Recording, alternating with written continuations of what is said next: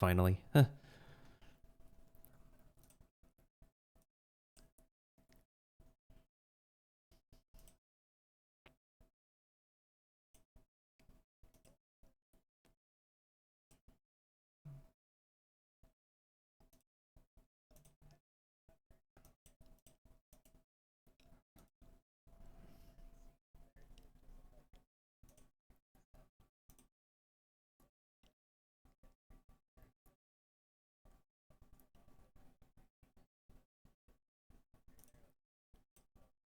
Mm-hmm. Yep.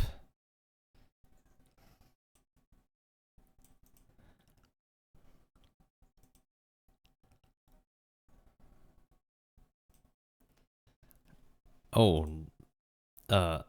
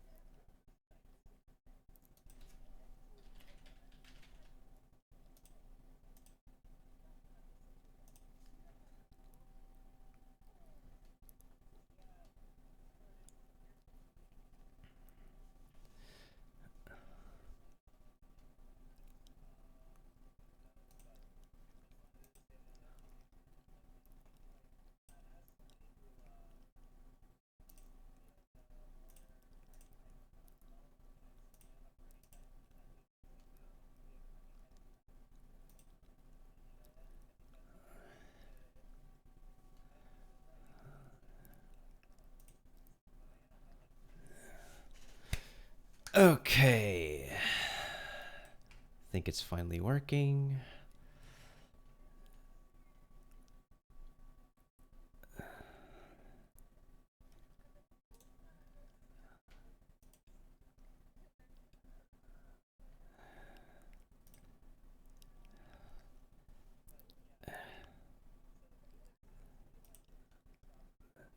Oh shoot, it's starting. Unless you guys want to watch. I have it on Discord. I already have it showing on Discord. It's literally starting on the clock right now.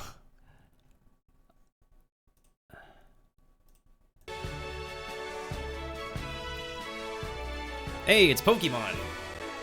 Oh yeah, it's a new DLC? Oh, I know about the DLC, I just haven't got caught up with it. It's a chef.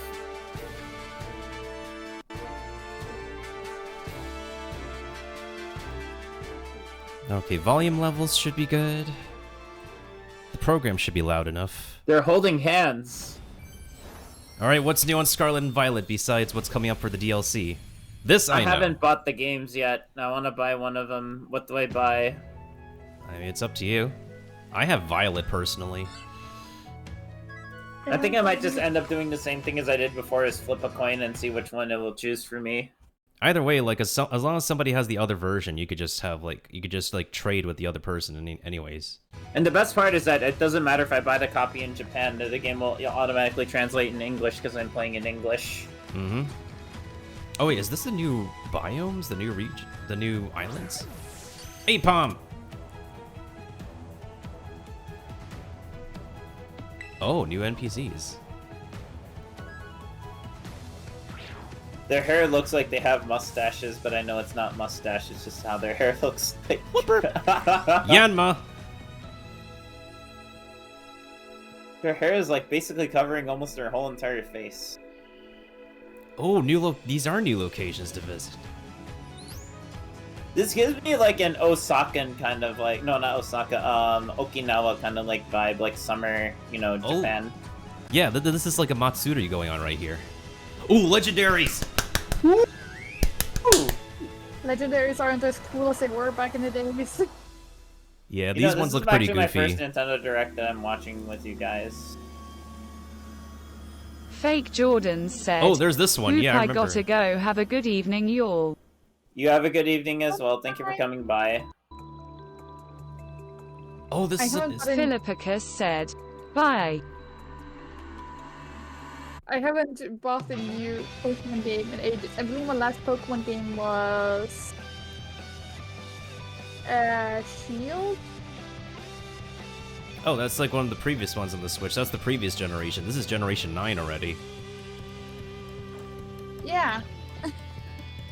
I mean, I normally...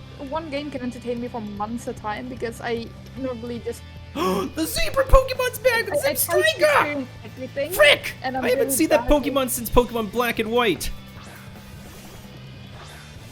Oh my god, Pokemon Black and White Pokemons are making their return. I'm freaking excited.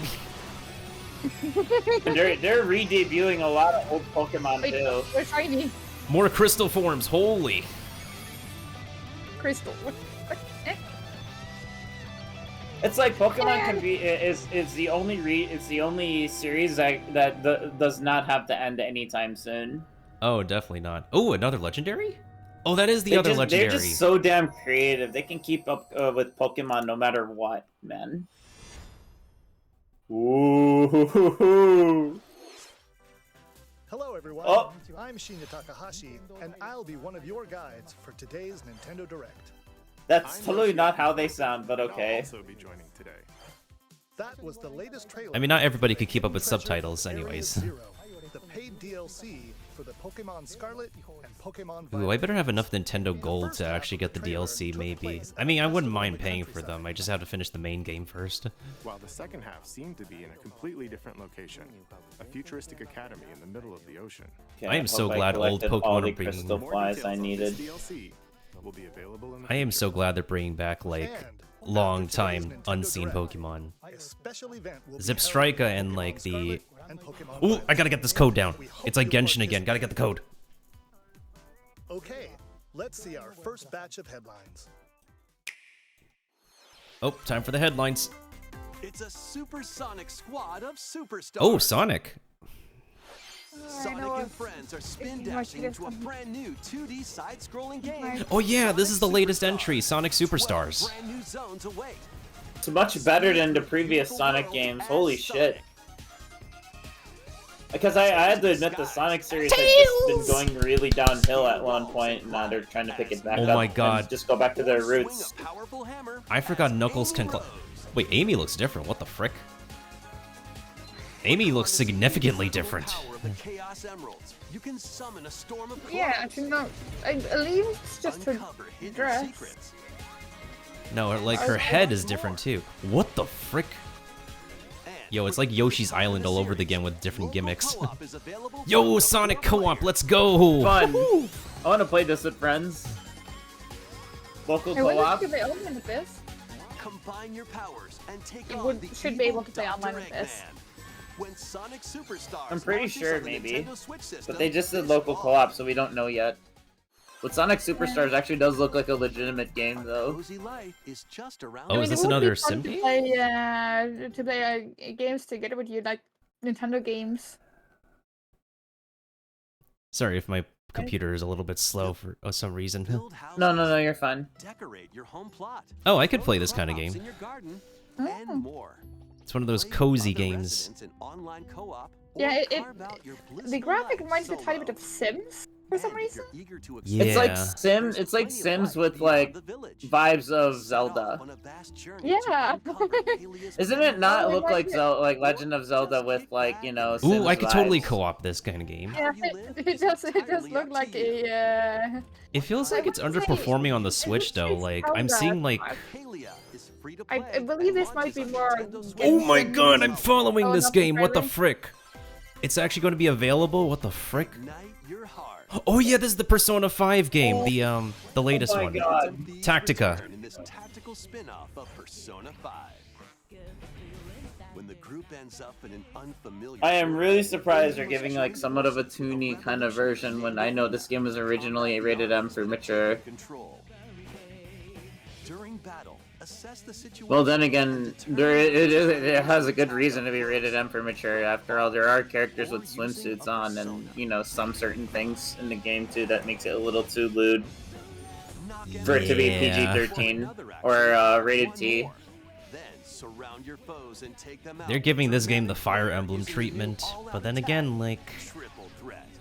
It can I'm it can just- pass for Fire Emblem treatment though, so it's fine. Persona series yeah, I mean, returns, Joker allowing did get you to featured in find Smash. He got personas featured to in form a Catherine. Well, then again, it's under their own. It's under Atlus's own thing. They got featured in mobile games. They got the Persona Q2 game. I'm just waiting for them to be done with Persona 5 so we can finally be excited for Persona 6. November 17th. Pre-orders for the physical Wait, version are they of the announcing game Persona 3 begin Reload for today. Switch? Please check your local retailers. Step into a Saturday Okay, I guess morning not. cartoon. Oh, this art style though is so Following distinctive. all heroes for the first-person Yo. roguelike adventure. Oh, this looks fun. Enter a high fantasy world inspired Oh, by I like this Saturday art style. morning It does remind me of cartoons. Saturday morning cartoons. Up to you to stop the evil Daedalus from taking over, but it won't be easy. Treacherous tombs. and Oh my cryptic god. castles Yeah, I threaten love your this art survival. style. Wield medieval weapons and legendary magic to smite hordes of monsters. During each run, you can find treasure to help boost your character's abilities, weapons, and more. Plus, up to This game definitely looks like it doesn't take itself seriously, but I'm all for it.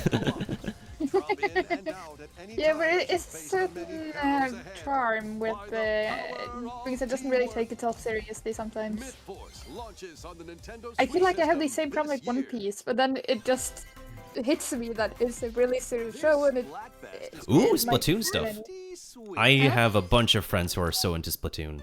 I know someone who is super into Splatoon. I have never played Splatoon before. I kind of want to try it.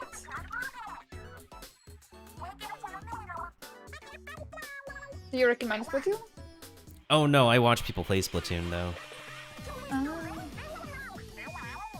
I have more is- Splatoon if I had more friends to play with. Splatoon 3 game has It is really quirky music and a very distinct aesthetic as well. Here's the theme. Do you have a Nintendo though, Al? Which flavor of ice cream is best? Vanilla, strawberry or mint. Vanilla's gonna be #1 all the This time. Splatfest will be held Oh, during it's the another one of these Showdown thematic Swing. contests of like which team will take the most points. These choices are delicious. Guide your favorite flavor to victory. Plus, get splatting in themed battles with challenges. I feel like my group of friends ruined vanilla for me though. Be on the lookout for more info in the I like Long I like ago. all those ice cream flavors, but I can understand that people don't like mint for, of course, the reasons. Look at More Pokemon. wait, is this the cafe game?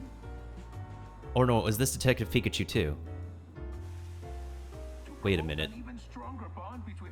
This is Detective Pikachu 2! I hereby proclaim this day the Yo! start of Pokemon Friendship Week. It is the sequel! Pikachu, Woo! you two are the ideal detective duo. Wait, there was a I'm not gonna Pikachu lie, movie? this didn't like when I watched a movie, it wasn't really my thing. The original game was from the 3DS, and now the sequel is coming to the Switch. For my coffee. Something tells me this is just the beginning.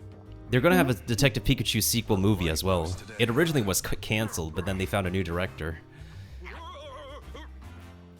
Yeah, I wasn't too much of a sold on Detective Pikachu. It was like a so-so movie to me when I watched it. I mean, there were some really good parts, but otherwise it was like overall like, eh. Detective Slope There is Poke. one thing the two of you must know. You too. Based on our deductions, the culprit is clear, isn't it? A bolt of brilliance. Look at the Magikarps. Pikachu. And I'm what you might call Pikachu's voice actor is really talented as well. October 6th already? Bring me some coffee. That was Detective Pikachu Returns. Yo, we only been here for like 11 minutes, and I'm really excited. What cases will Tim and this tough-talking Pikachu solve together? More But yeah, info it's will it's be like its revealed own in the unique future. game, and like I've watched the movie. I need to play the game for myself, so I really can't wait for the sequel.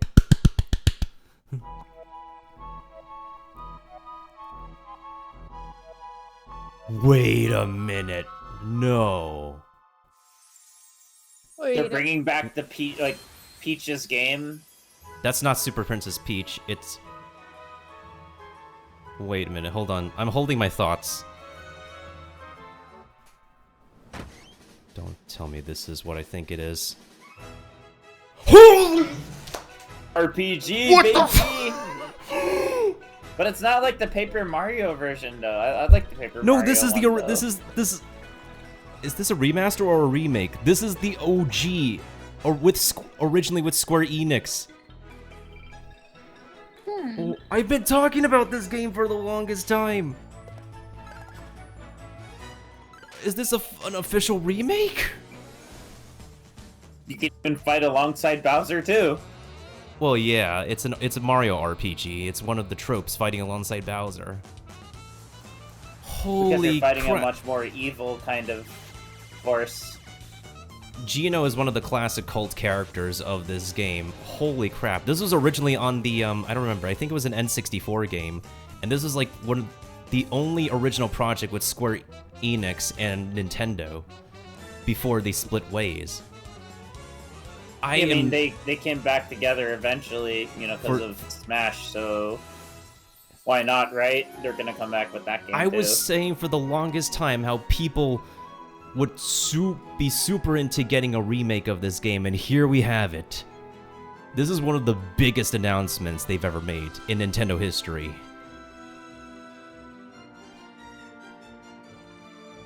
Remade music, remade graphics, well, remade favorite cult classic characters. Oh my god. November. Originally released Super on NES. NES, Okay, Super I was Mario off RPG by one console. brand new graphics. Whether you played the original game or not, why not take the opportunity to jump into the very first RPG in the Mario series? Mr. Koizumi, that last trailer featured Mario, but he's not the only one getting a game. Huh? Hang on, before I go to bed, guys. Let's take a peek. Wait, I'm still live streaming a game. Wait, check it out. Will I be able to pull for the weapon? No, hold on a second. This is another announcement going on. All right. You know what? That's fine. Princess Peach will star as the main I just character realized I got in Twitch brand streamer new game. the Prima When Gems she finally. steps this particular It took that spot on long. stage, Wait a minute. Is this Super Princess Peach 2? Oh, What on earth is happening? This has to be Super... That's all we'll show for now. That has to be Super Princess Peach 2. The original game came out on the Nintendo DS like way some time back, when I was in elementary school. yeah, wasn't it one where like Mario was in trouble and this time Peach had to save Mario? Originally released on Nintendo 3DS, is in development. Dark Moon is going to be on the Luigi's Switch? Mansion, another classic. Yeah, that's the second game though on the 3DS, and I've played that. Both games will launch next year. Mario, Princess Peach. The RPG game getting a remake though, that is still one of the biggest news drop they've had, and I need to get that reaction on TikTok. Alright, let's see some more headlines. OG Nintendo fan would be... I think everybody in the OG Nintendo fans are flipping out so hard. Oh my god. If that's not one of the biggest news drop they've put in the past 16 minutes, I don't know what is. Oh, is this the Arkham trilogy? Oh, this has to be the Arkham trilogy. Is it really? It is the Arkham trilogy. I have the Arkham Knight, actually, as part of my original graphics card. You still know how to make an entrance. There's a lot of stellar acting in this trilogy as well. This is also like one of the times where Kevin Conroy shines as Batman before his passing. This place is dangerous. I like it. Ooh, Selena Kyle. Gotham would be All the DLC included? My dead body. I believe that was the idea.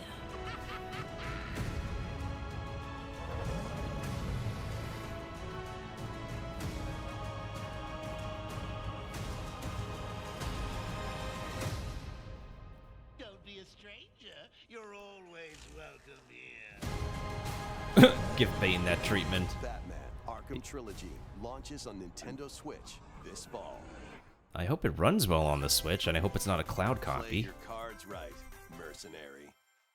I They- mean, you know how Nintendo has like a high, I noticed they, you know, they have like a high standard for things. Like they don't just release games like if it's bad, right? Riches and Yeah, definitely not. Oh, it's one of these kind of games, one of these tabletop format turn-based games. Card battles with RPG elements. Unleash deadly combos. They have to save a really Looks big kind of announcement. interesting, Yeah, it especially does. since I like card games anyways and tabletop stuff too.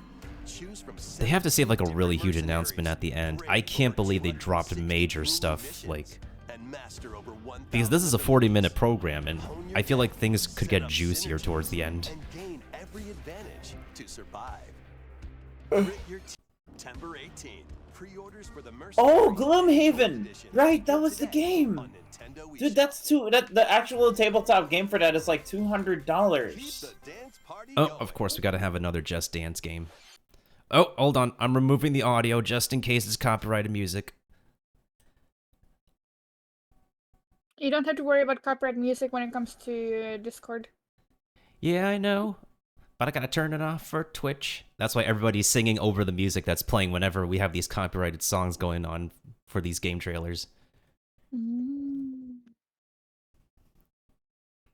I don't This believe is I got how a we new do it. translate since 18. Oh, that's a good song from Miley Cyrus, yeah. Whitney Houston Okay. song? I haven't heard that one before. I'm going to Oh. sleep. Good night, everybody. Blackpink, that one I know a lot of people listen to. See you, Nern. Thanks for having me. Philippicus said, GN.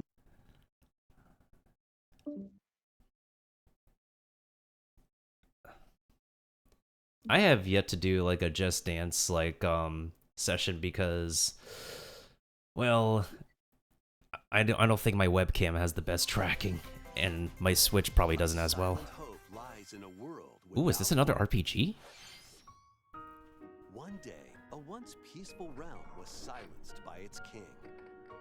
Now, 7 wordless warriors will rise. Hi, how are you?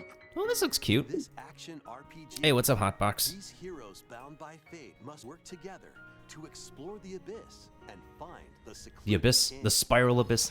However, with its ever-changing dungeons and powerful foes. Oh, it's one of these dungeon crawling games. Will be no easy feat.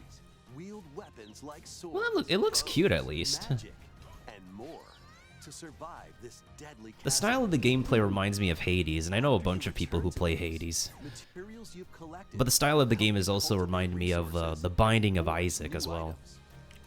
Oh, you also got farming here. The abyss will enable you to grow stronger. But yeah, how are you doing, Hotbox? You should have seen my reaction for the previous major news drop they did. Your guide on this journey is the kingdom's sorrowful princess, encased in a crystal of her own tears. Crystals? Is this Final Fantasy again? Yeah, Square Enix called. They want their crystal story back. Why did the king steal the world's Oh, yo, these animations. The warriors in the depths of the abyss. Okay, I gotta hand it to them on the animation. Dives onto Nintendo Switch, October 3rd. That's from Xseed, interesting.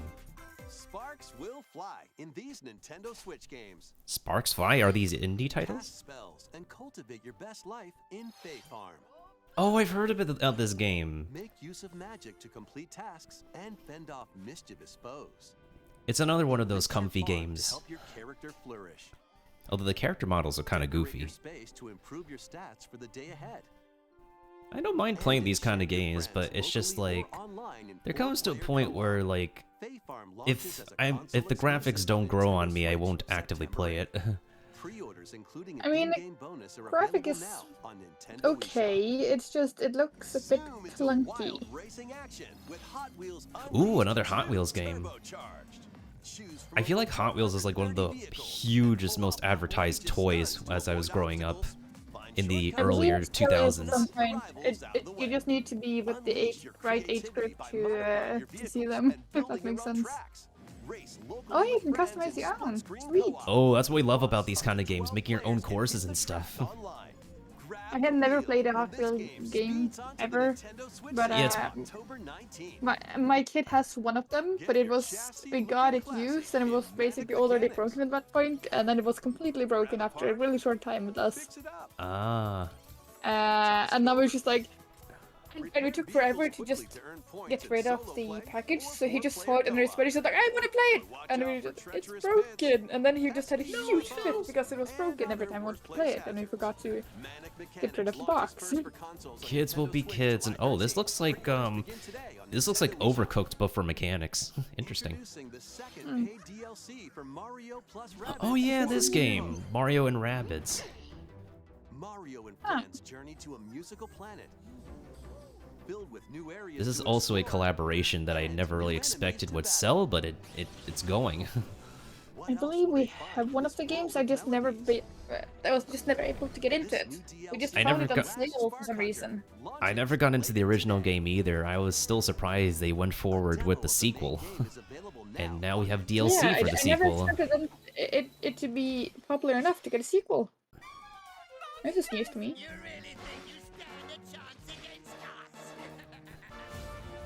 This art style seems familiar. Okay, these worlds look wacky.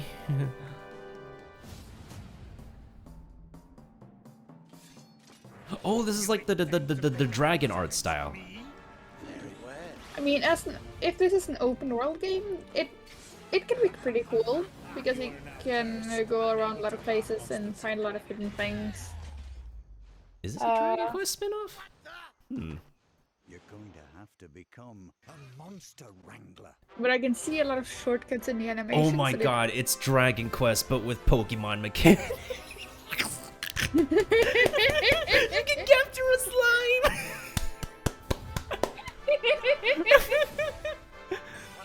Oh my god, you can raise them like Pokemon.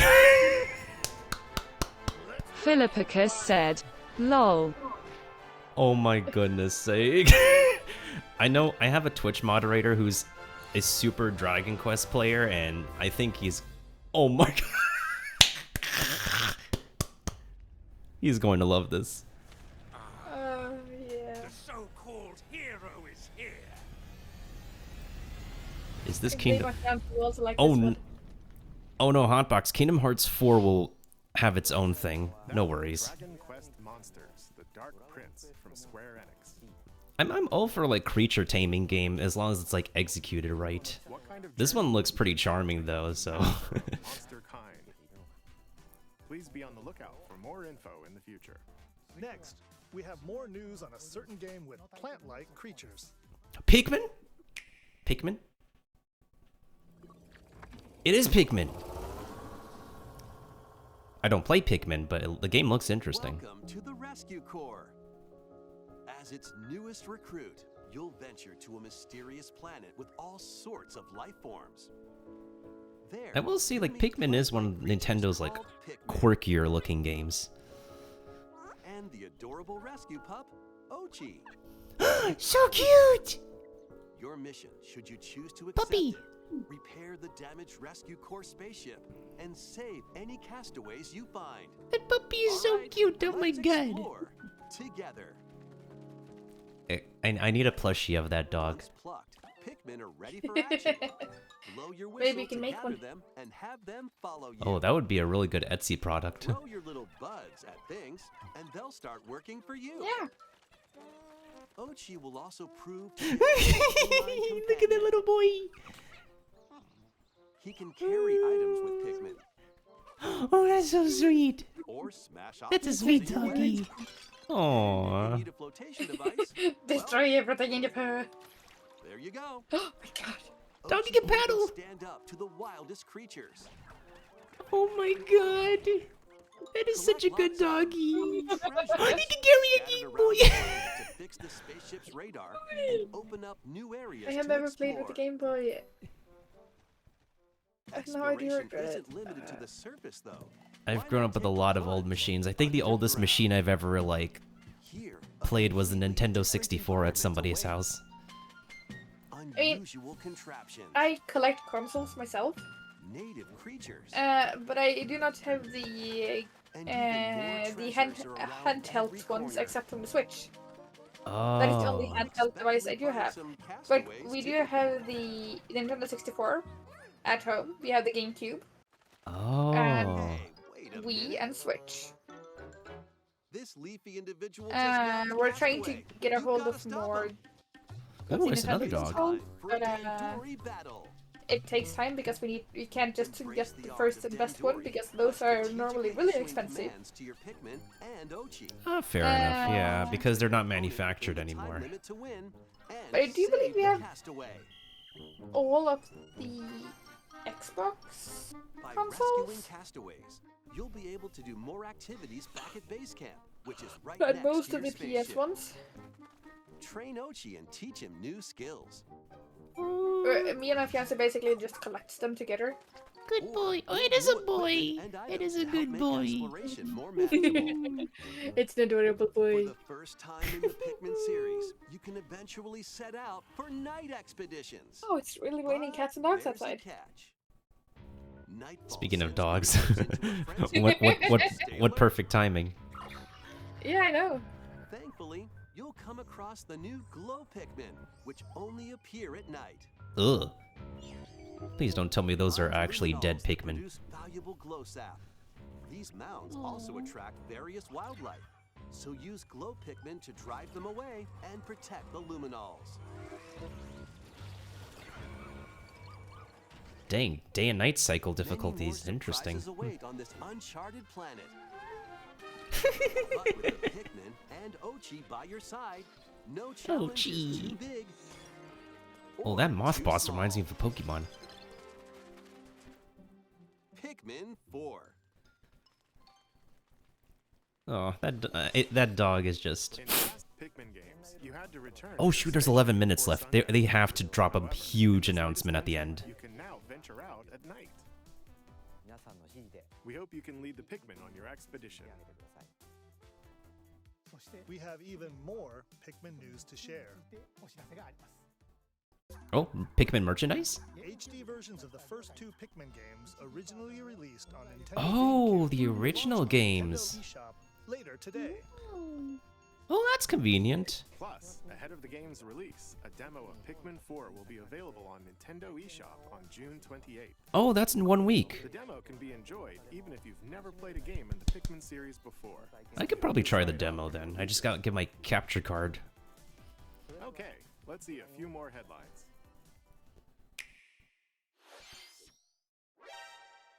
The renowned series of stealth. Oh my god, Metal Gear! Switch as Metal Gear Solid Master Collection Volume 1. This compilation includes Oh my goodness sakes. Metal Gear Solid. This is right after they say they're remaking the 3rd game. Shadow Moses Island. Metal Gear Solid 2 Sons of Liberty. Locate and retrieve a deadly amphibious weapon. Oh, this gives me an excuse to try out the original games now. Survive the jungle. Yeah, Snake Eater's the one getting the remake. You can also enjoy the games that started the series, Metal Gear and Metal Gear 2 Solid Snake, as well as the NES versions of both Metal Gear. Oh, that is super classy, NES. Wow. This compilation also contains the first Metal Gear Solid digital graphic novel and its sequel. Additional content includes screenplay books and master books with story and character info, strategy guides. That's a lot for the OG collection. Especially since they haven't really, like, focused on a new game for a while. Master Collection Volume 1 launches on Nintendo Switch October 24th. Pre-orders begin today on Nintendo eShop. The first 3 Metal Gear Solid games will also be available separately on Nintendo eShop. Okay, what's next? It's time. Ooh, Castlevania. Steel Thyself. Vampire Survivors is Oh. coming to Nintendo Switch. Oh, it's one of these games. One of these shoot 'em up. Oh, I do not like those games. They're so chaotic. Yeah, there's even like a HoloLive version of the of this kind of game. And I don't Also, the know. attacks look so weak. I know they're probably not supposed to look like they're weak, but they look weak. Word. Or by leveling up. You'll acquire weapons and upgrades for your Oh character. no, this game's So shape them as these you kind of see games fit. give me a headache. Plus, up to 4 players. I agree. Yeah, there's just way too much to like pay attention to. Well, hey, there's 4-player co-op, so that kind of helps. Yeah, but then you need to remember which one of your friends is which one, and what to do about this and that, and so on and so forth. It is still chaos. Music and pigeons sounds pretty cool. Pigeons? We were talking about a bird game in the voice call earlier. Now what's happening? You heard that right. Burb. Play online this What is this game? the last bird standing. Up to 30 players can ruffle each other's feathers and music. These are pigeons. Copy the leader's actions So perfectly in its commander. Philippicus said, lol. To play music in first piano It's Burb. shooter. These are actual pigeons. Race and fly to the rhythm and There's one that looks like Elvis. and more. With over 20 mini-games, you're in for an impeccably good time. Impeccably. Wow, what a pun. When Headbangers Rhythm Royale What is launches this with game? Nintendo Switch Why do the October pigeons look like 31st. that? Rhythm Royale. Ready, set, yo! Yo? Penny is on the run. Wait a minute. In a chaotic audition that veered way off script, she's managed to make some. Wait, is the powerful gameplay gonna enemies remind me and of a one newly specific game I know? animated friend. In this 3D platforming adventure from the team Ooh, I like behind 3D Sonic platformers. Mania, you'll explore the bright and colorful world of Whee! Macaroon and how Penny and Yo-Yo escape the clutches of the grouchy Emperor Eddie. Perform stylish acrobatic tricks to avoid Eddie's massive horde of pushy penguins. And power up Yo-Yo to protect Those are Penny penguins, huh? from foul play. You can also put your Wow, speedrunning more skills bird to the jokes. test in time attack mode to unlock special items, complete secret stages, and more. This is your Oh my god, that ball looks like Katamari Delicacy Take the Dynasty. stage when Penny's Big Breakaway launches on Nintendo Switch. Ooh, early 6 more next minutes. year. Rev up for Ooh, Wave new 5. courses. Show us the new courses. A brand new course is racing into Wave 5 of the Mario Kart 8 What? Deluxe Booster Course Is this Pass based off the DLC. Introducing Squeaky Oh no, this is a brand new Sprint. course. It looks like something out of the tour game though. From Mario Kart Double Dash. What? Petey Piranha? From Double Dash? From Mario Kart 7. Wiggler? Oh, he is so cute. Adorable. He's pissed. Mario Kart Tour. Kamek. Kamek is here? Oh, that jerk. Ooh. Wave 5 of the Mario That's it? Kart Just 8 3 new Deluxe characters game and 1 new plus course? DLC for the Mario Kart 8 Deluxe Wave game 5? zooms onto Nintendo Yeah, I mean, Switch this summer. you can now get extra Active courses Nintendo Switch Online Plus with expansion pack paying members can enjoy this DLC at no additional cost. for the game, and I DLC can mean, also be purchased on its one own. thing that I do want or was hoping for with the online Nintendo is that when it comes to extra things within the game, as A in, remake of the second Star Ocean game, I don't want to complete with new subscribe to graphics each that use game to 2D get the and 3D extra is on the way. After a things. mission I goes really wrong, Federation want Officer to Clark is stranded on an undeveloped when I planet. pay online, I pay for it There, he all, meets Reyna, kind of, because True. it can get time consuming and expensive to pay for each thing individually, and then I do not want to pay online. That's fair. Holy. Holy, I did not think my eyes would be amazed, but this is the first time I've seen like 16-bit sprites on a hugely 3D environment. But my eyes are for it. You'll also meet over a dozen potential allies from all walks of life. Like holy, During your like the adventure, you see like the different contrasting styles between the character models and the environment. It's battles take place in real time. It is so different, but at the same time it works. interestingly enough, yeah. New combat Oh, and these are They real-time need an battles? amazing skill to make that work. and having Holy. allies not in your current party unleash Huh? follow-up These kind of games would be like turn-based game as well, but to do it like real-time, wow. as you search for Yeah, a and I way also home, mean that and I do ancient get why prophecy the will background unfold, and the your destiny will be characters, awakened. as in because they have the art style of the characters, and the background is so different because they need to. If the background had the same style as the characters, it will be difficult to see the difference between the characters and the background at some point. Ooh, So it's Wario's easier back. to do a difference between the characters and the background now than it was before, but they made it also work at the same time, and that is great. And what the fuck is this game? Is this an extension of the Wario game we have now, or is this a new game? Oh my goodness sakes. It's Is this a new WarioWare, or is this a DLC? Oh my goodness, it's the Mario slide. They put the Mario slide from 64. Play with a friend in local yeah, I co-op. know.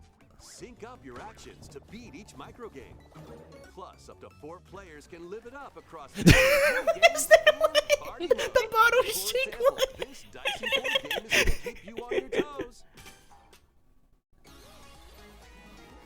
Get your body moving in over 200 lightning-fast microgames. Of course they would take other mini games for other games. WarioWare, move it. Oh, it's another WarioWare game. Switch system, November 3rd. No wonder it's funky looking. Begin today on Nintendo eShop. Oh, last 2 minutes. What are they doing? Why aren't you saying anything? He was so into it, he didn't want to interrupt. Anyway, Okay, this program has been super entertaining so far. you'll use your entire body to display different poses. and Stop complete swinging microgames. the button. I'm dying over here. I can hear that. Families can join the fun at Nintendo Live 2023. Ooh, a Nintendo Live event. Play games. I've been to the Nintendo store in New York City before. It's quite a store, actually. Well deserving of its reputation. Cheer on your favorite players in 2 championships. Eligible attendees can also compete in What I on-site would find tournaments really and fun participate in the if Last Chance qualifier. Is there a This Nintendo theme all-ages park somewhere out celebration is there? free. Yeah, Nintendo Land. There's one in September 1st through 4th Japan and Seattle, one in Washington. California, Universal. Registration for Nintendo Live I 2023 wish they had the ends Mario June 22nd. Kart. Head over to the official website and enter the random drawing for a chance to receive tickets.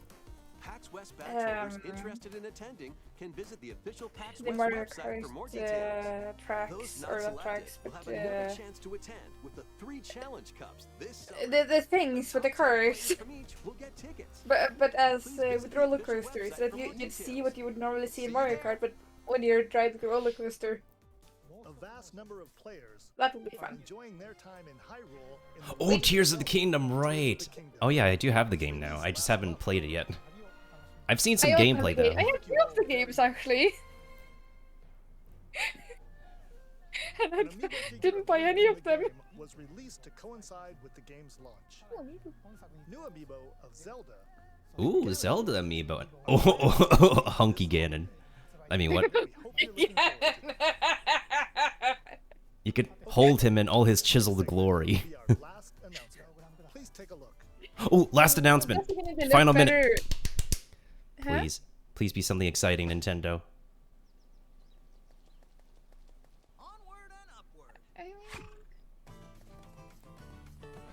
A new Mario game?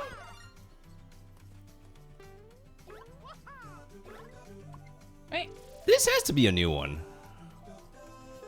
Oh, it is a new Mario game. What the heck?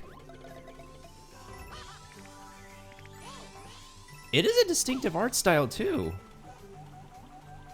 Can you co-op in this? As an OG Nintendo gamer, like, I am all for new Mario games, as long as the execution is right. Yeah, the execution means everything.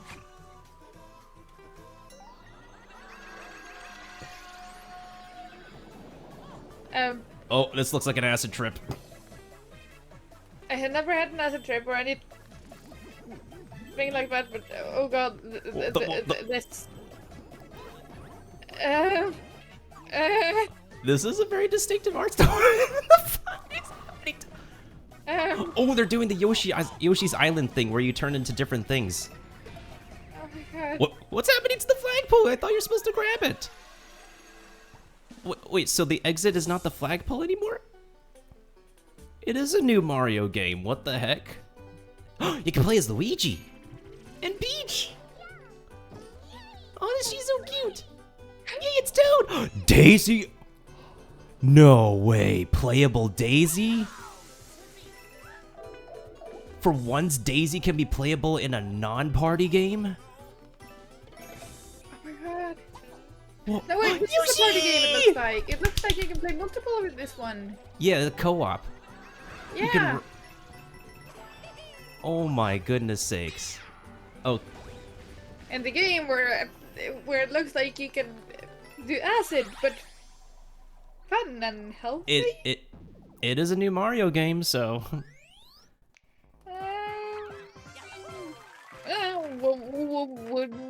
Yeah.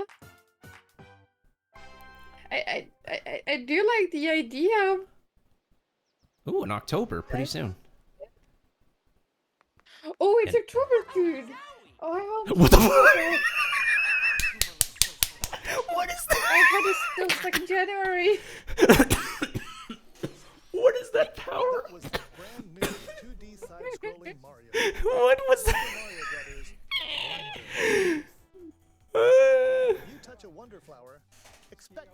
I'm just gonna call this game Super Mario Acid Trip Edition. Yes. Let's. And Mario became an elephant at the end. What is that? The elephant. I thought he would use an elephant costume, but no, they turn him into an actual elephant.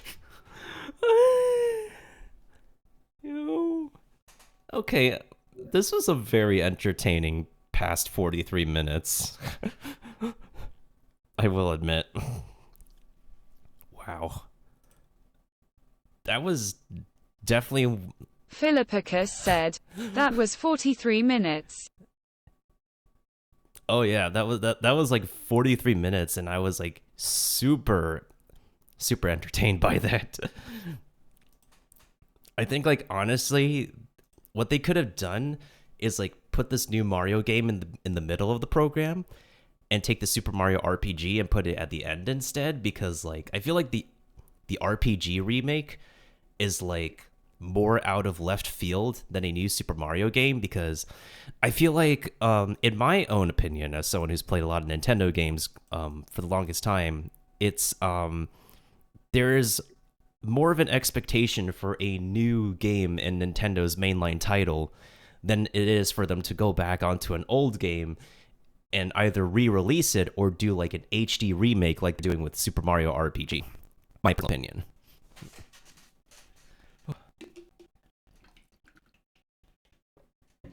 Oh my goodness sakes. I will admit though, it has been a long time since I was purely entertained and enjoying any of Nintendo's directs, because so many of them have been like doing a lot of like in-game or in-game showcase from like other developers or like other companies for the platform. So yeah, and I mean, I believe the last time I watched a Nintendo Direct and was actually excited was the Sleep for the Wild, no, the Wild Tears. I was so hyped. I was jumping, and I was just like, if you buy me my birthday, I waited for being late. Because like as soon as I saw it on TV, I was just like looking at just taking his accounts we're poor and he's like, what can you do? And then both he and my dad at the same time pre-ordered the game for me.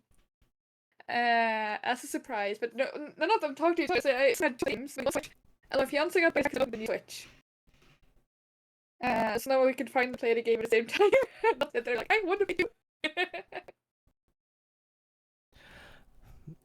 Oh yeah, that's totally understandable as well. And I was also that's totally understandable. I was also really genuinely excited for Tears of the Kingdom as well, since I have enjoyed my playthrough of Breath of the Wild with the many hours that I've spent in the game. Even though I haven't 100% completed my first playthrough, I feel like I've accomplished like so much already. Playing through like End of Link plenty. Even if I did a lot of the DLC before I got the final boss, because the final boss felt like sort of like make cake. It feels like challenging games completely disappears after Link is like super upbeat and all that. I also understand why speedrunners and content creators do these challenges like being as minimalistic or strict as possible in the gameplay, because the moment you get like super upgraded or towards the end is like things just don't end up becoming a challenge anymore unless you're master mode DLC.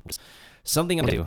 I mean, I can argue that I am really bad at playing games. I am really bad at this, so I need to super upgrade to not die. What am I saying? Yeah, so I mean, if you okay, let's just say this. It's Zelda, both Tears of the Kingdom and Breath of the Wild. You can own your own house where you can store like resources, trees, and those. In the game, you can have multiple rooms with this one, so you have 6 or 12 bows, and the same with swords and shields, stored at your house. So they do have the option that if you do not want to be OP, you can store the OP things at your house where it's completely safe, and you can go up and actually have a challenge playing the game. So you can store them in the safe without them taking a lot of space in your inventory. This is totally possible in a new game. But if you do want a challenge, you can just leave and do the normal game and just have a normal time, because, yeah. Also, I find it fun that different people play games differently, because like, you have so many options, and I get so incredibly entertained by what I play, because his way of playing is so incredibly different from me. He is purely main story. He likes to do the main story and the main story only. So for him, just doing the main story alone was great, because he didn't really have to do much. And he was just strong enough to beat up Ganon in the last one. He just had half a heart left when he completed everything. Holy. Yeah, it's just like, he had just about enough food. Because he brewed potions earlier in the game, and it was just, I have nowhere to store this, but in my inventory, so when I was trying to make food, he didn't think about just drinking the potions to make more space for food and so on and so forth. And it was so entertaining to see. Meanwhile, I go like, okay, first I want the complete map. So I will go purely just, I will check the shrines so that I can teleport from shrine to shrine, or like transfer to shrine to shrine. I don't know how you pronounce that. But I can go from shrine to shrine anyway. But I will not complete the shrines until I've taken the entire map. Mm-hmm. Unless I do have to. Because then I can do first map, then shrines, then more side quests, and then I will continue with the side quest until I have taken so many side quests that I need to take the main story quest to actually complete, or to do more side quests later on.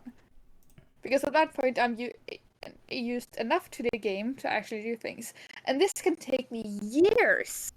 And I'm still entertained. Meanwhile, for my fiance, it took a couple of months, and he's already completed the game. Ah.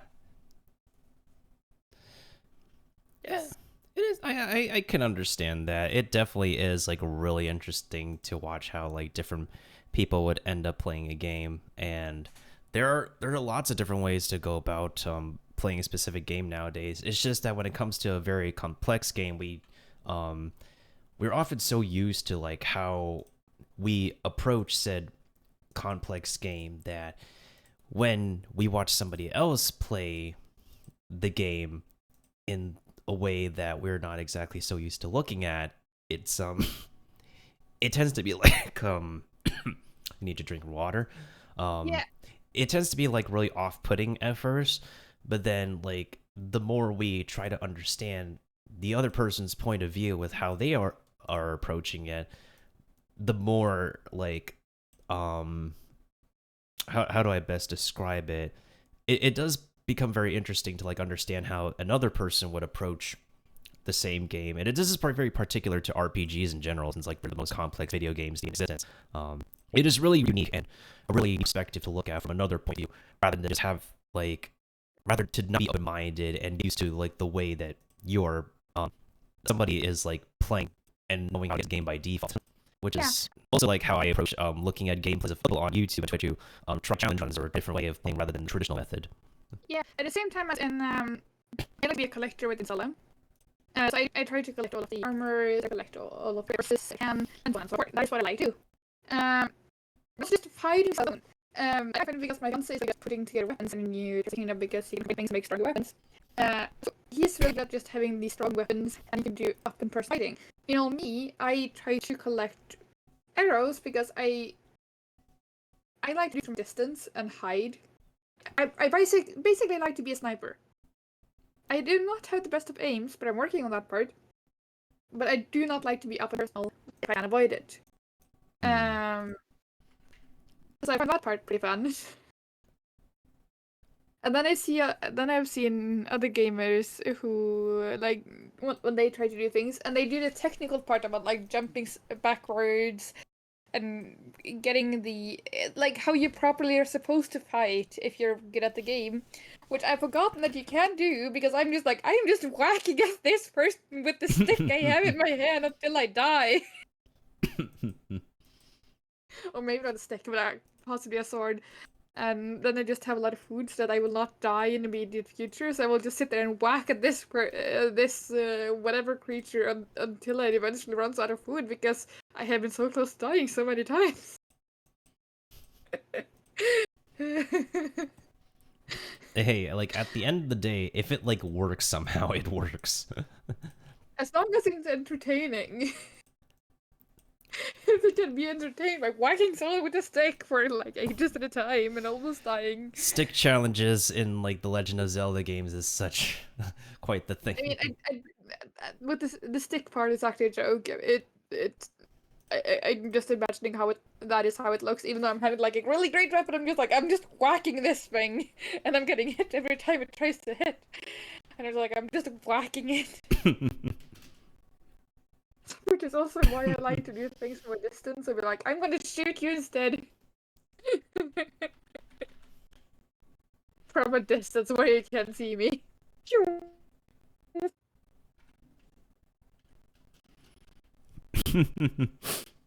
Which is another thing, I mean, with Tears of the Kingdom, I do like that you can combine things like you have the bomb flowers, by the way, that you had in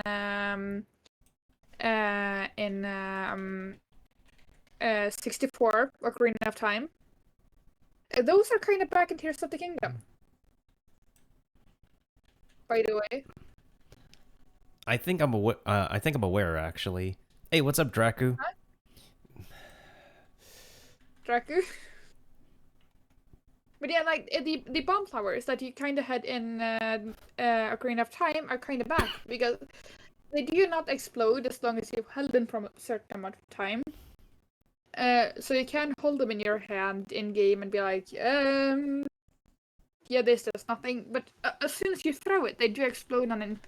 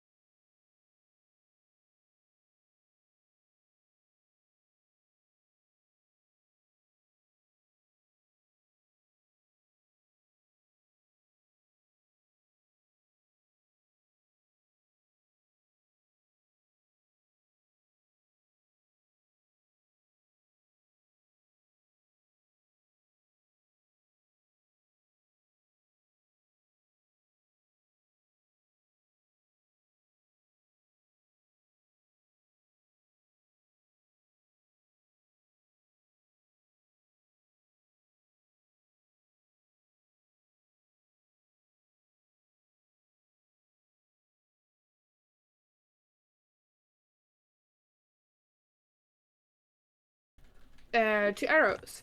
Because in Tears of the Kingdom, you do not have the special arrows anymore. You do not have lightning arrows. You do not have the bomb or the ice arrows. You have bomb fruits, and you have ice berries, and so on and so forth, like special effects things that you do not need to shoot at people. You can also throw them, so that you can save arrows entirely if you so need to.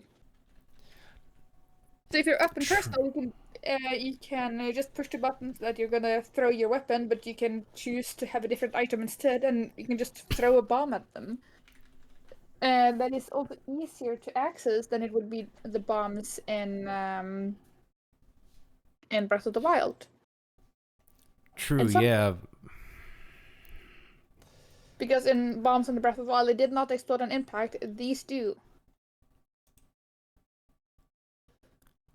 These only explode on impact. Let's see. Can you? Oh, are you referencing Naruto, Drac? Mario Bros.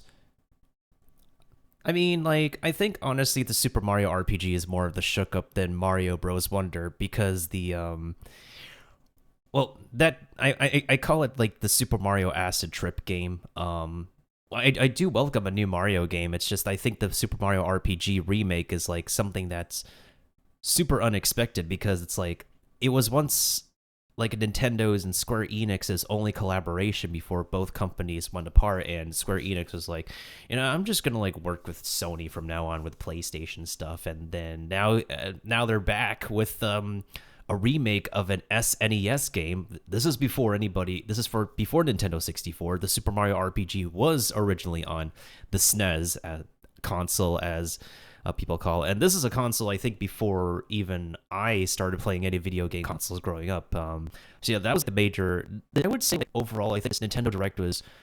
I think this is like really Nintendo Direct of like multiplayer games, because they showcase a lot of various games where you can play with multiple people, even ending off with Super Mario Bros. Wonder, where you can once again like play with multiple people.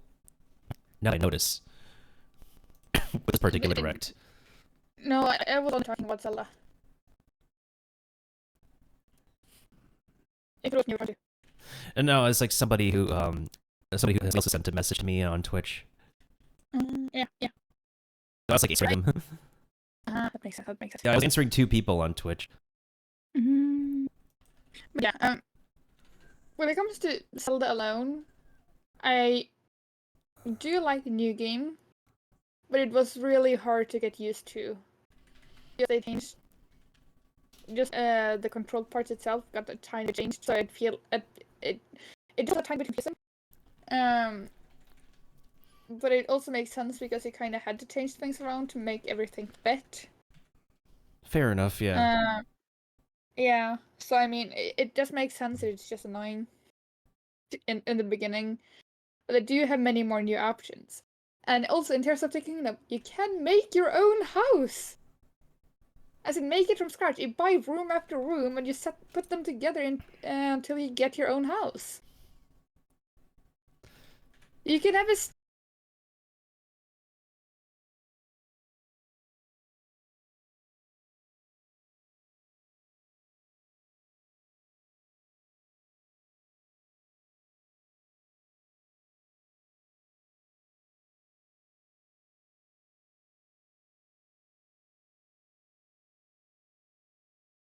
so they needed to make a sequel, which is understandable. Yeah, and also, I mean, I have heard the talk about the third one in the Zelda series that they're working on now, and they're possibly going out in space, from what I've heard.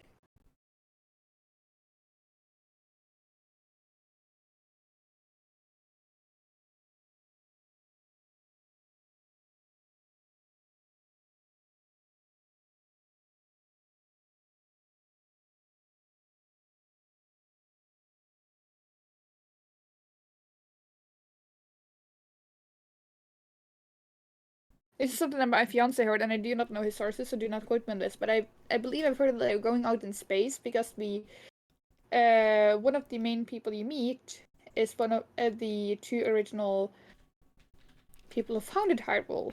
And one of them actually comes from space, so it makes sense that they might go to space to see where they come from.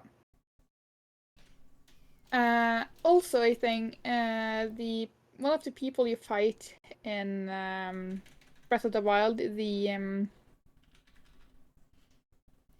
just gonna call him the gang. I forgot his name, but You mean the Yiga clan? yeah, the Yiga clan, the chief of the Yiga clan.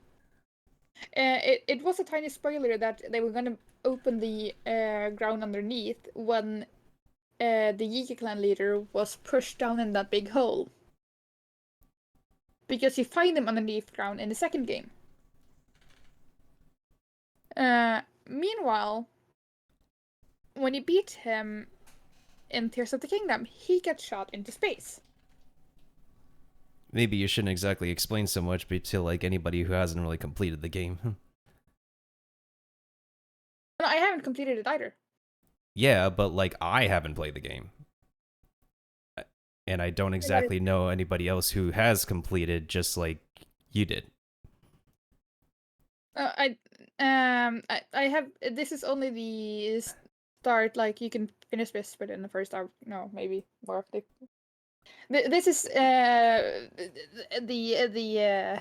first level of the quest you need to do to start the game for real. So I'm gonna stop talking about next games. My apologies, but yeah. I'm just really excited for to play more of the Tears of the Kingdom.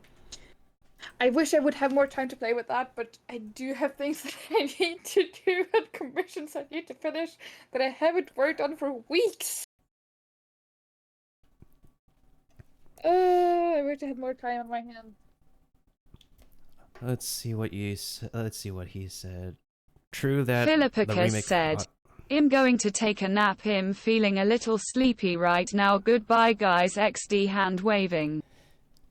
Yeah, no problem, Philippicus. My man Draku said he has to like go and get 2 hours of sleep as well, since like this is apparently too early for people to catch a program. It's also too late for some people as well, so.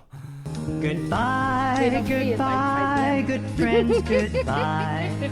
'Cause now it's time to go. But hey, I say, time zone that's okay. We'll be waiting for you to come and play. To come and play. To come and play. Bye now.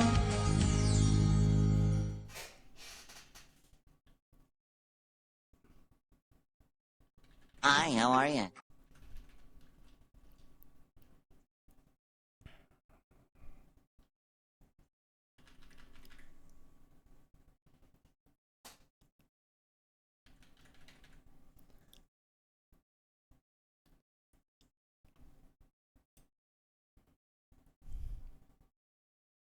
Yep, time zone difference indeed. Yes. I find time zones to be the most annoying and tedious thing that has ever existed.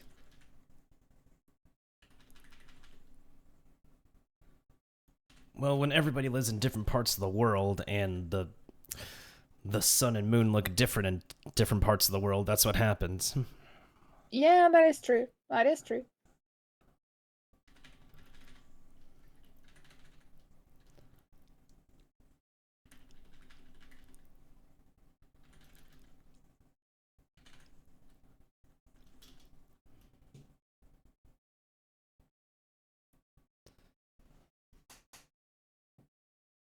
Well, now that we finished watching this, and I have a couple of videos I need to edit now.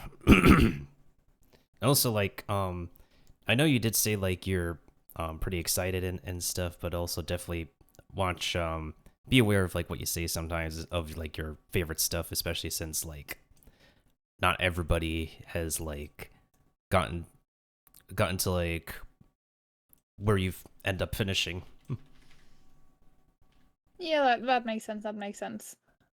I thought it was safe when it comes to just the I was gonna say the first layer of 100 layers because I really have not played much. I mean, I had somebody in real life I was like talking about Legend of Zelda Breath of the Wild at some point in time, and I was like talking about the beginning of the game, and somebody got mad at me for talking just simply about the Great Plateau, even though the Great Plateau is the beginning of the game, but they still got mad at me for like saying way too much when they haven't played the Great Plateau themselves. So just saying How from long had the game experience. been out when they complained about that?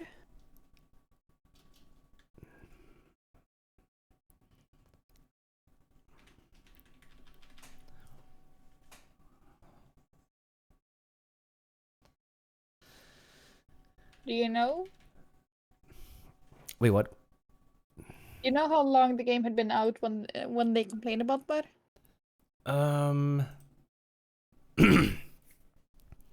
How long the game had been out when they complained about that? Yeah. Probably like I think like for at least over a year or so. It's just that like there's still some people who haven't really gotten into the game yet, or even like let alone touched any videos of the game after the release.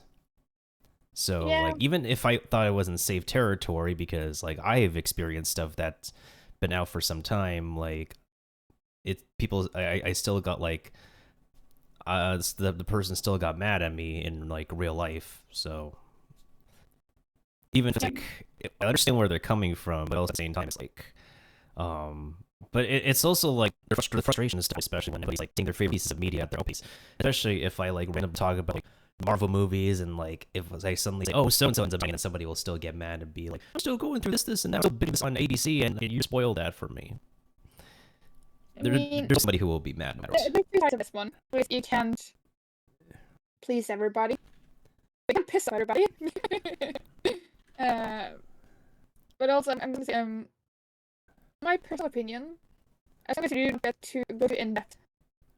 Because I feel like what I have made is like for the first 5 minutes of a movie kind of thing. Maybe in the first minute of a movie, if this was supposed to be a movie. That is what I feel. True. But it might not be the same case for everybody. I do try to... Words. I do try to understand that everybody has different opinion. And I'm trying to accept everything, or like I'm trying, not everything, but I'm trying to accept people's opinion. But it just sometimes get difficult when you get too excited, and I do apologize for that. I really do apologize for that. Oh no, it's all good. I understand where you're coming from as well. I just try to like lay it out for like both sides of how like different people are, because as you said, you can't always satisfy everybody. There's always somebody out there, whether it's on the internet or in the world, who will just get irritated no matter what. Yeah. And I mean, I have seen the entire game at this point, because I asked my fiance if he could play the story part of the games when I was there. So I got to see all of the cutscenes and see the game as I got to see him play the game. So I have seen everything from start to finish. But I will not mention any of that part, because at least not until it has been like a year or 5 since the game has been out. Mostly because, knowing myself, I still haven't completed Breath of the Wild. I've seen it being completed, but I can't bother doing the last battle of Breath of the Wild, because you just get to you just get to go back to right before you do the big boss battle anyway. So what's the point? Yeah, there is like a really distinct feeling that's different from like watching somebody play a game versus like you experiencing it for yourself.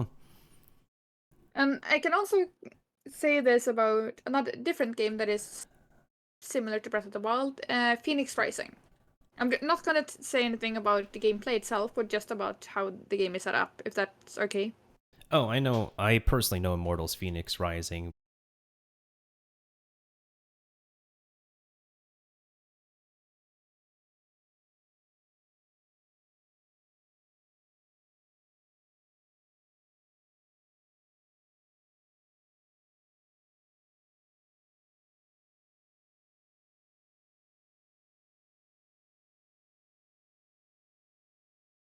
you will go back to the beginning of the game. As if you started everything anew. You need to unlock the entire map anew, you need to do the entire story anew, but you get to keep everything you gathered throughout the entire game. Because as in many different games, you can upgrade your armor, you can upgrade your bows and the swords, and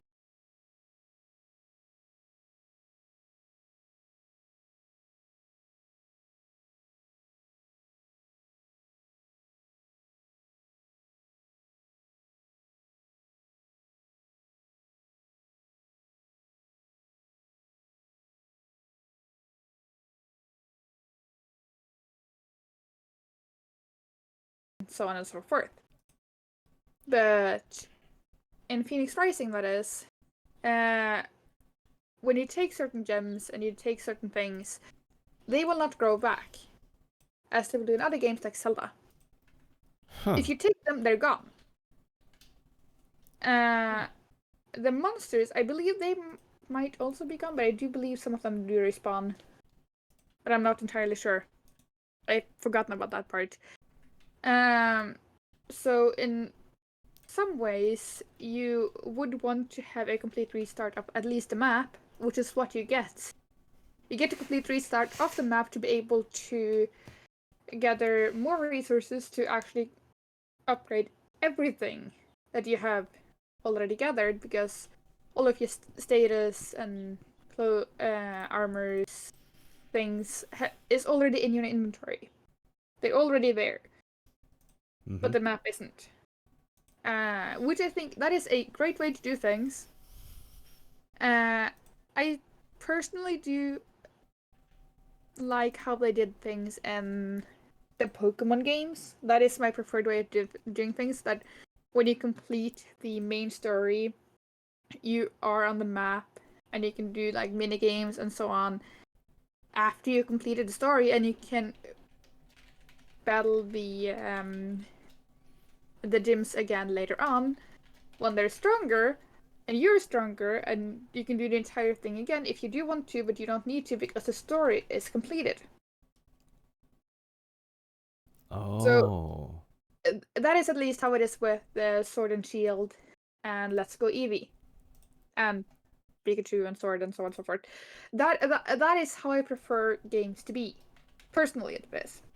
That when you have completed the game is actually completed. You can, of course, reset the game and start over. I do not know if you can reset the story,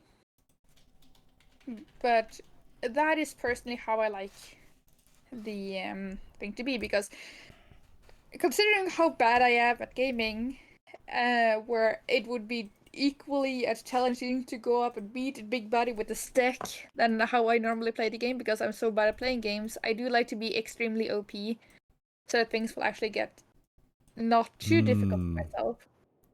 So I like to just gather everything. I like to basically just grind until I feel like I can complete things to a certain point. I do like to be really prepared. Because I know my own gaming style, I do know that I need to be prepared enough, because what other people might not need is something that I might need. Fair enough. Yeah, I definitely can understand that. Yeah.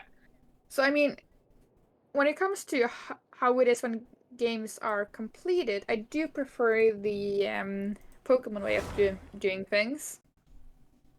It is slightly the middle, or let's just say Pokemon is first place. The Phoenix Rising is second, and Zelda is last, because I would like to see how the game would have progressed if everything actually was completed. I would like to see how that would be. I get that. Yeah. Because what would you have done? Let's just say that this is Zelda and you have completed the game. Would all of the monsters have disappeared? Or would there still have been traces of monsters left that you could take away, but they would not respawn because the big baddie is not rewinding and making everything alive again. How would that have gone? It's something that I personally am really interested in. Yeah, because like in a lot of RPG games, it's pretty like mostly protocol to have like monsters and stuff respawning, because in like sometimes when we approach a video game, we try to apply like real world logic to it. So like the like resources coming back and stuff and creatures coming back is like a cycle of life and death. That is something that we try to understand. That's also like some logic applied to video gaming as well. So another thing I do like about things like Zelda and so on and so forth, it does not take it does not matter how much time you take. When you start a Zelda game, you have Zelda saying, "I need you. I need help," and blah blah blah blah blah blah. Something something. Spoiler spoiler. And you need to go and save the princess. But you do not have a they tell you that you need to hurry up, but they do not give you a specific time period. I have spent 5 years on Breath of the Wild, and it was the exact same reaction when I came to things as when my fiance did things within a couple of months of playing it. And I do like that part. I do not like when things get more difficult because you spend more time on things.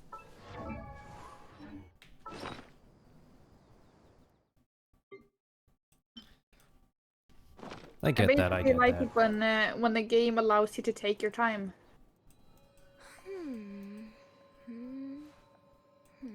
True. Especially since that's like the main thing of a game. When like if it's too short, then that really like I guess like it takes away some of the experience. It does, yeah. Which is like I think a pretty good example. Yeah. You need time to comprehend what you're watching, what you have seen, the information.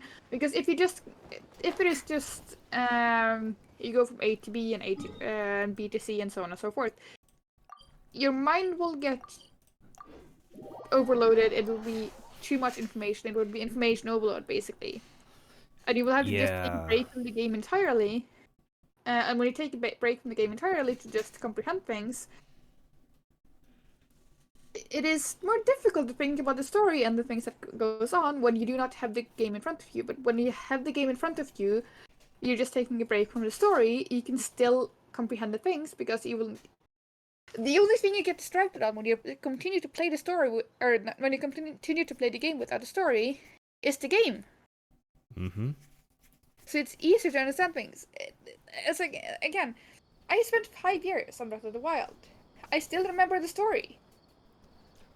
But when it comes to other games that I need to complete, like from A to B, I cannot remember the story. I have so much difficulties remembering the story. I try to play games like Uncharted and games similar to that. And yeah, they did let you take you some time to get used to the game, but it was different when you couldn't go back and just look at the scene without the action. It was different. It was different. I completed the game and I did not put it back up because there was no use. But it's... Yeah, so I believe Nintendo at least has some really good games where you can do a lot of things. I really do like those games because they let you take your time.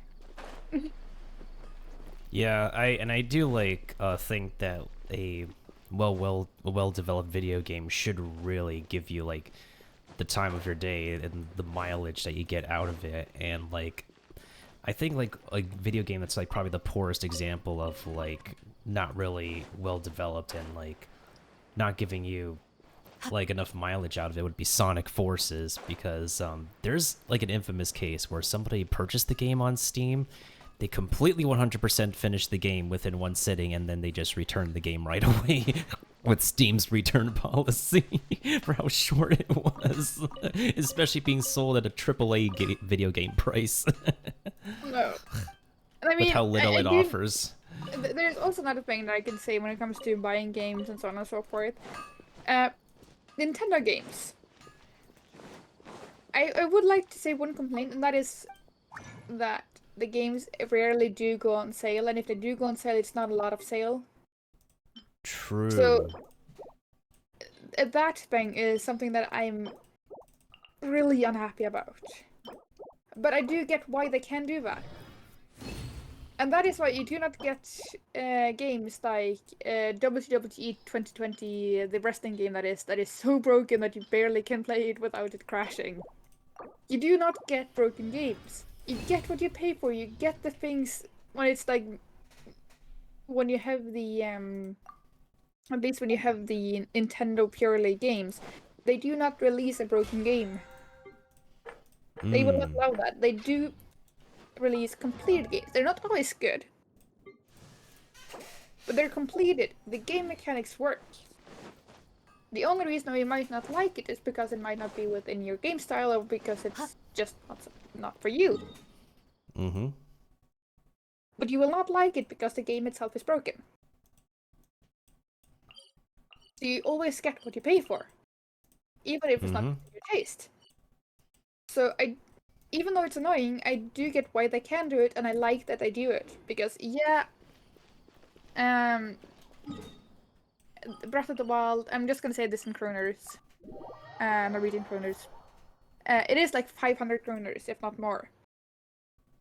But this is also 5 years of entertainment.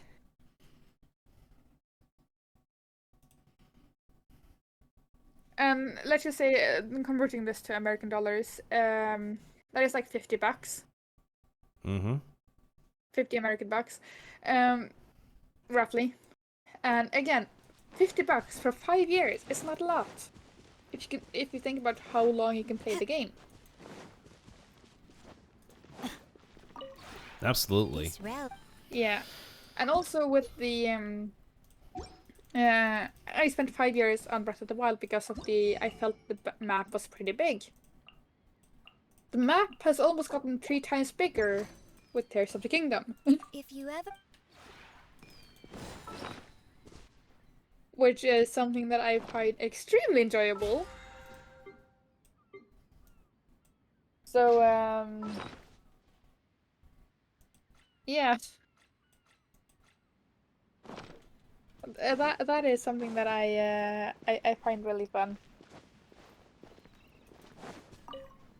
And that's definitely like what I can see it being like a huge charm of like a lot of RPG games in general. It's not primarily just like a Nintendo thing with like Breath of the Wild, but I'm thinking it's like now they set the standard for Breath of the Wild, and well, RPG gaming in general wants you to get like the most that you can out of your gameplay, hence why like the latest AAA ones, particularly the ones that catch people's attention recently is like Persona, they want you to like do as much as you can rather than enjoy the story. Like the social connections, you bond with the characters to understand them more deeply, you spend time with them, the side activities you can do to get more money to like pay more for your upgrades, the farming that you could do to like get more resources that you can't like purchase with money, the DLC content that's not normally available, even though like back in the day like you unlock DLC rather than pay for it. All these things. I have not paid for the DLC when it comes to Breath of the Wild. I have not done that. I sometimes wish that I did, but I also feel like I did not have to. The game which is fair. And also, another thing I can say, I'm just talking game mechanics, not story. Another thing that you can, when it comes to Phoenix Rising, I do like the DLC version of Phoenix Rising. Because the DLC of Phoenix Rising is basically 3 new games. It is not a continuation to the story, it's literally 3 new games, but with Phoenix. And that is something I really do enjoy, because you have Okay, I'm not going to say story. So, but yeah, they're not. They're one of them is the continuance to the story. Second one I've forgotten, but the third is basically a completely new side story with a completely new character. Even it's the same universe, but it's a new character and a new place, a new map. All three of the new game or DLC games has a new map, if I'm not mistaken. By the way. Oh, I So they're see, I basically see. 3 entirely new games. One of them is an entirely new game. Purely a new game, I would say. It's just...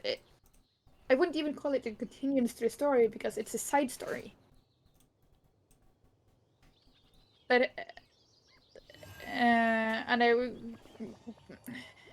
and it's the price for a DLC, not a completely new game even. But for me, it's extremely entertaining.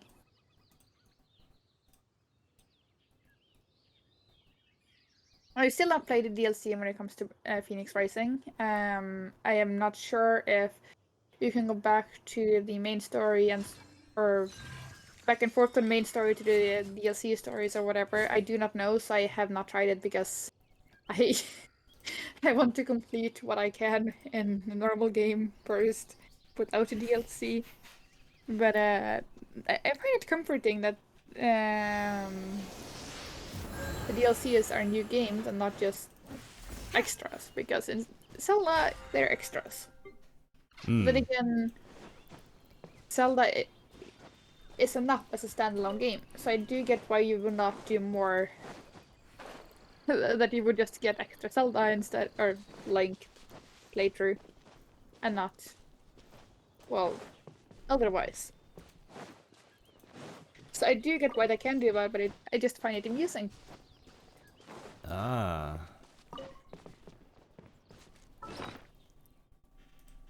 It's fun to see how people complete games and DLCs. And I would say that the Pokemon games did a similar thing with the DLC as Phoenix Rising. As in Pokemon Shield, you will get a completely new side of the map. That you can only unlock with DLC. It's not visible with the basic game. You will get a completely new map and a completely new story. So you can continue to grind and continue to do things with the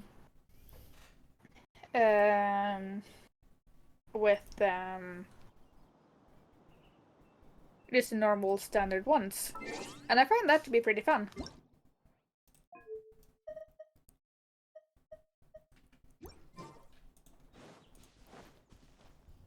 So more and more games are trying to open more map and more stories when it comes to DLCs, and I like that. Same, absolutely as well. Especially since, like, it's an opportunity for, like, a company or a developer to, like, if there's any corners, if there's any missed opportunities that they've had with the main game, that's what they do with, like, the DLC anyways. They just, like, fill in the gaps that they end up missing when they, when they release the game they originally released, because I understand there's deadlines to meet, there's corners that need to be cut, you can't be able to do everything, because, like, at the end of the day, there will always be people who will dig through the files and find things that probably should have been in the final game, probably don't get implemented yet, probably could be potential DLC, or just, like, skipped altogether. There's always going to be missing opportunities that they always can make up with DLC anyways. Yeah, and I mean, I'm not trying to shame the DLC when it comes to Zelda Breath of the Wild. I really do not want to try to shame it, because I myself do not believe it's worth it. I'm not saying that is the part. I'm just saying it's fun how other people do it. And I also do know why the other games can do it, because games like Breath of the Wild, they can't really add more. They did add more in Tears of the Kingdom, but then again, it is a completely new game. And there's more possibilities within a completely new game, because a DLC, if they had to add more maps and more things, it would not be just a DLC, it would be like an entirely new game itself, which is not good. But something I would like to see is a game where you actually play Zelda in Zelda and not Link. That is what I would like to see. I would like to see how Nintendo would let us play Zelda in a reasonable way. Why do you play Zelda instead of Link, as an example? True, yeah. There's not exactly a lot of video games where, like, discounting Smash Brothers and, like, even the party games, there's, like, not exactly too much opportunities where the video games would let us, like, switch the roles and actually play as the damsel instead of being the rescuer, because, like, the only exception that they've done for Nintendo's when they released Super Princess Peach on the Nintendo DS, which I think was an okay game when I played it back in elementary school many years ago. I have not played that one game, so I don't know. Yeah, it is a game where you get to take control as Princess Peach with her own unique powers with the use of the DS touchscreen as well. I mean, Mechanically speaking. in the Mario game, like the no, not the Mario movie, that is. With the Mario movie, it made sense. You saw Peach. You saw that Peach could do things that Mario couldn't. So I feel like, yeah, Peach is a more OP character in some ways, but I feel the same with Zelda. Zelda is supposed to be the protagonist. And yeah. the thing that is common with the Zelda games, that is that you see memories of Zelda back in the time where Zelda still used to be there. That gives you a huge opportunity. Because if you go back to the memories, if you see it from Zelda's side, so let's say that you have Link and the memories and so on and so forth. I'm not going to say what the memories are about, so I'm trying to not say spoilers, I'm just saying in general Zelda thing. From the memories, if the memories are cutscenes, would you play as Zelda from the time the memories came from? That could have been an opportunity for you to actually play Zelda. Because Zelda is not always in distress.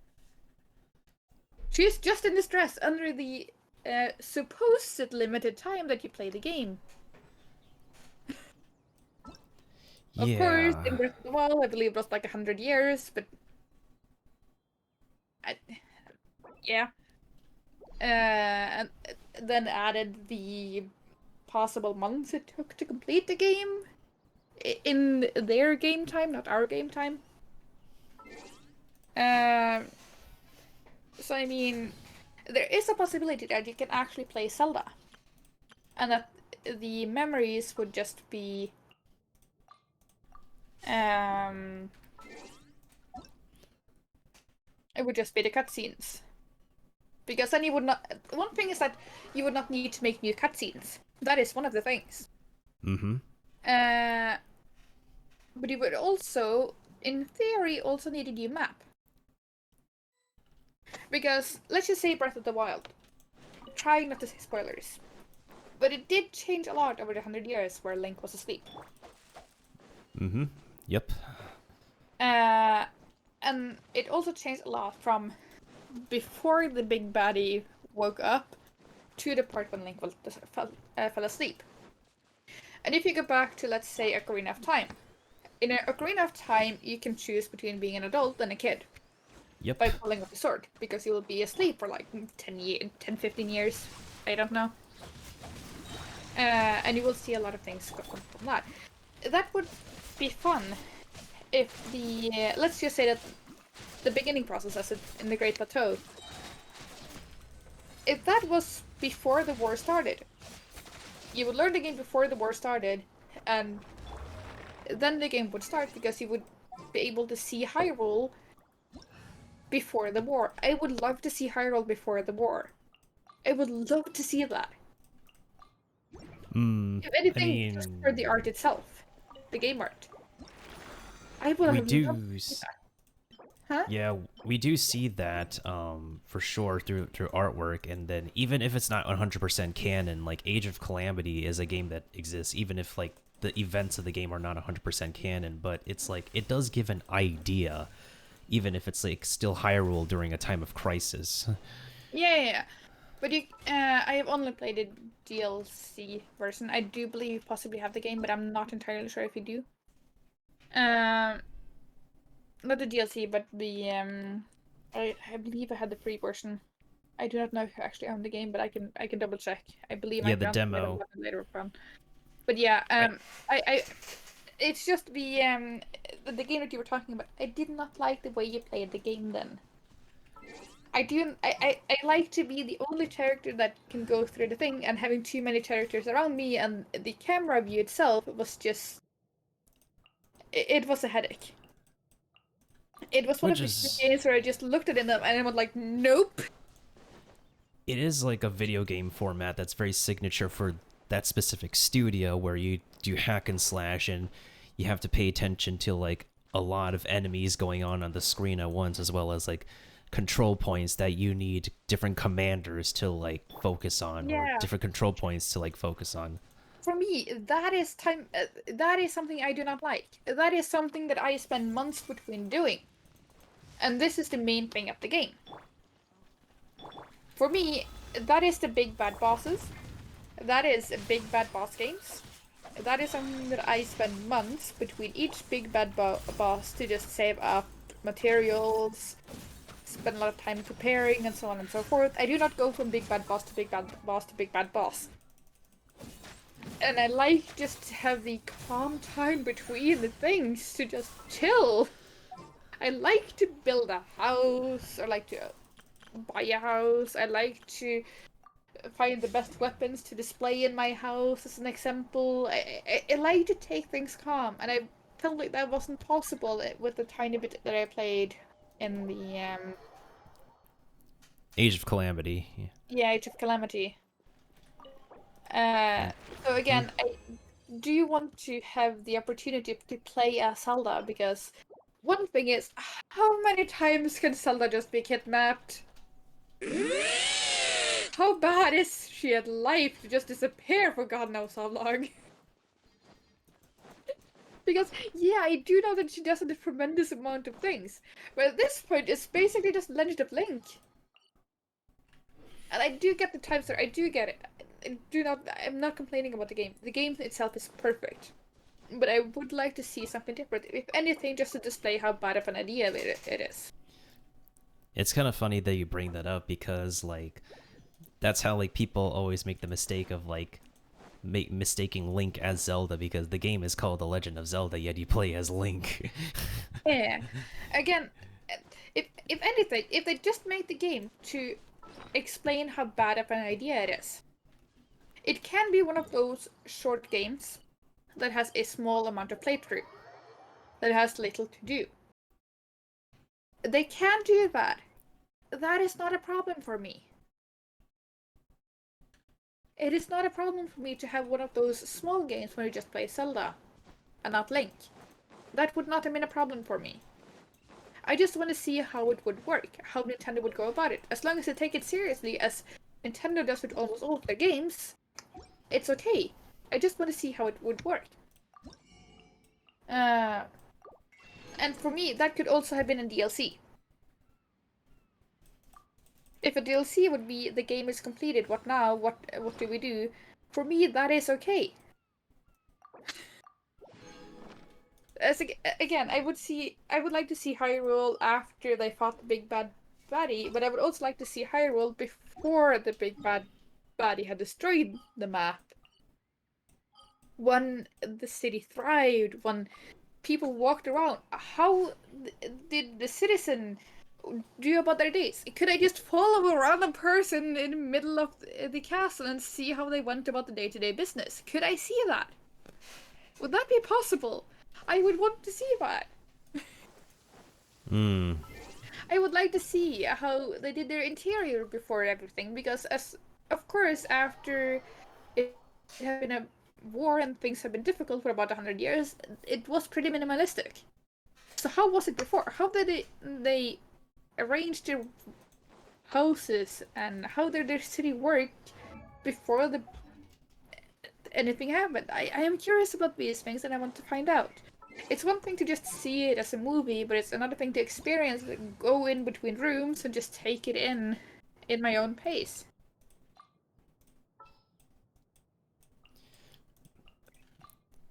Is this getting a bit confusing? No, I totally understand it. I'm just multitasking. I can only see the YouTube screen. I do not know what you're doing otherwise. Oh, I didn't realize the YouTube screen is still... I was just playing some music through YouTube. Yeah. I get what you're saying, though, because, like, we want to develop a deeper understanding of the universe that we're playing in around us, and not being able to fully understand really leaves something to be desired. Yeah, and I also want to understand Zelda more as a person, because a complaint that was a lot in Breath of the Wild was that Zelda felt whiny. She felt exhausting. But I can also see why Zelda used to be like that, because she just met one calamity and then another disaster, and then she couldn't help and protect her friends because the power that she was supposed to have wasn't there. She tried so hard to do what she wanted, and of course you get whiny when you try and you try and you try again, and nothing really works. You have all the excuse in the world to be whiny. I do not get why that is when people complain about, but I also get why they complained about it, because that is the only thing we saw. Mm-hmm.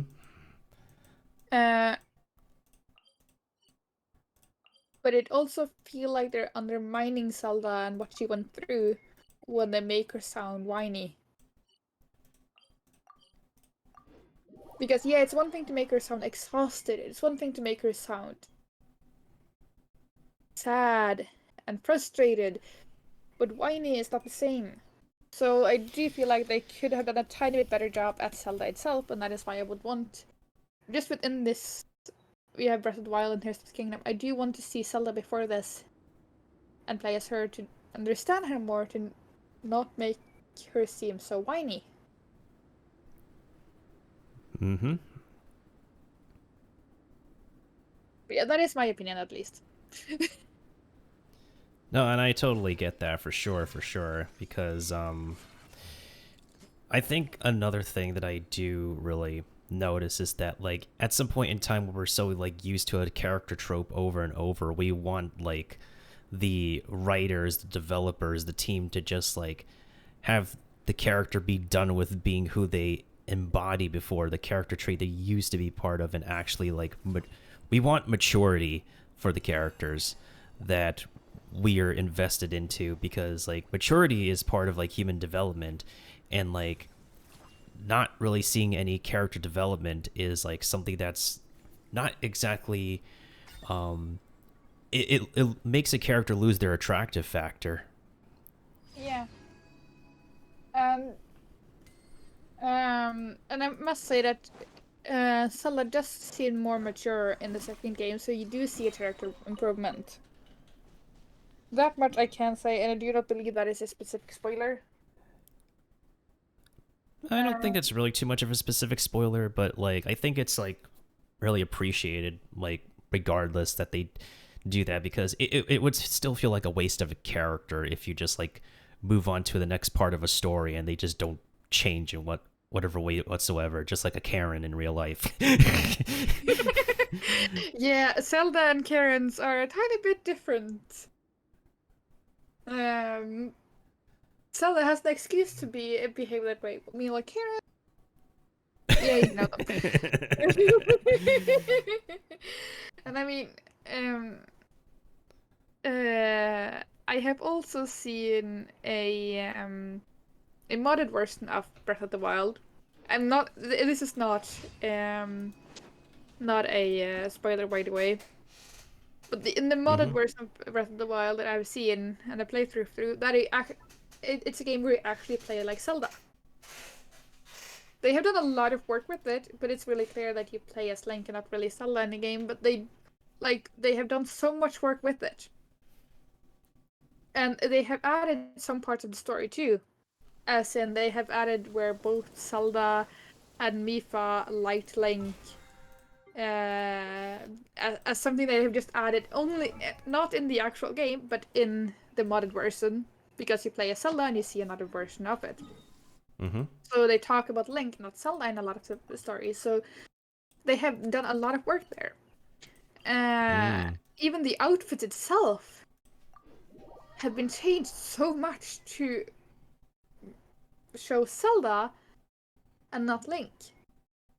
So you would really feel like you play like Zelda and not Link in those games, even though they're just modded and not just anything official. But I find it fun. I do feel like it's a bit of a alternative version, but the end scene is basically you meet Zelda, and then you have two Zeldas on screen, and it's really obvious. This is not what you were trying to see.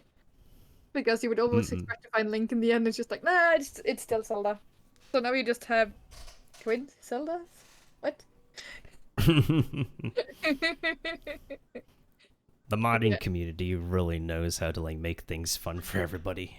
Yeah, it's just because when you play as Zelda, you would feel like the person who fought Ganon for all of those years for Link. And the one you would meet in the end was Link. As in Link was the damsel in distress. But no! If they had managed to do that in the modded version, I would have been so hyped, but I didn't, and that is basically what lost me in the end. Again, this is nothing that I have played, this is just I've seen a playthrough. Which I would feel is different enough. Yeah, it is still pretty fun though.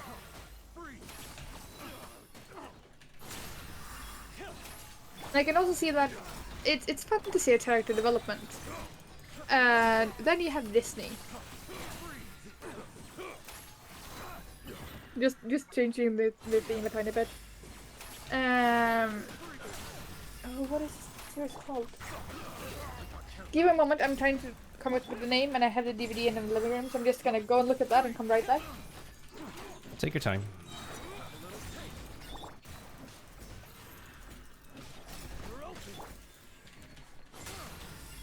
I have returned.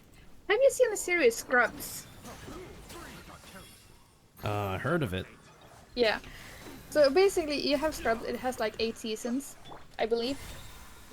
So through this 8 seasons, you'll meet a couple of doctors and some nurses, and they'll just work in a hospital, go about the day-to-day business, and do some funny schemes, and just have a general fun time. Some of them fuck up, some of them do not. But it's just a generally fun and comedic show. And then you have the 8th season. Because the show was pretty much completed by the 7th. But in the 8th season, it got picked up by Disney, and they thought that they could renew it. And they basically pulled every character back emotionally as how they were in the first season. So none of the character developments were visible. Everybody acted like morons, and it's all Disney's fault.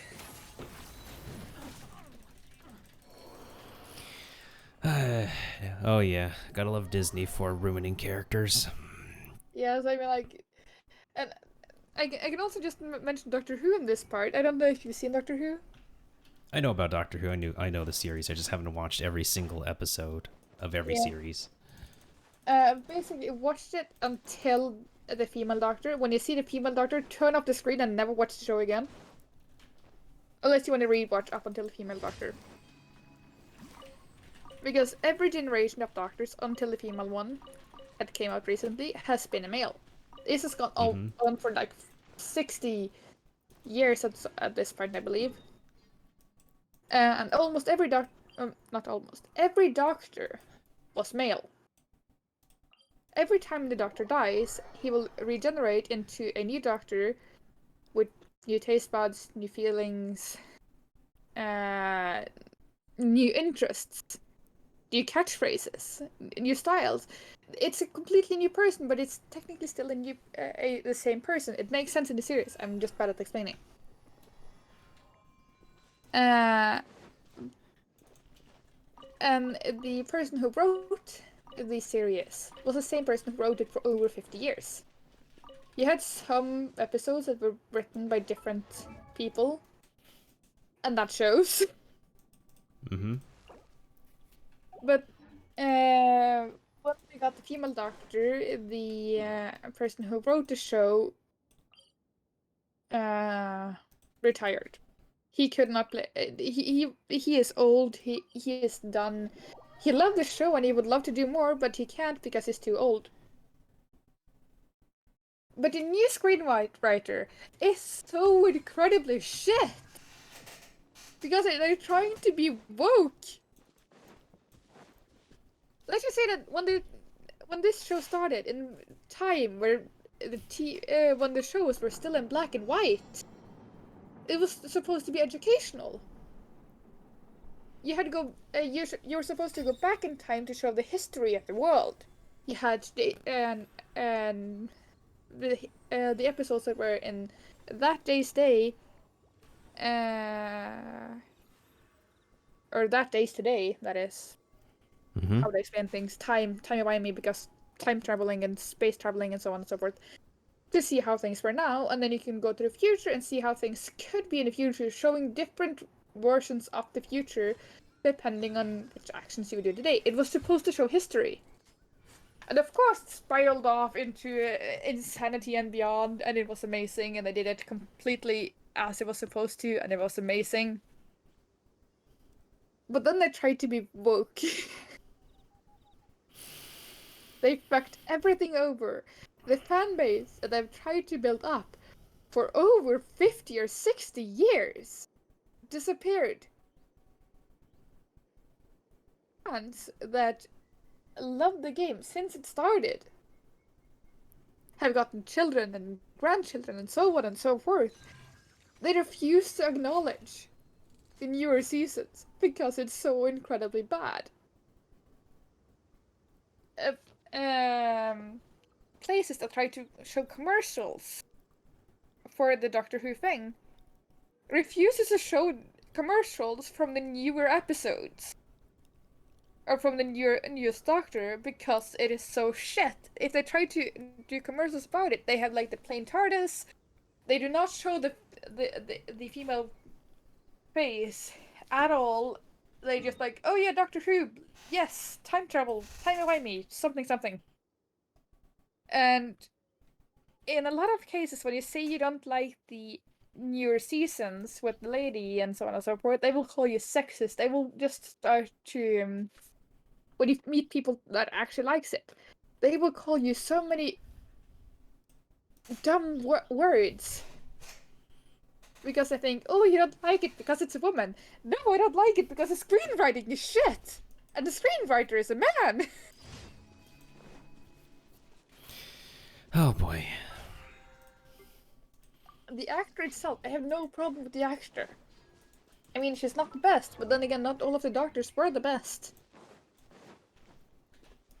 But she could have done the job if the screenwriter did a proper job. And they have been trying to figure out how to fix it because they need the fan base. They can't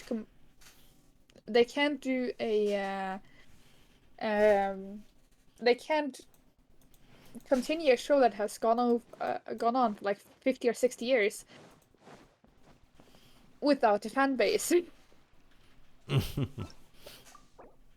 So somebody is thinking that they need to delete everything that happened after 2019, 2018.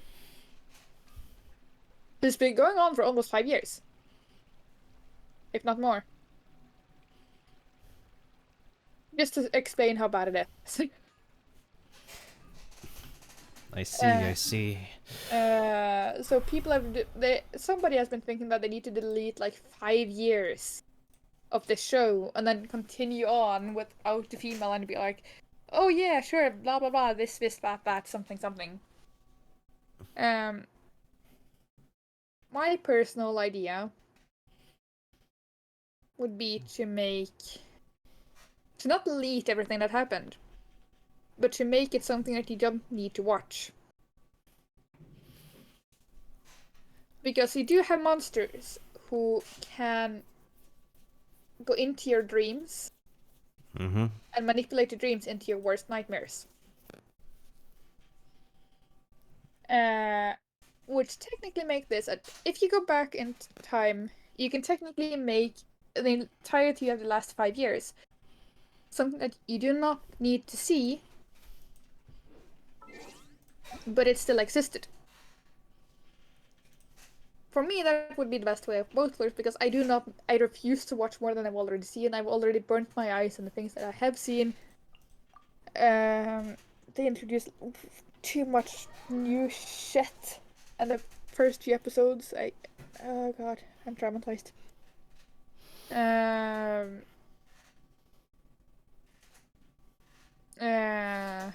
But it wouldn't make sense if this was a big old nightmare. They can't fix it if they get a better screenwriter and a better person and just somebody who can do it right. If they get an actual funny person to play the doctor, it would be okay. Hold that thought. Let me make sure to fix myself first, because I need to drink more water, and I also need to take a restroom break. Okay.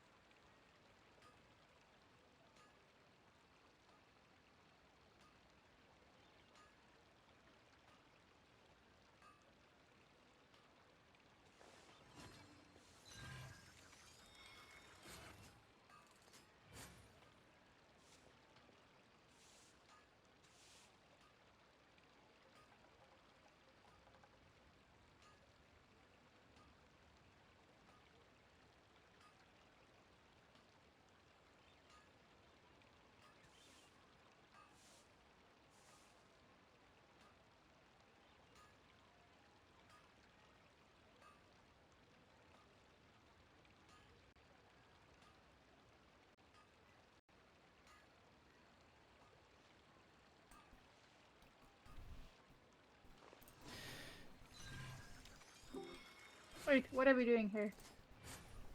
Oh no, I was just moving things around. And I'm back. I got more water.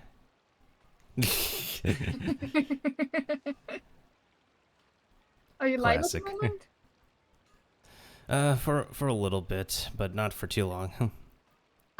Okay. Actually, that does remind me of wait, hold on one second. Discord's being funny. The thing with you like saying about like fan bases, that reminds me of a specific video game from a specific developer I won't openly name. It reminds me of that specific game and its company, and no fault to the actual company, but their higher ups, the ones in charge of the talented employees. They did not make content for the game for like so many years, and then they dropped recent bad news that like made most of its community members lose faith in the game entirely. And after that bad news was dropped,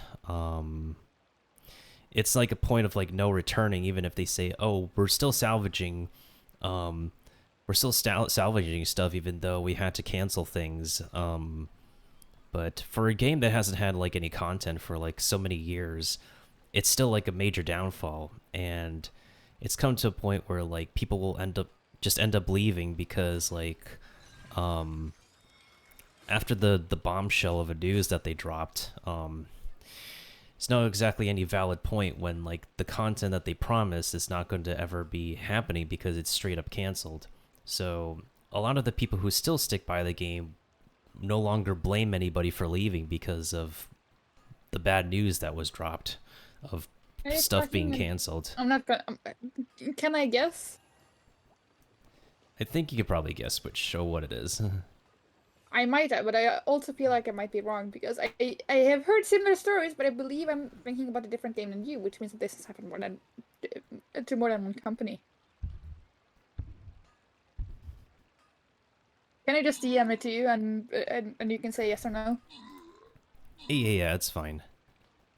I think this can happen to like a lot of different companies in general because I've also faced like I've also been following an online game that has been very stagnant in its content ever since like most of their employees from the original game development team just left the company because of a layoff, a massive layoff in 2016.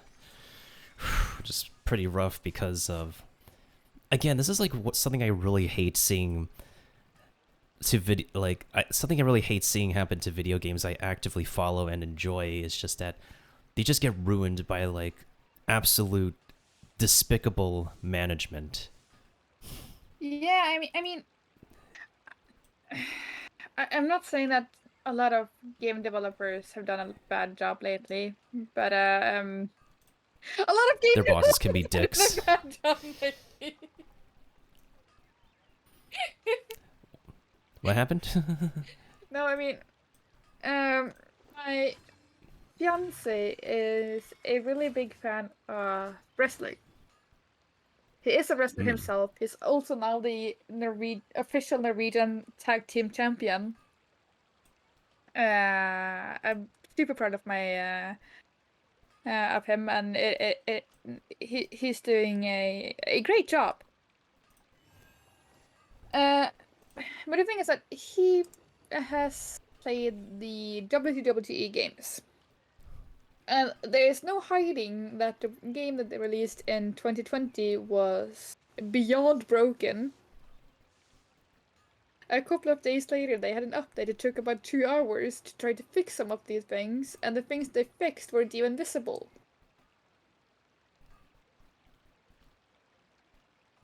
Wow. I don't know if that is the game you're talking about, but he still plays the game. But not because it's good, but because it glitches genuinely make him laugh. Oh. I would say it's almost like The Room, but within the gaming world. You know which movie I'm talking about when I say The Room, right? I think so, yeah, with Tommy Wiseau. Yeah. Yeah. At least that is what I would compare it to. The story itself is annoying and bad, but the gaming mode itself is basically just the first match that I saw him play is there was one character that had like almost like 1.5 meter long hair that is all braided, and she uses it as a whip. But that hair was just flicking all over the stage. It became like 5 meters long for like 3 seconds, and then like 2 centimeters long in the next. It was hysterical because things did not look real, and they had the wrong characters, or said the wrong names, or displayed the wrong characters in cutscenes, making things extremely difficult for people who actually knew which wrestler was which wrestler. It was so incredibly broken. And oh my. Yeah, it's basically just imagine if you're trying to play Zelda, but it's actually Zelda. Not because you're playing as Zelda, but because of a glitch. And Zelda's neck is for just 2 or 3 seconds, 5 meters long!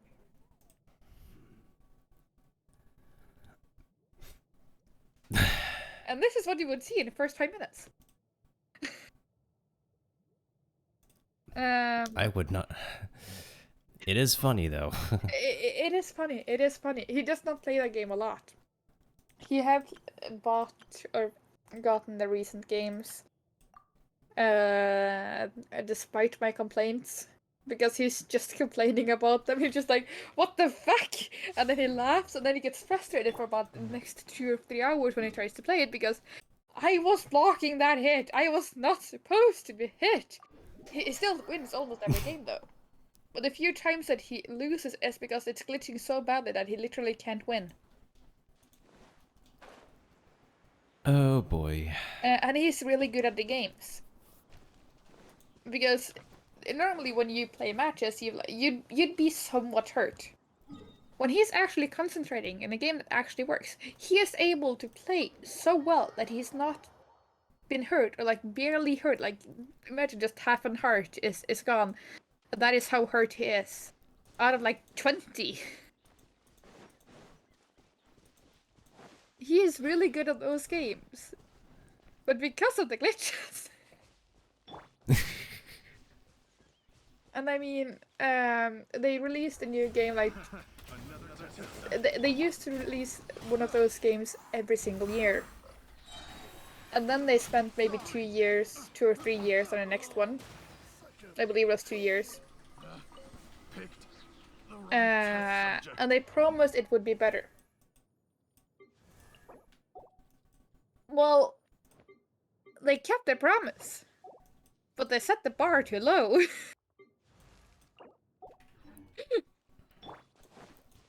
Because What kind of game are you describing again? This is like a fighting game? it is a wrestling game. So yeah, fighting game. Ah. Yeah. So basically, they promised to not release a Beyond Broken game. Because at this point it was half completed. The 2021 at least. It was half completed and then it's just, oh yeah, we promised to not release a half completed game the next time. And, I mean, you set the bar too low. Well, damn.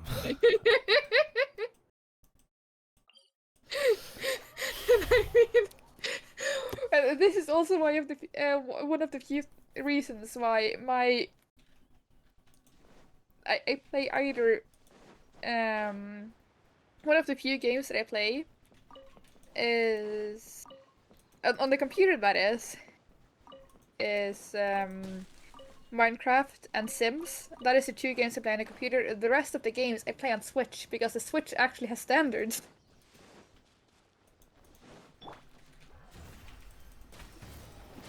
That's fair.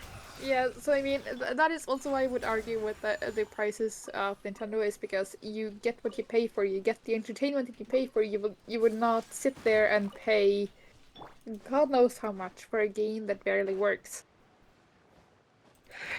Meanwhile, the 2020 game, when it came out, it costed $50. So you paid for a fully working game and only got a half working one. Becomes the hunted.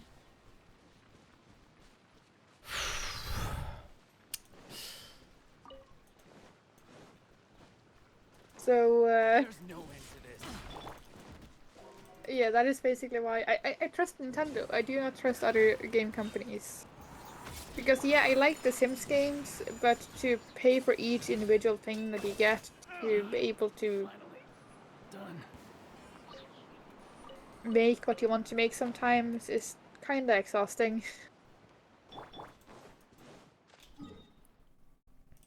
It's like Yeah. It's like imagine if EA, the one who makes Sims, made a burger place, but you needed to add like the bun, the salad, the meat, and the underbun, like individually, as in you would see the price of each individual ingredients. Even the butter itself, it just or the butter or the oil that you fry the meat on. Everything would have the price in it, so you could basically assemble whatever you want, but you would need to buy for each individual thing, and it'll feel more expensive than it actually is. And you can only pay for one thing at a time, by the way, if you go to a specific burger place. That is at least how I would imagine if EA actually made a burger place. There's another test subject. That is how dumb I think it is sometimes. Yeah, with business practice nowadays, companies have to get the money somehow. Yeah. So I mean, you do you, but it is just so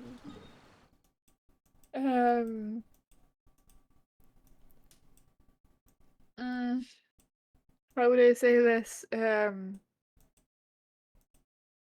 Dumb.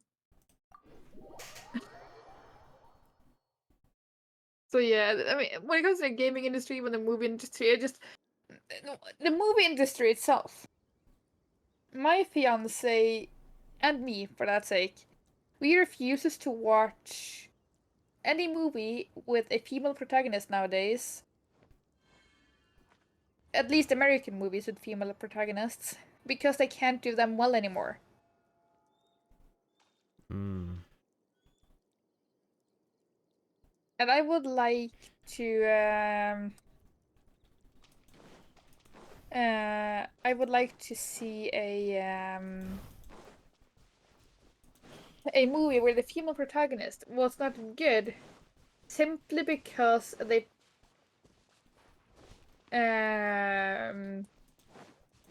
made too much fun of the male protagonist and pull them down to their own level.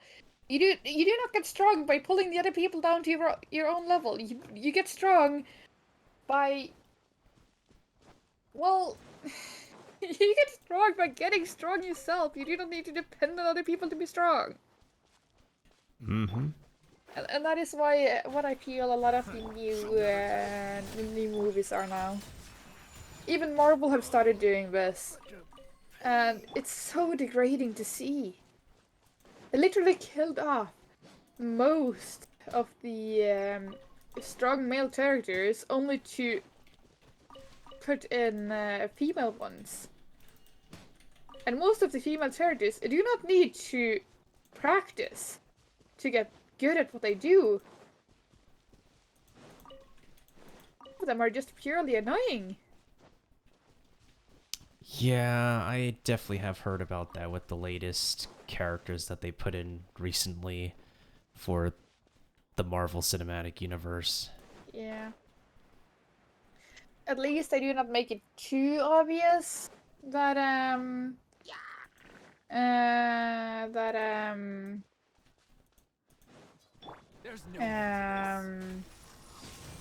the female characters doesn't need to work for what they're doing. But they do make it really obvious that the only reason that they can beat the males is because they pull them down to their own level.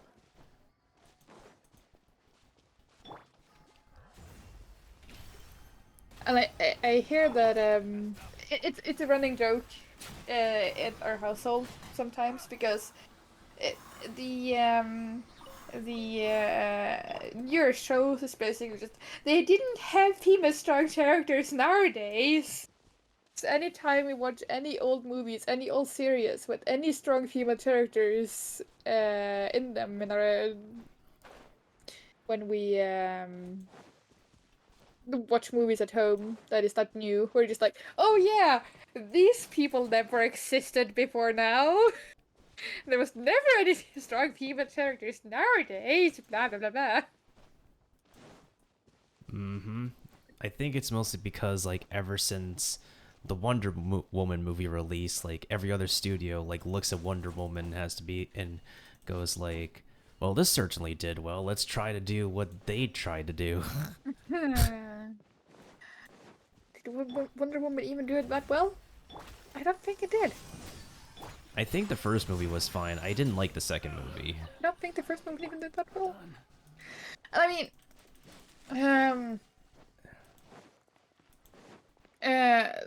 this is a Norwegian movie. So it might not even be heard of outside of Norway, but there is a movie called Askeladden in Norway. Askeladden is one of the old legends in Norway. This is like the childhood stories that you would have throughout the ages. This is one of the...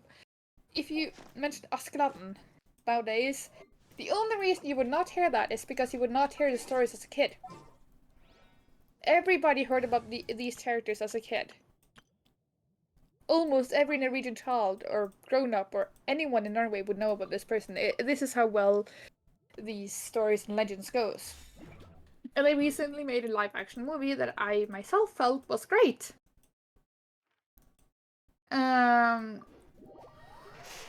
But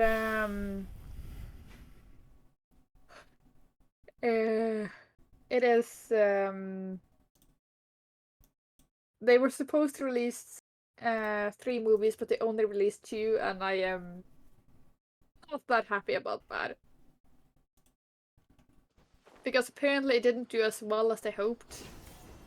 So they cancelled the last movie. But there was still so many because the protagonist, Askeladden, he goes through a lot of the old legends and a lot of the old fables that just the stories that just goes that is the roots of Norway and the history of Norway. Askeladden goes through them. So Askeladden itself is a fairy tale, but the stories are just legends in Norway. If that makes sense. Nice. Oh. Yeah. So yeah. So Askeladden goes through these big adventures. He's supposed to be the poorest of the poor. He's supposed to be like the most useless of the bunch. And he pulls himself up. And he defeats like the most insane things. He finds a map that can only be visible if you ask it nicely. So something that has just been talked about legends, by the way. He defeats trolls. He defeats Nøkken, which is basically just one of the old legends.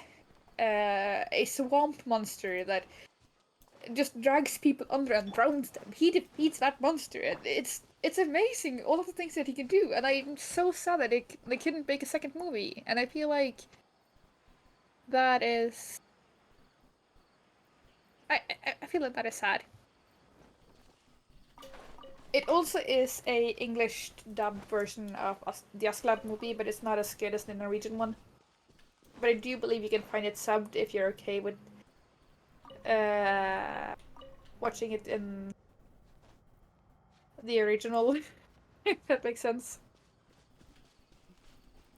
Okay, yeah, sure.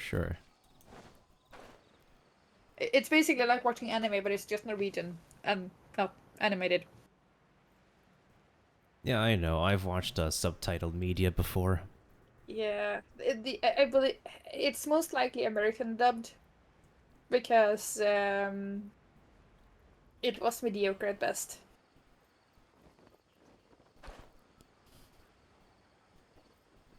Oh, I really do have low standards about America. I almost feel mean now.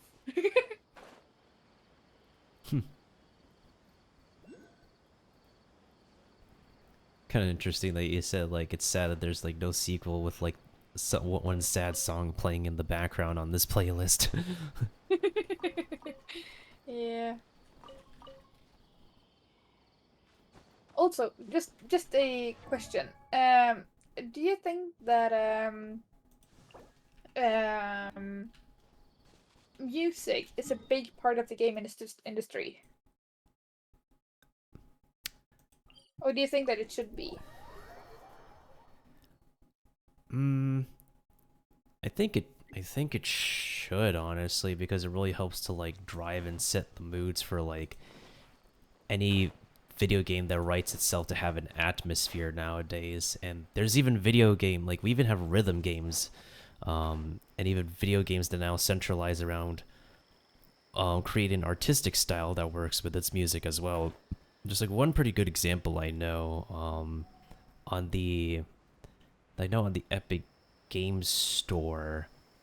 I think the game is available on all platforms, in which like you play as a couple of musician protagonists who are trying to like save their own careers and have to like fight through different bosses that you engage in a musical like battle with, and like a good amount of them are like rap battles, or it could be like other kind of rhythm battles as well.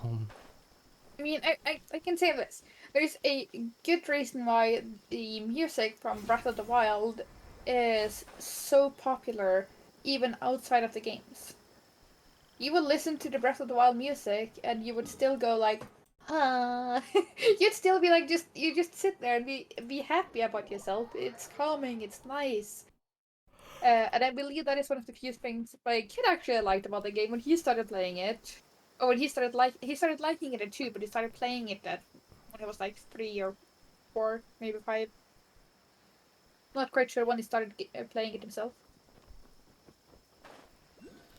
Yeah, true. And video game music has evolved like greatly from like the old days. Now there's this huge standard for everything to be like super orchestral and really fitting the mood and even the background, the environment of the world we're surrounded in or a scene that we're in as well. Yeah.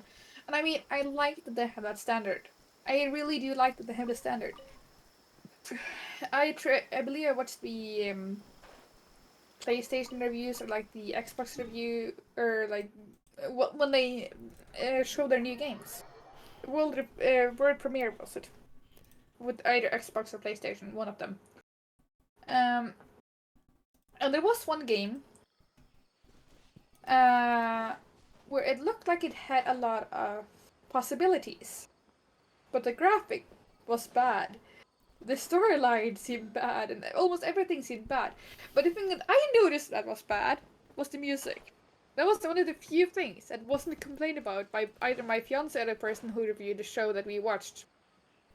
But for me, it was just, I do not like the game if the music is not recognizable. It's difficult to like a game without the recognizable music. Yep, I agree. And you have things like, let's say Mario games. It is not that difficult to... the Mario games, they reuse a lot of their music. And nobody has said anything about it. If you have a good franchise, you can reuse your music. But do not use generic music! Yep, agreed. So, yeah.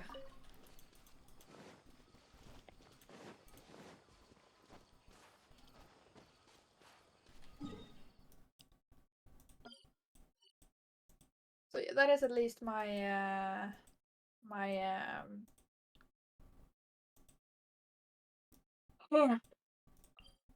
idea. Yep, definitely for sure. I think it's like a lot of well-established video games will end up like consistently reusing their music over and over, even if it does get like repetitive all the time. They always think of like new ways to like whether it's like changing the rhythm or like changing up the style of instruments. If it's like a timeless classic video game title, then people don't really have like too much to like complain about because it's like it's still enjoyed no matter what shape or format. It's been like a thing I noticed with Mario is definitely a really good example, even Kirby, Metroid as well, because these are video game titles that are timeless classics that people don't mind like the different versions of the music for. Even The Legend of Zelda as well, especially since there's like you can listen to different pieces of like songs that you recognize before in Breath of the Wild. Like for example, Rito Village is a version of that one song from Wind Waker, I think. Yeah, and if you listen closely when you make food in Breath of the Wild, and also in Tears of the Kingdom, this is something that goes on, you will hear Zelda, no, I mean Link, my apologies for the mistake, you would hear Link just start to hum the old classics. So you'll just sit there. Yep. When he makes food, and it's so just sweet, and I just get so happy when it happens. It pulls on my happy strings. So I mean, and also there's another thing. Is just when you do have a good franchise with a good set of music, you do not need to make more music. It is not necessary. Because just in Mario alone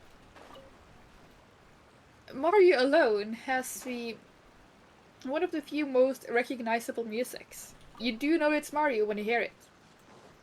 And they can reuse those songs for almost any Mario game, and nobody would say anything because that is the music that you think about when you're playing Mario. Absolutely. They would almost complain if they tried to change it. And I find that to be sweet.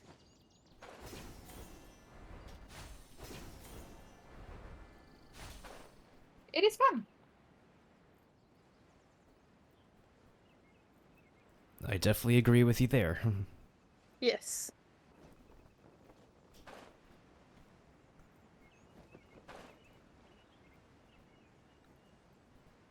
So, and I mean, Breath of the Wild, they did do a lot of new music. I can say that, but they did also take a lot of the old ones. So if you go to certain villages, you have heard either similar or just straight up identical music from one of the few other villages that you've seen in other games. Mm-hmm. And that is completely fine. It is fun even.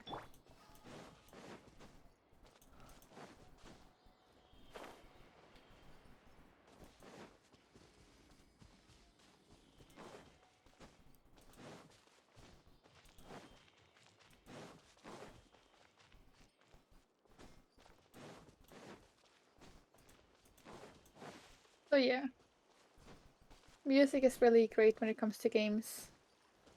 At least in my opinion. Yeah, absolutely. Because I think like a lot of like longtime video games really have their identity like established In the within music the style alone. of music. Yeah. Yeah. Maybe not And directly in the music alone, but that is one of their trademarks. mm-hmm.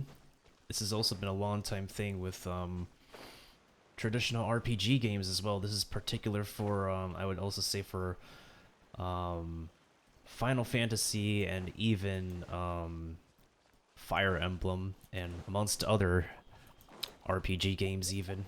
Mm-hmm. And I mean, this is also true for a lot of movies. A lot of movies franchise have specific musics. And I do like it when you have like contests about what game or what movie is this music from? And then they just like, oh yeah, I know this music. This is from Zelda, or this is from this game, or this is from this game. I find that to be so fun because it just brings back the memories of when you played the thing with that music and so on and so forth. If you want to be really advanced, you can even figure out which Zelda game it's from just from the music alone.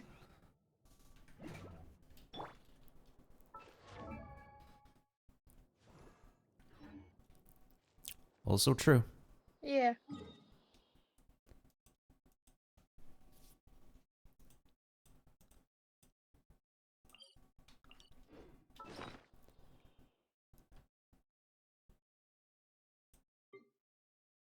Yes.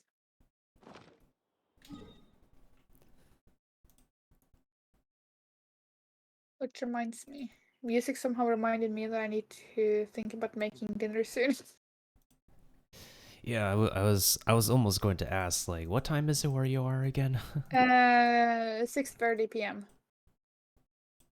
Ah, you're like I'm like 6 hours ahead of you. You should go to sleep. Oh, I will soon. I just needed to catch the Nintendo Direct first, and it was definitely well worth I would say staying up for, but definitely be around for before the end of my evening. Yes, indeed. I am looking forward to when when they can release more Zelda games. But then again, the new Zelda game just got released, but we'll never have enough Zelda. But I mean, I do know that some game companies releases a new game every year. I am really happy that things like Zelda and Mario and those games do not do that. Because I get Same. expensive quality and so on and so forth. But the part of it's just like I want more all the time. I can never it's, it's never enough.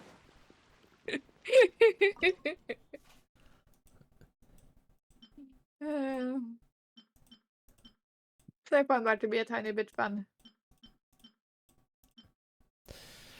Absolutely, I think the old saying goes, what was the old saying?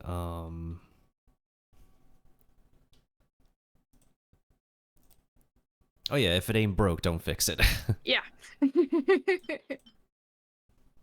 So yeah, I definitely think that again, Nintendo has quality. I am here for the quality. I almost got disappointed when I played the new Tears of the Kingdom myself because the game mechanics were so different that they threw me off. It was really not what I expected. I was almost scared that it was so different from what I remembered because like I said, I used 5 years on the old one.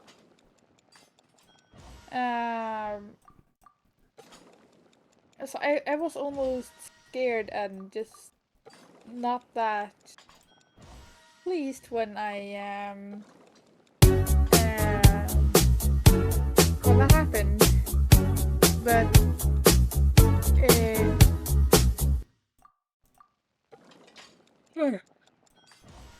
but in the end, it worked. Also, I realized that I did not follow you, so I just left a follow. Oh, thank you so much for the follow as I'm making a meat lover's pizza in a boiling pot. And thank you so much for that. Appreciate it. What can I say except copyright? Oh.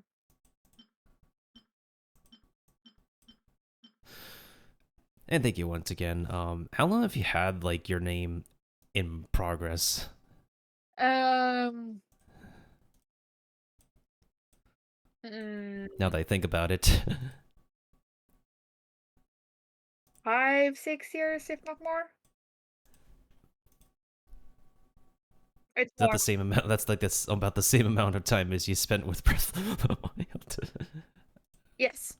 I thought your Breath of the Wild journey was the journey to find your name. Well, I still haven't found it. Maybe that is the Tears of the Kingdom quest. I'm talking about Which would finding make games, sense. no finding names, and Breath of the Wild. So, my parents are the foster parents of my kid, and my kid really loves Zelda. He plays the game not every day, but he does sometimes just call me up and be like, "Mom, Mom, what do I do in this game? How do I fix this? I can't open this door. It tells me to do something, but I can't read English. So something, something, something." And then my mom is there beside him trying to tell them what to do, and I'm just sitting there googling the answers because I'm lazy. Because it's been years since I've done this part, I can't remember. But so my parents has these 2 cars. I have forgotten which type of car it is, but they have these 2 apps to look at the cars. And to just see where they are and so on and so forth. Yada yada. But in this app, the cars have the exact same name because it's the same. It's not the same model, but it's the same mark or whatever it's called, company thing. They're anyway named the same thing in the app. So my parents asked my kid to name the cars. So my kid, as the adorable kid that he is, he what cat? My cat just was randomly up in my face. So my kid, being a adorable kid, he chose to name the cat for Zelda and Link.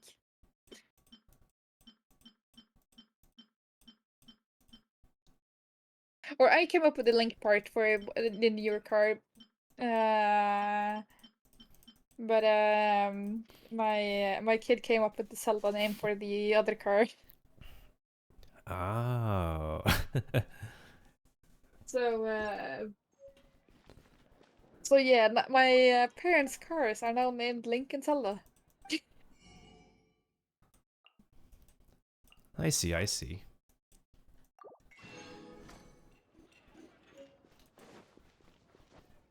And my parents just was okay with it. Then again, my dad is possibly really okay with this because he was the one who made me like the game when I was a kid. So my dad is possibly overjoyed. My mom is just like, yeah, sure, this is fun. Kids will be kids, even though her husband is one of them. Naturally. Yeah. I said one of my favorite memories from my childhood was when I knew my dad came home early from his work, because he either started really early and ended work really early, or he started work late and worked late. So when I knew that he was home early, I knew that it'll be like 1 or 2 hours from my dad came back from work until my mom got back home, because when my mom got back home, the TV was turned off. But when my dad was home alone, without my mom, or with us kids, he would play games. With us kid, of course. He was not one of those dad who's just like gaming. He invited us to play with him and so on and so forth, so it was a lot of Mario Kart. He showed us how to play Zelda and so on and so forth. But I knew that when my dad was home and my mom wasn't, I could sit there and watch him play Zelda. And I could sit in front of that TV watching him play Zelda for hours at a time. I had so much fun just sitting there and be like, oh, you can do it best. Just a backseat gamer and being extremely annoying. But it's some of my best memories. Yeah, that urge to like watch somebody game and like have this idea of like what they could do instead when like everybody plays a game differently. It's just quite the nostalgic feeling. Yeah, and I mean, I still haven't been able to play Ocarina of Time and actually complete it and play it fully. Even though I have it both on the Switch and Nintendo 64. I have to finish my run of Ocarina of Time. Like, I've enjoyed like getting into it as a classic Zelda game. I just haven't really found the opportunity to get back into it to finish it for real for the first time. Yeah, I mean, I tried to play it through Nintendo 64. It's just my TV screen was so big that the saturation were painful. So we had to go on the TV settings and be like, minimize the screen so that it'll work properly. And that fixed itself with when you could play it through the online on 64. I'm getting a phone call. I'll be right back. All right, take your time.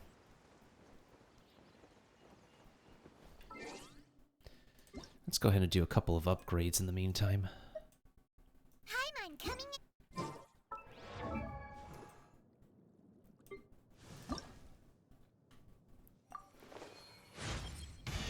Thank you for allowing me to be your companion, and for teaching me so many new things. As the God of Wisdom, I grant you my blessing. From here onward, may your journey be free from confusion that clouds your mind and obstacles that block your path. Thank you, Nahida.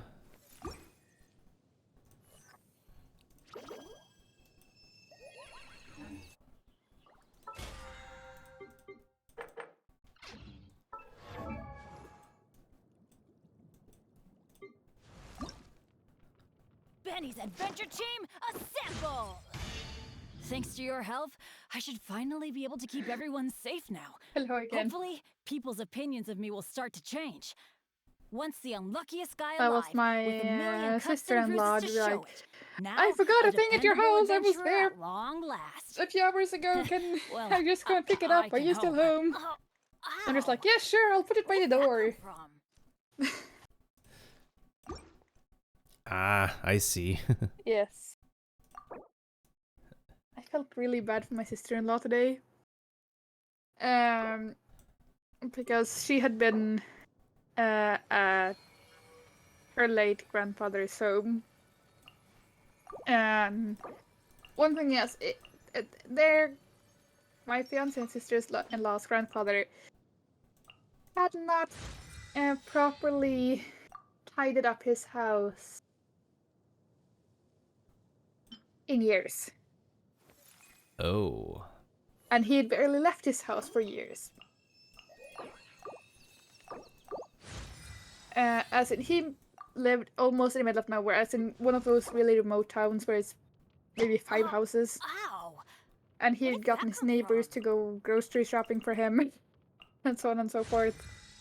And they gave it to him with just lowering a grocery bag with a rope down to his apartment and just taking the rope back up. It from what I've heard, and she had been there, and it was terrible because the water part, they did not have water when she was there. She had forgotten the insect spray at home, so she had been bitten by all of the insects. It was so gross that she could barely be there. And yesterday, this was before she explained to us how bad it was over there. She's just like, I know I'm supposed to be there tomorrow, but can I get there tonight and just sleep there until tomorrow and then just stay with you guys? And from that information alone, we said no because we just wanted a day where nothing happened and just chill. But if we'd known that she had barely been able to sleep for 5 days straight because of the horrid environment of that place, we would have said yes.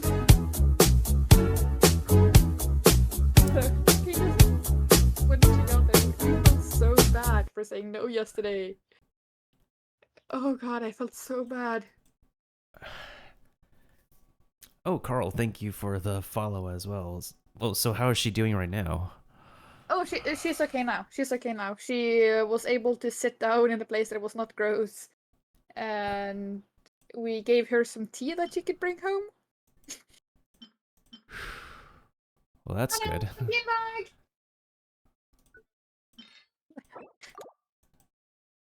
She just popped in by the door and got it and left. But yeah. So she's fine now. She's completely fine now. And yeah, we just gave her some tea and some hot cocoa that she could bring home and make at home because she's supposedly at a diet or eating a diet where she can't have calories before after a certain point of the day. Right. But so we gave her tea and hot chocolate that she could make at home. And she was happy.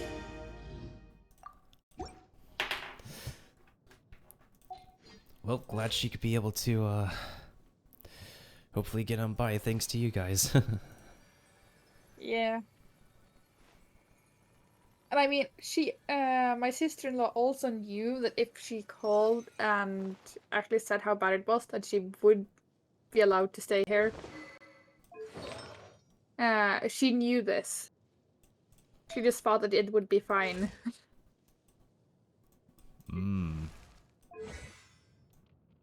And we basically sat there, but it was not fine. You didn't sleep. And she's driving, by the way. She's not taking public transport. So she's been driving on so little sleep that she's basically considered drunk. That was my concern.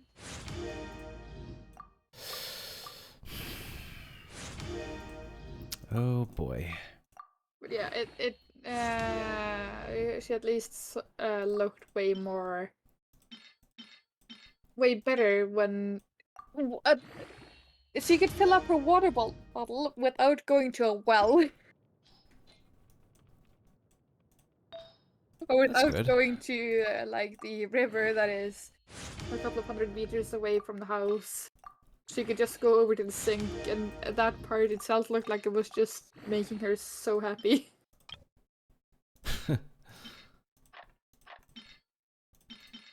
I'll bet. Mundane things of life.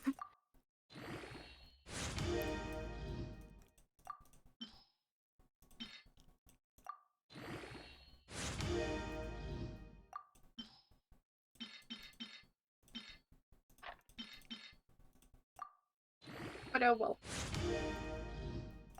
These things just happen sometimes. They do, they do. Speaking of happenings, do you happen to know, like, what's gonna go on for dinner yet? So the thing I have in my house at this moment is steak and noodles. I have a lot of noodles. And different types of noodles, too. Oh. I have like udon noodles, I have ramen. Oh, I have potatoes! I can make a lot of good things with potatoes. I have made enough good things with potatoes at the clubhouse that I'm in that I've literally been called Potato Queen. Non-ironically, but just that is just my new nickname. As in, the chef there called me Potato Queen, and then he called it, or said it in a setting when there was more people there, and they're just like, that makes sense! I just saw them laughing and be like, yes, this makes sense. And I'm just sitting there thriving because of the name. But I was considering just ordering things today. Because I've been cleaning for almost 3 days straight, and... or not straight. I've been taking lots of breaks, but yeah. I am... And that's fair. I feel like having sushi today.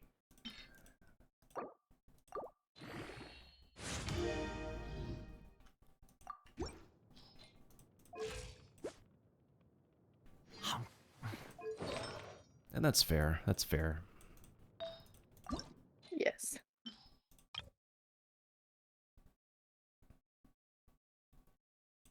I mean, yeah, cooking can be fun, but it does require the time and effort for the prep work. And for me, if I've cleaned for... Again, I have a really low set of energy. For no apparent reason, too. So...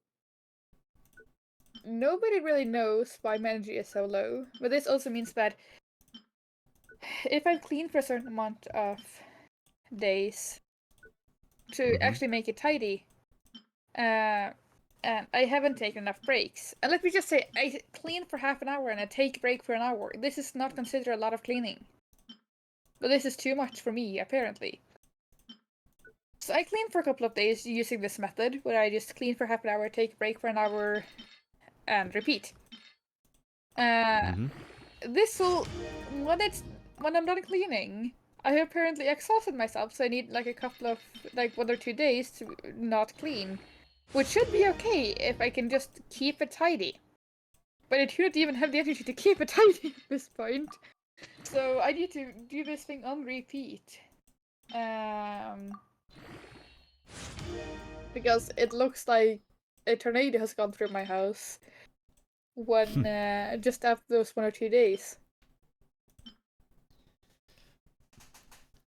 I get that feeling with my messes as well, honestly.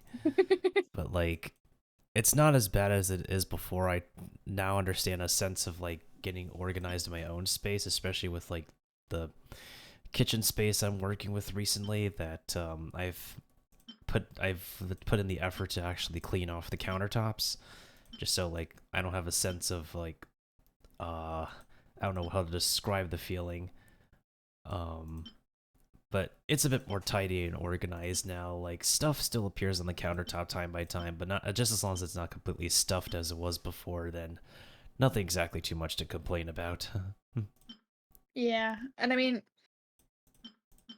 the thing about me, I can live in a mess as long as it's my own mess, if that makes sense. Mm-hmm. If I made a Yeah, mess, I I know understand exactly what's in the mess, and it's okay. Mm-hmm. My fiance, on the other hand, because of how his mom used to be, he really does not like when things are not tidy. I'm not saying that things need to be super tidy to the point where a dirty plate can't be outside for more than a couple of hours. It can stay out overnight or whatever. It doesn't need to be super tidy all the time, but it needs to be a general sense of clean. As in, we can have people over within a 5-minute notice type of clean. True. If that makes sense. Oh yeah, it does. Yeah. That is what he wants to have at home at any given time in his preference. But of course, he will not blame me for being exhausted. He does not blame me for things to happen in this way because he knows that I do not have the energy to keep up with the house. And of course, he can do it, but he works and I don't.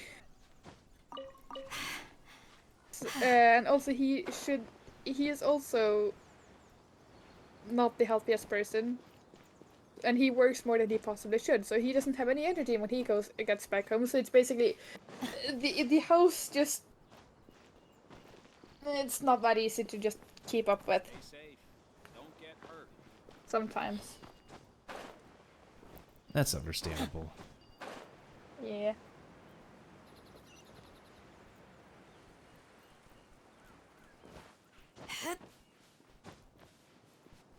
Yeah, what are one supposed to do?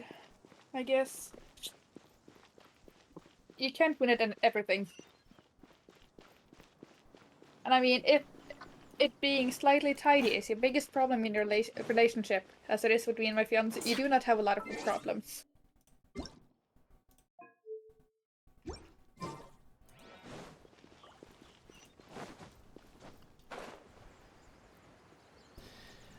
I'm just nodding in the background in agreement. There's only one problem about you nodding in the background, and that is that I can't hear you nodding. That's true, unless my bones are actually making noise, which then is not a healthy sign.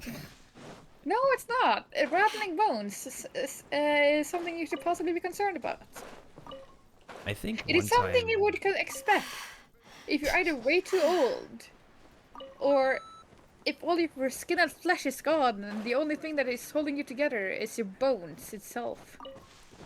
It's kind of interesting. One time I was at like a restaurant and I saw this, one of the waitresses who helped us actually like, she was like super skinny. It feels like she like super dehydrated. Like you could literally see the bones from like her skin like literally wrapped around it, because normally you don't see how tight like the bone structure of somebody, but with this woman. Can you repeat that one more time? We went to a restaurant one time and one of the waitresses who helped us was like, she was skinny, but like she was like worse than skinny. Like you could see the bones. No. Oh god, yeah, that is not pleasant. And that is really not pleasant. And that is definitely not something that should be healthy either. And also, it is not really something you would like to see when you're trying to eat food and try to take care of yourself, as you would be something that you might think when you're trying to go to a restaurant to eat, because you might not be able to make food yourself or whatever. And then you see someone who really can't take care of himself, and be like, and part of my brain, if that happens, is just, you want me to eat food from someone who can't eat food? That is, it's just something that I'm not trying to discriminate with people who has it difficult. It's just,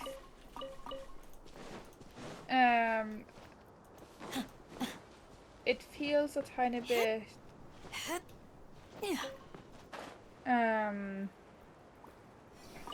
it's an odd feeling. It's an odd feeling.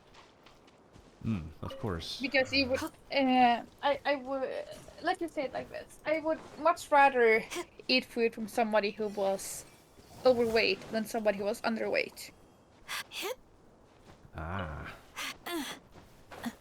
Because if That's you have fair. someone who looks like they can eat, you would basically just have the feeling of this person has eaten enough food to know what tastes good.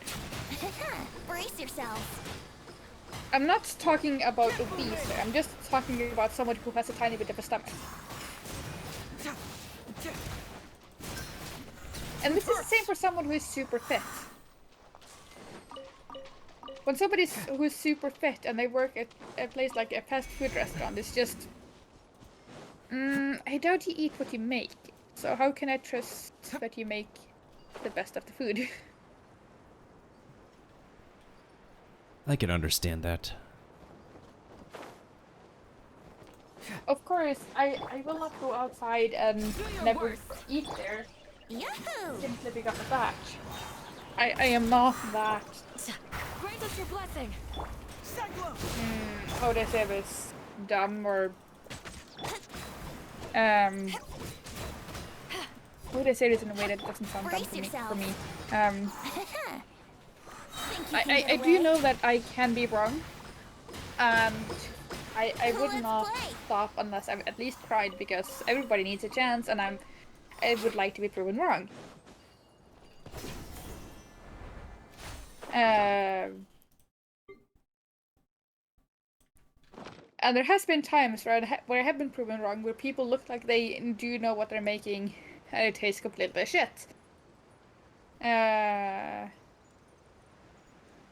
So this might not be wrong in all occasions, but yeah.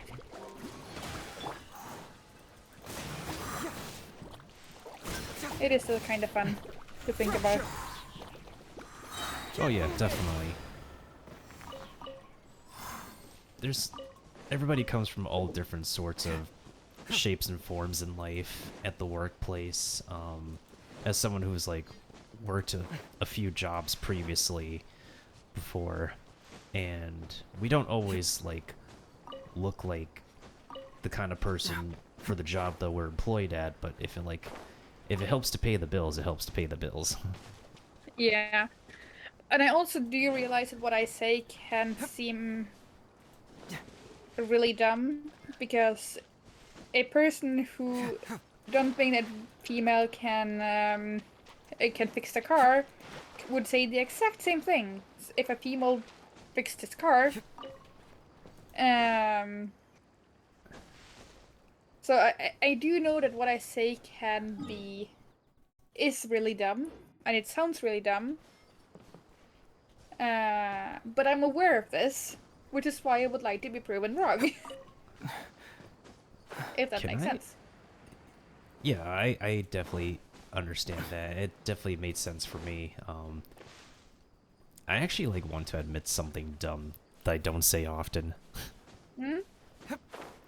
I find the archetype of a female mechanic attractive. That is not dumb. That is actually pretty logical. Yeah, because like it's not a character archetype you see like explored too much. Like two that I know is that one girl from Final Fantasy 15 and that one girl from Devil May Cry 5 as well. I keep forgetting their names, but I know what they look like. I think it's Cindy from Final Fantasy 15 and God, what's her name? From Devil May Cry 5. I have not seen that or played those games. I don't know. It wouldn't matter even. But those are But those are like female mechanic characters in general. Yeah, I do get what you're getting to. I do get it. I do get it. It's the same thing with male nurses, as an example. You do not expect to see them, but you get surprised in a pleasant way when you do.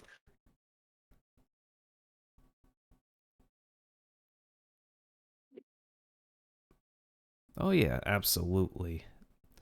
I always like to be pleasantly surprised. Being pleasantly surprised is one of the best things that has ever happened. Do your worst. Because it's fun when you notice things that you normally do not notice, because you're just like, oh, yeah, this is new. This is enjoyable. It's not wrong, it's just enjoyable.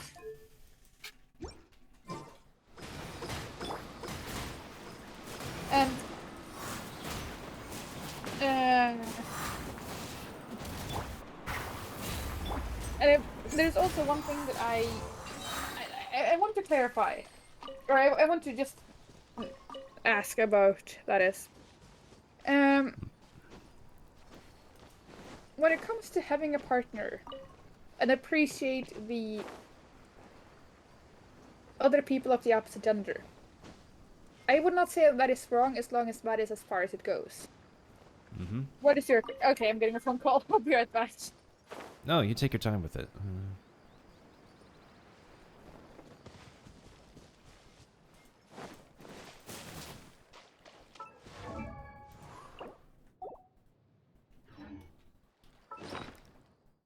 Oh, an Arc Shark. Thank you for the epic balloon buster. How many more coconuts do I still need? 11?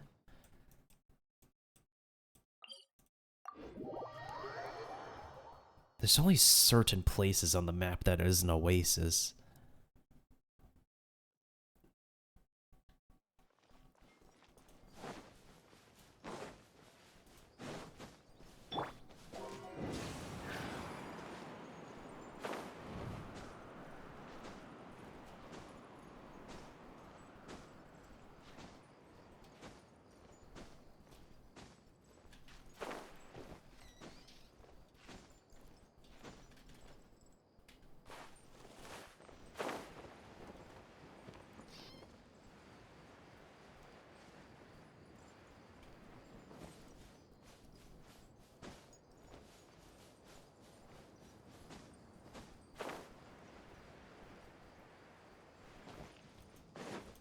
I guess we'll go to this one first.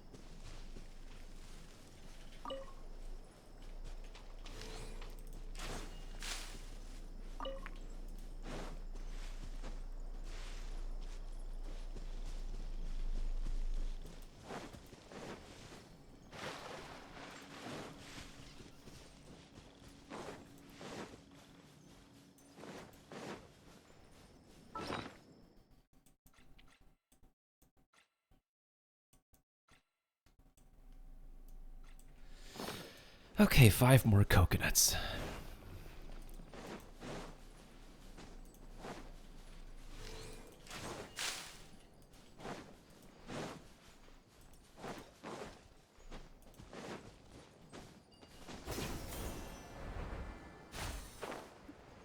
Hello again. Oh, welcome back. Thank you, thank you. But yeah, I do feel like the gender roles when it comes to different things, as in you would normally find a male in a mechanic shop and female as a nurse and so on and so forth.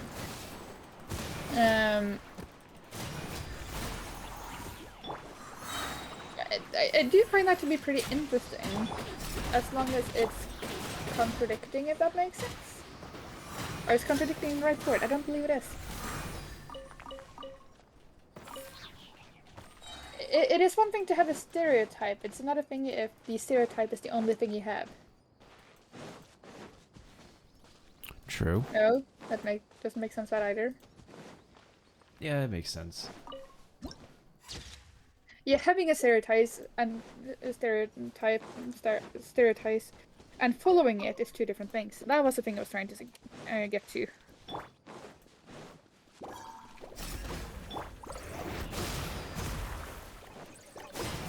Yes, that was the thing I was trying to get to.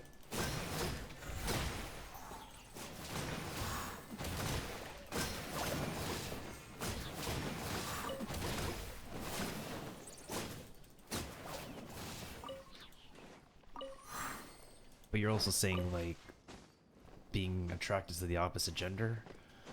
Yeah, not attracted is the wrong word. Appreciating? Yeah. There's nothing wrong with that. Yeah. As in, you can admit that this person is attracting without being attracted to them. Mm-hmm. Yeah. Yeah, that was the thing I was trying to get to. So, yeah, as you said with female card mechanics, if you were in a relationship, you would not go up and flirt with female card mechanics if you were already in a relationship, but you could appreciate that they are who they are. Oh yeah, absolutely. Yeah.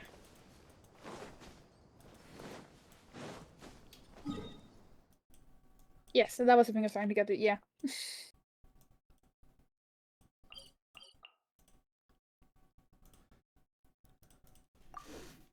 Yeah, anybody... It should be, like, apparent that people should be appreciated for, like, who they are. If they've actually worked... if they put themselves out to be, like, a model citizen, a model individual for others, it's not something to exactly, like, put on a pedestal, but it definitely should be appreciated for sure. Yeah. Unfortunately, the thing is, as human beings, is that a lot of people love to put model individuals on a pedestal and not exactly focus on improving themselves to be a model citizen as well. It's true.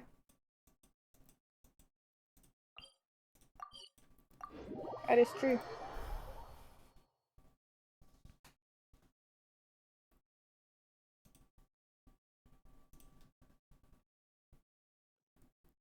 And I believe, as long as you do you and are happy with yourself, that alone should be appreciated. As long as it doesn't hurt yourself or the people around you, people should be able to do basically whatever they want. And as long as it's legal. I also want to add, as long as it's legal. Of course. That's important. It's really important. Mm-hmm. Yes. It would not be as fun as if everything that was fun is illegal. Oh yeah. But one can play Zelda games that is legal and that is fun.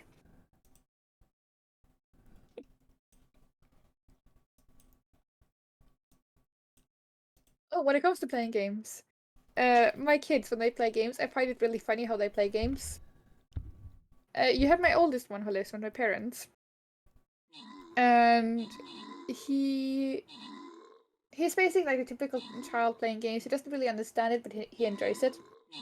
And as long as he enjoys it, it's fine. My youngest, however, I do believe he understands it, but I might be wrong about this one. But he likes to play the villain. Oh.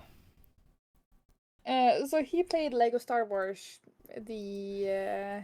or one of the Lego games, the other day, and I was in my office, and he was with his dad or my fiance in the living room, and then I hear my fiance yell at me, and be like, "Han, We need to save the galaxy!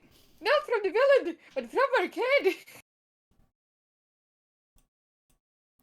Because Oh he doesn't boy. want killing everybody.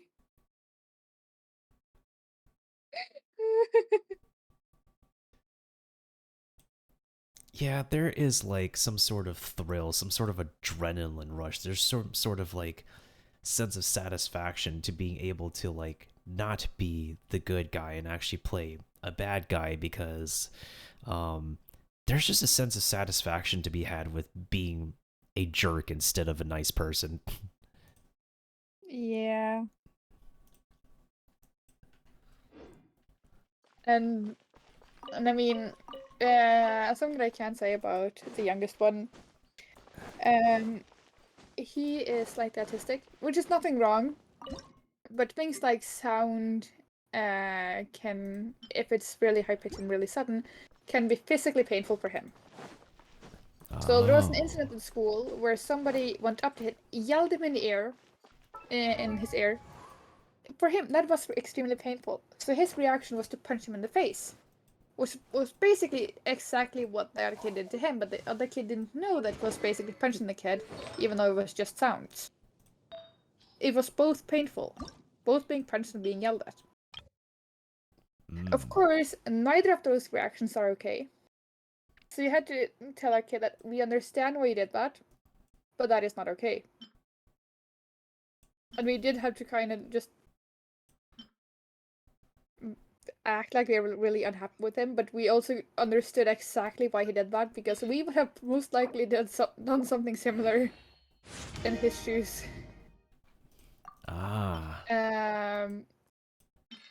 We would not punch the other person, of course, but we would have most likely reacted in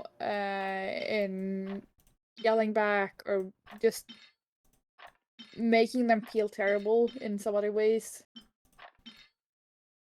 Calling them out on their shit, basically. Which is also not good if the person didn't know that they did wrong, but yeah. But it's interesting to see how different people react on different things. True, true. So yeah. It is definitely unique. Definitely unique. Yep. Absolutely. Yeah, so I mean, him getting out his frustration at a game instead of on people. If killing people is purely in game, then he can do whatever. Mm-hmm.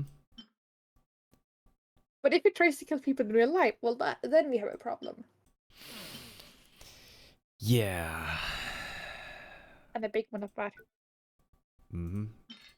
And I mean, he's still at the age as if he can kill people in games, me or the dad needs to sit beside him and be like, yeah, this is not allowed in real life, but you do you in game. Have fun. Go at it. As long as he knows that it's not allowed in real life, everything's fine. But there's also some kids shows. I don't know which show it was. I forgot the name of it. But basically, you have this kid who meets spirits out in the wild, and he's the only one that can see them. Mm-hmm. I forgot what the spirit was called. It was called a specific thing, which was also the name of the show, or something similar to the name of the show. These spirits are only spirits because they died in a certain way, as was most likely tragic. As in being drunk, going out in the road, and then being hit by a car, which is basically just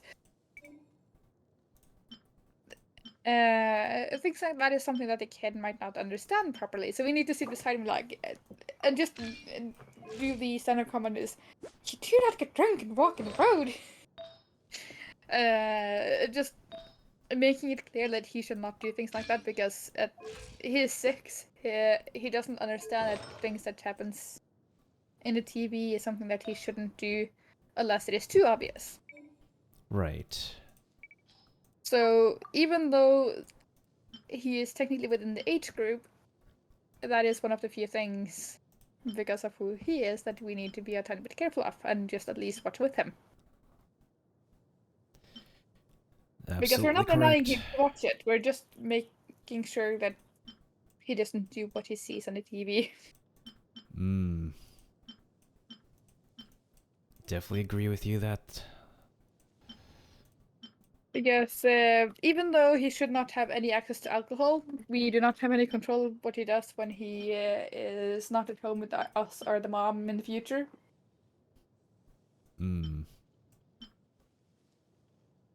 So, yeah.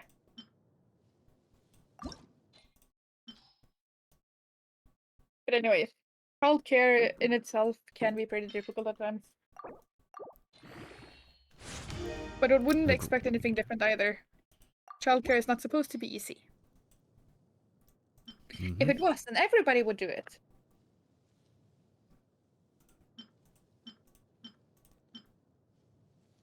Right? Agreed. And there is parents who thought they could and then couldn't.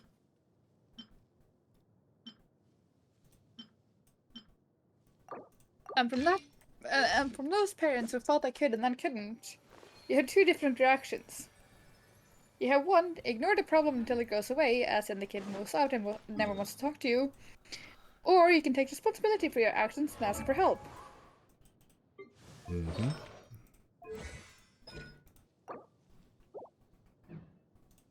I prefer the latter one. Which is basically what I did.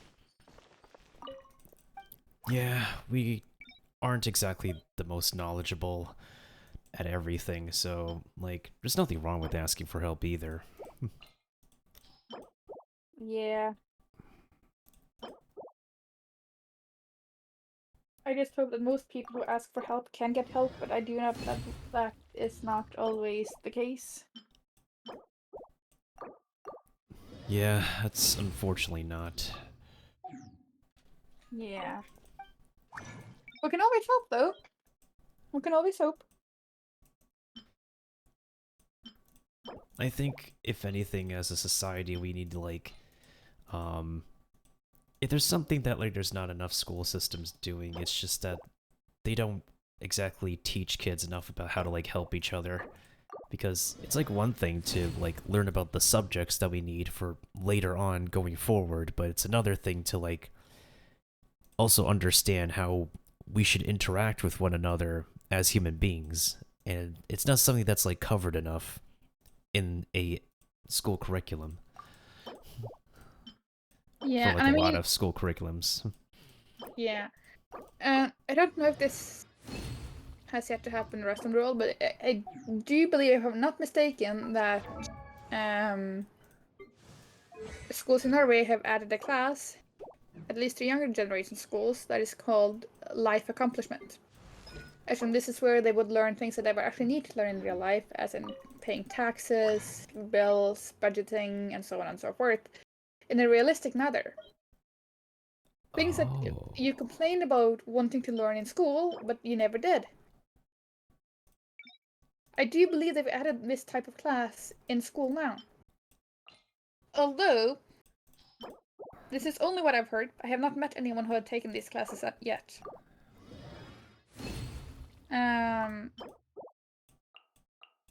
My mom is a teacher, and she told me that this has been added, but I do not know if it's actually true. I do believe this is one of the experiment things that might just be in certain schools, but who knows. But I do believe it's been added. But what I do fear that if this becomes is something that's added is the if none of the other classes becomes less, it'll just be overwhelming for the students, and they will not learn anything more because they're already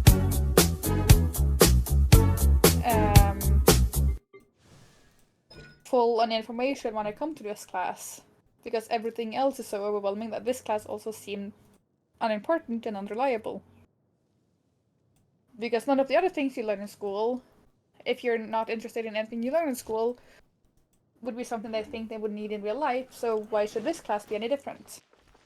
If they do That's not know anything true. better. So And it's all about the execution, I think. Yeah, absolutely. Execution is super important. And thank you, Olivia Smith, for the follow. Welcome.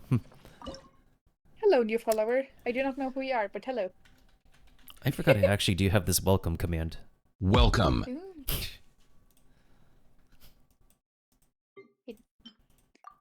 Can see.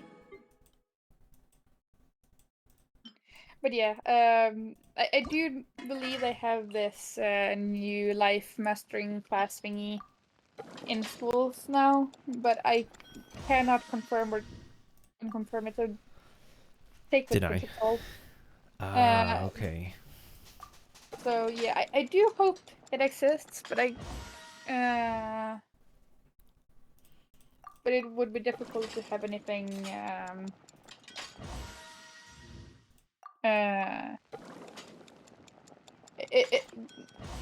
can't say anything for sure.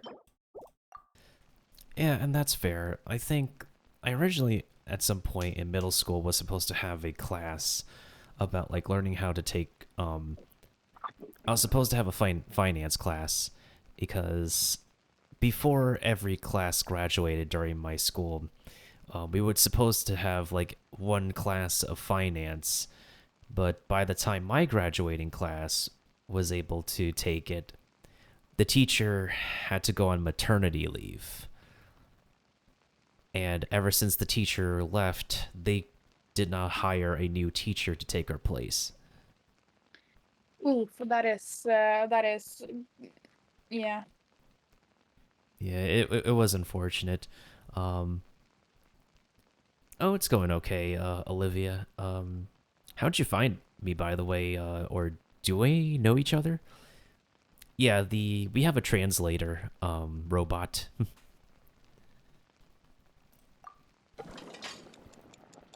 And hello, Olivia. Just so that anybody who comes in here speaking Japanese, will have their words translated. And I can learn something new. Which is also why I have closed captions. It is always fun to know something new, though.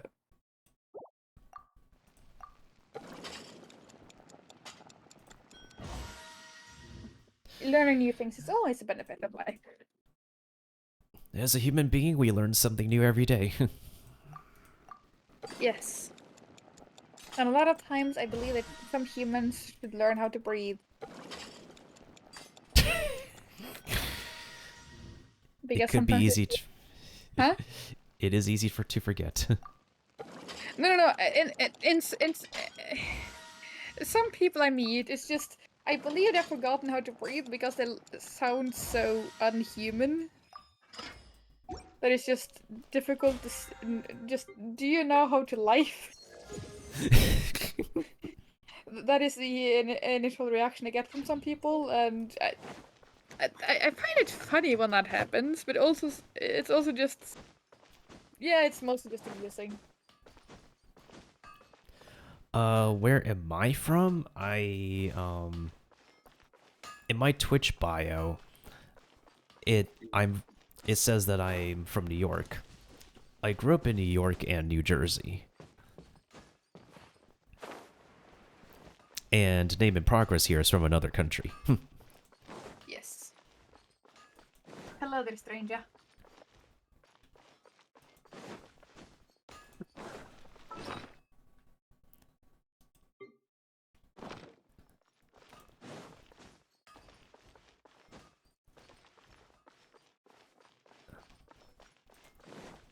Ah, okay. That is always fun to do.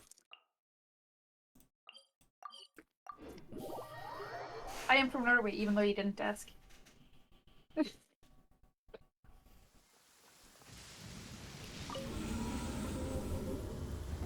It's kind of unique and funny. Yeah, I've had this name for a while. I've actually had like a couple different names on Twitch before I started streaming. And then I finally decided on this one for the longest time. At least you can decide on a good name. Yep. I'm currently in a phase of,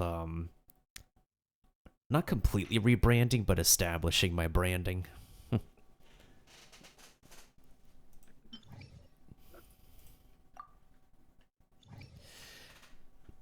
Or should I say, at least you have a name. True, and your name is still name in progress. It has been 5 years. I think there's a... Oh yeah, there's always going to be a delay. It's never going to be 100%. Yes, I'm never gonna have 100% of a name. No, I was just saying, I was responding to Olivia. She said there's a delay, but it's not something I can easily fix. Ah, yeah, that too.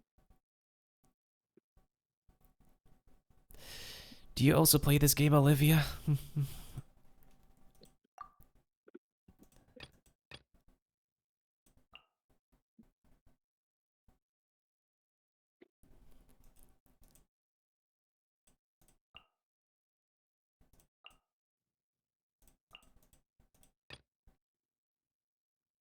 I don't think that should make much of a difference, but we'll see what happens.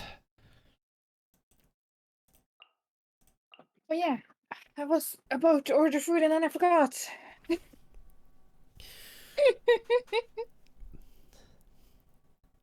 Ah, you...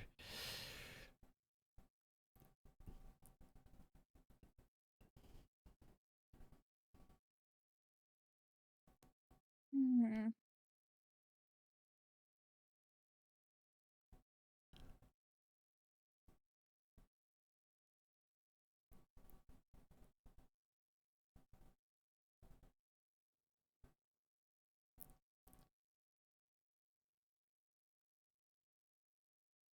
Wait a minute.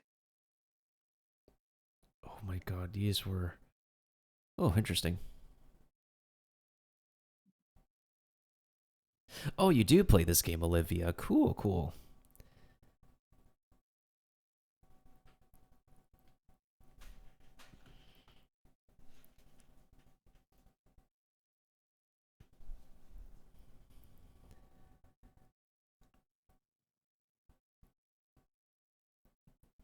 Name in progress is not a boy. Ah, no. I am very much not a boy. At least not the last time I checked. Does your identity get mistaken often? Mine? Yeah, when people like hear you speak. No. Not at all. Ah. I believe I one time heard that I sound too cherry to be a boy. Too cheery? Cherry, as in too happy, too full of energy, or sweet, or something. I do not know if that person was just odd, or if that is a general thing. I've never heard it before, but I will just assume that this is a strange opinion. True, true. So, yes. But that has been a one opinion, if that was not something I just dreamed and imagined. Which might actually have been happening. So, Olivia, where are you from?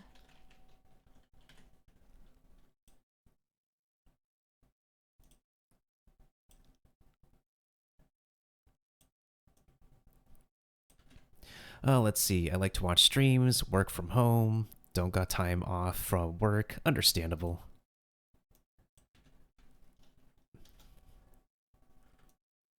This is their name, by the way. No, it's fine. It's honestly human to make mistakes.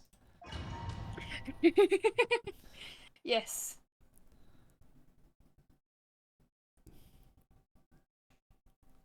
Which voice is good?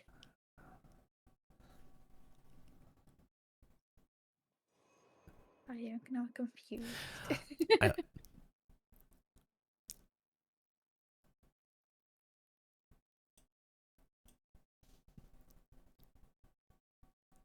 Oh yeah, I mean, I've been using an HD microphone ever since I was in high school. Yeah, this microphone has stood the test of time. I believe the microphone I have now is the first microphone I have ever bought that is not from a specific computer.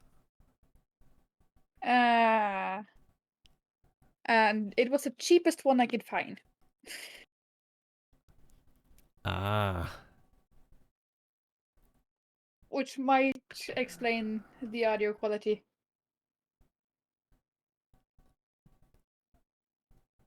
A desert state. Is it Nevada? I know Nevada is a desert state. I've only been to Las Vegas once.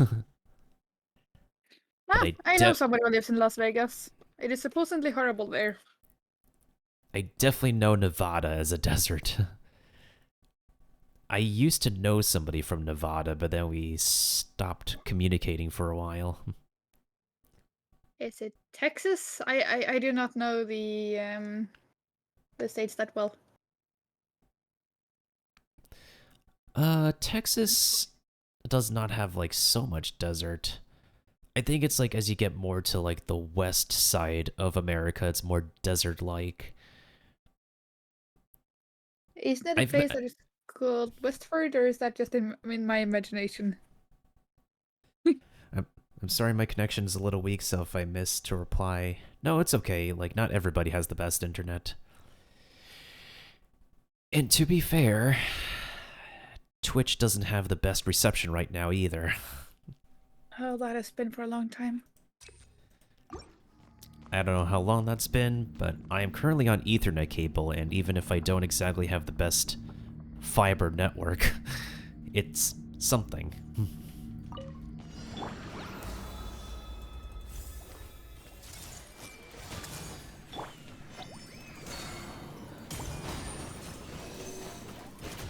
Yeah.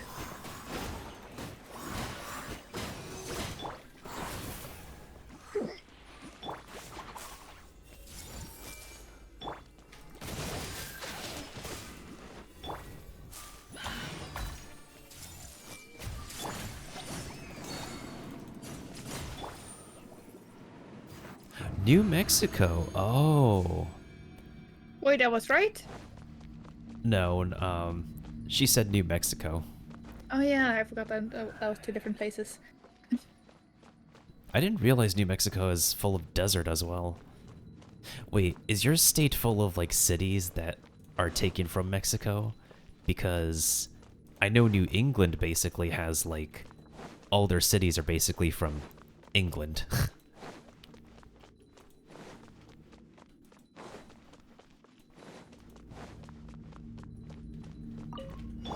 That's following orders.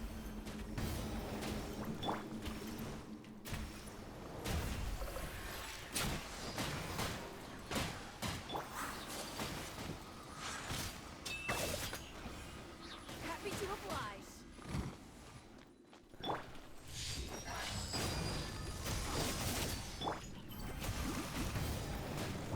Yeah, internet is super expensive.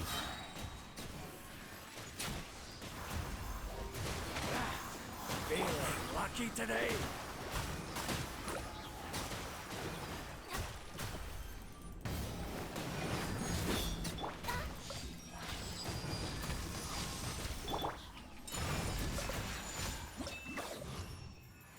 So Olivia, do you have any hobbies like painting, bookbinding, crocheting, or Me? anything like that? No, I asked Olivia. Ah.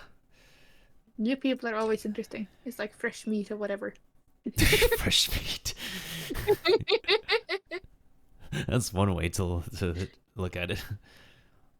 Oh goodness, so you said If I met new people in real life, then nah. But online, it's just what are you into?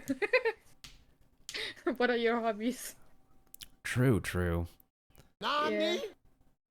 And I always want to find like bookbinders out there. I'm always just striving to try to find just at least one bookbinder whenever I meet new group of people. Let's see. You don't know the city part. Okay, understandable. What do we do for a living? I'm just living. Yes. I am basically on welfare, but I do have like a small bookbinding business. As in I take like 1 or 2 commissions a year, which is basically what I have the energy for. I used to work. I used to work for my university for setting up sound equipment for live events. Whenever we have like a DJ or a guest musician on campus. And I previously used to work at a cinema as well. Until COVID happened. And now I'm just here making content for Twitch, YouTube, and TikTok. It hasn't exactly gotten so steady yet, though, which I'm trying to work on and improve. But what I'm trying to start on the side is like a catering business, because I do like to, I would say, experiment in the kitchen. Like, people could say I can cook, so fun. but I find myself more as a food scientist. I know the feeling. Sometimes I just, when I fiance at work and I am home making food, I just sometimes call him because this is something he would like to know before he gets back home, because sometimes he expects one thing and it's not what he gets, and then he gets pretty frustrated. Not mad, but just, it is not what he expected. So sometimes I just need to call him and be like, "So, hun." And then a long pause. It didn't turn out how I expected. It is good though, but I had no idea what it is. By the way, for your reference, I'm sitting here pretending like I have the emotion of like a phone in my hand is like shaped like a phone, and I'm pretending to holding my phone up to my ear.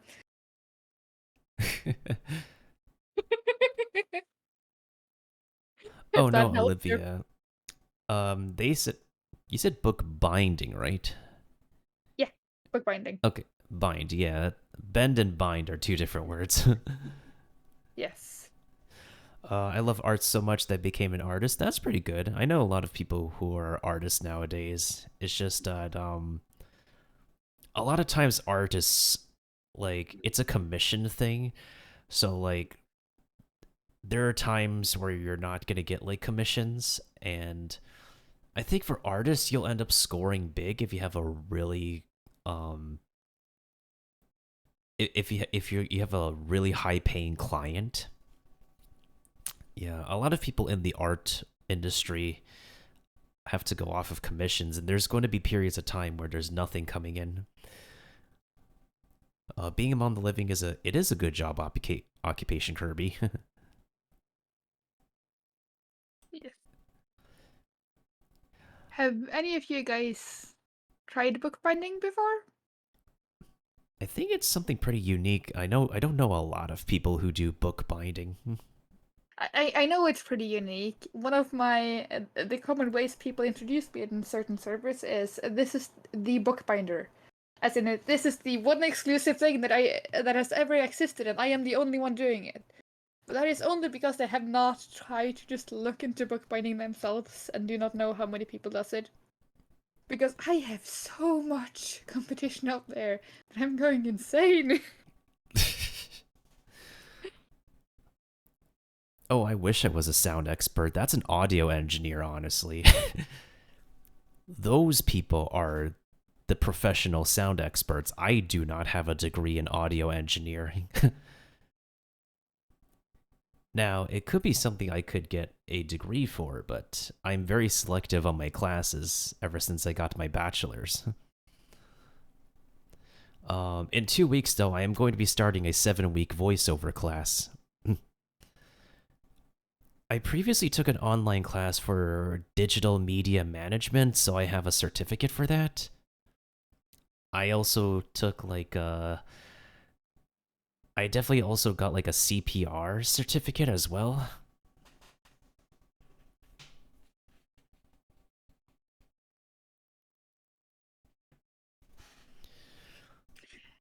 Yes, Miltando, can't you show some of her work?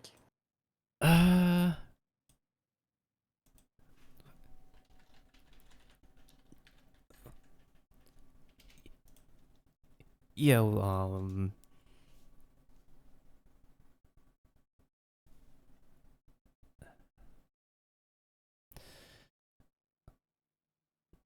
bookbinding takes a lot of time, I guess, and perfection. A lot of crafts work do take perfection. Yes, I mean, bookbinding is something that is so unique that I would say that it can take everything from an hour to 50 hours, if not 100 or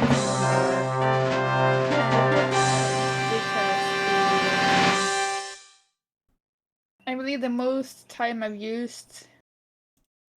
This is a time in real war, not the working time itself. But the most time I've used on a book is 2 months. Mm-hmm. And this can be days where I wake up, I start working because I think I can do 5 minutes before breakfast, and it's suddenly like 12, and I'm just like, okay, yeah, I need to go to the toilet. I go to the toilet, and I just, okay, 5 minutes more, and I'm gonna get dinner. And then it's 4 p.m., and I'm just like, okay, my eyes have just started to unfocus, and I need to get some substance. So I get something super quick to eat, and then I go back to the things. Like I spend almost the entire day from the moment I wake up to the moment I go to bed, and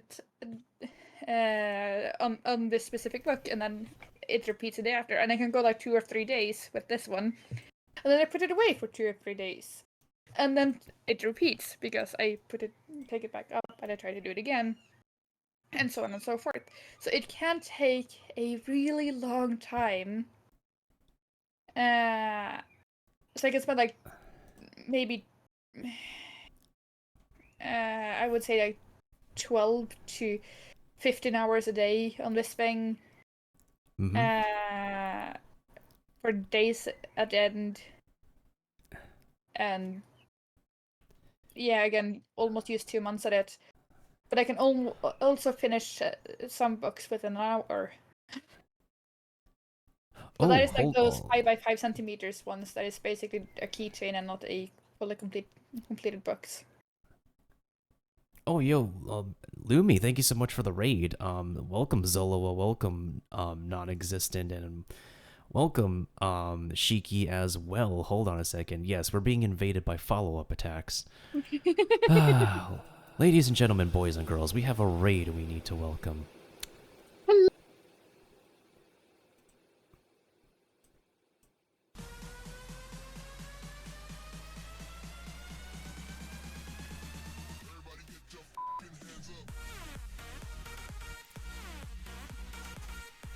I'm just looking at something else, sorry.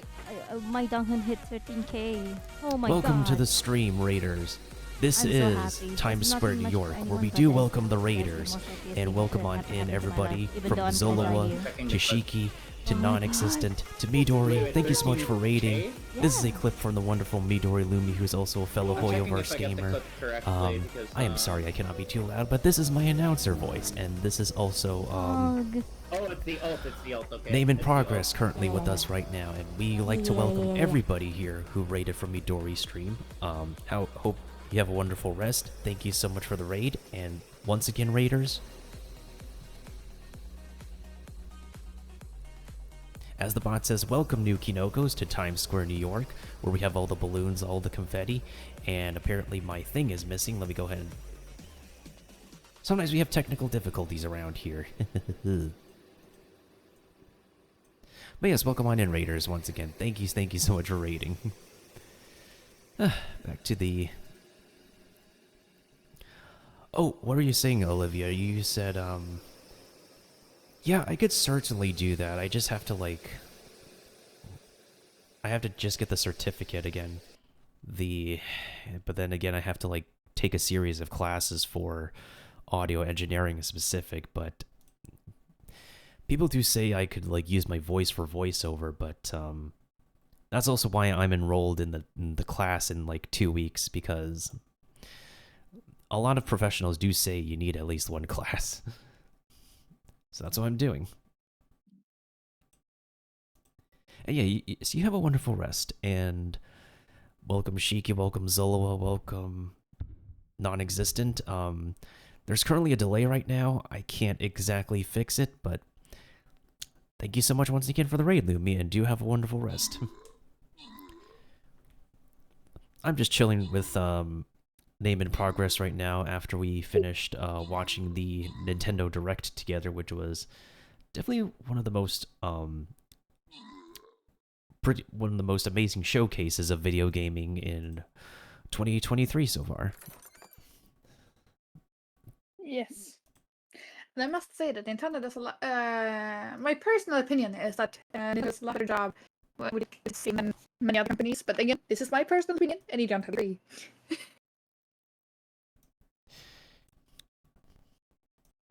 Anyway, how are you guys? I hope you guys are doing well. I believe everybody has been doing well nowadays. That is good. Alright, back to the main game where I was focusing for a little bit before I realized I got raided. Yes. I'm just currently playing a little bit of Genshin right now to get caught up on things.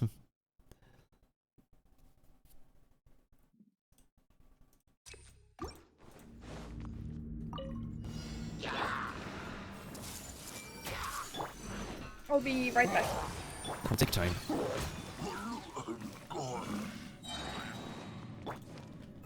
And Olivia, whenever you're ready to send the link, let me know.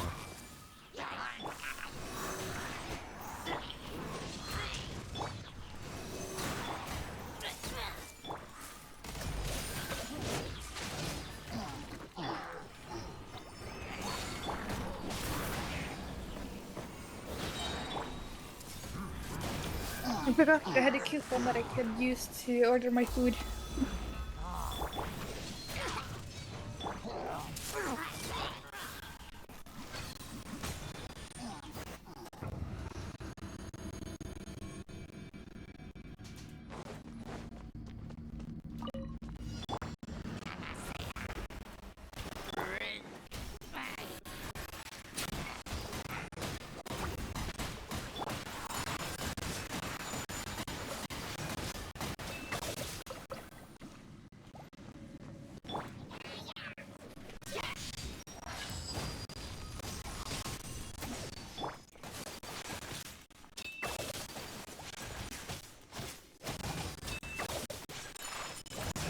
And if anybody here plays Genshin Impact, who is your favorite character or characters?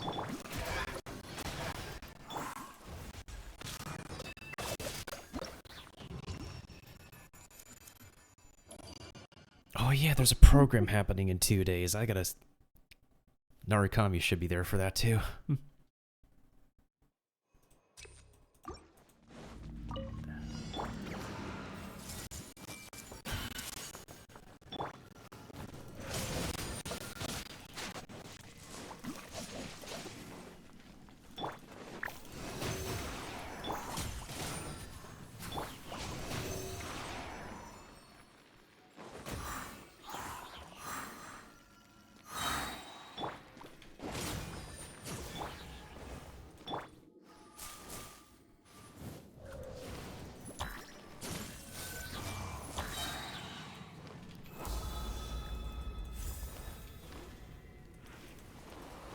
It's understandable, Olivia.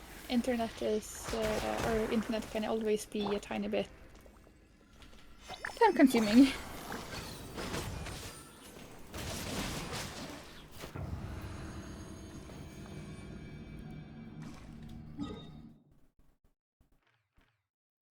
Yeah, because right now it says, like, I don't have any dropped frames. I meant, like, my bitrate is pretty normal, so... Actually, hold on a second. Let me double check again what's... we all gotta be tech experts in 2013 now.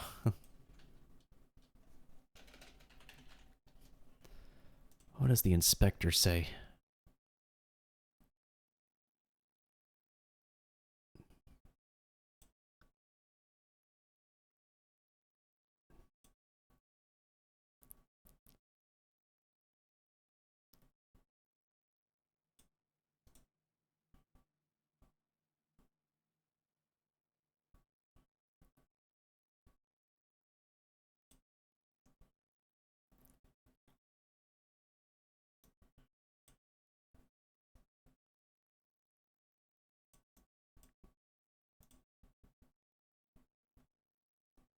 Yeah, I don't know why there's like a really major delay. You are not welcome here. I apologize about that, guys. I can't really fix it so much. I'm not exactly an expert in fixing Ethernet wall outlets either.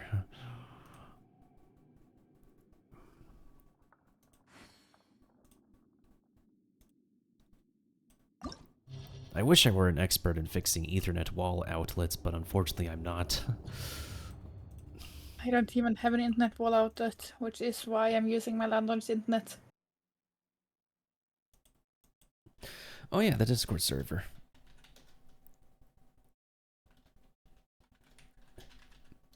And these are also my socials, guys. Totally optional to follow. We're currently in the process of reworking the Discord server.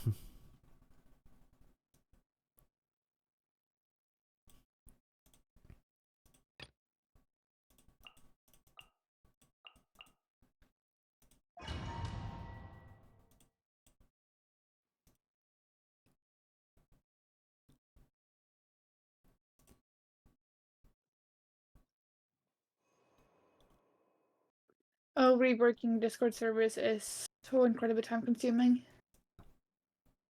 Oh yeah, absolutely.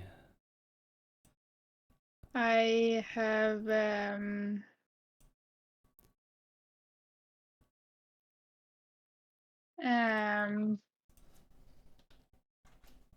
I have helped a few people setting up Discord servers, including trying to set up my own, and it is one thing without the bots, but when you add the bots, it's suddenly becoming an entirely new thing, and just doing it without the bots itself can also just be troubling, and then it's more troubling because you need to know which bots to add if you need bots and so on and so forth. It's a struggle. I also became a admin in a server because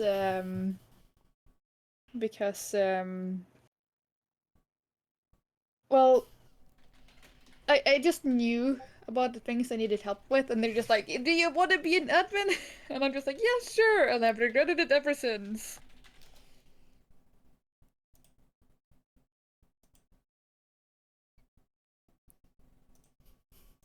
Oh, nice. Oh, if your work is on Instagram, I can take a look. Since I do like a lot of pictures on Instagram.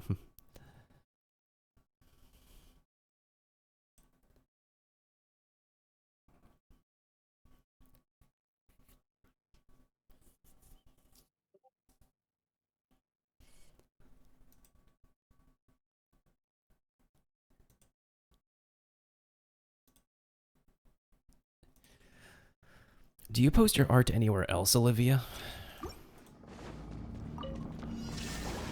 You know what I just like realized is that I don't see enough artists promoting Deviant art anymore. I don't know if it's like because Deviant art is dead or something. No, I don't. The website is not dead. It's just I don't see a lot of Deviant art promotions anymore.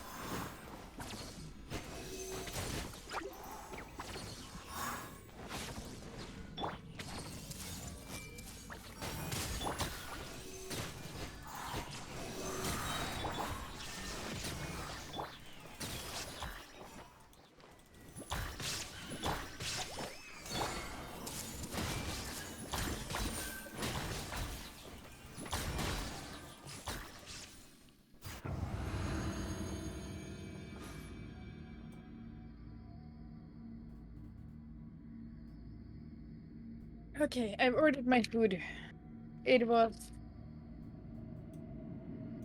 I hope I got enough. And welcome back.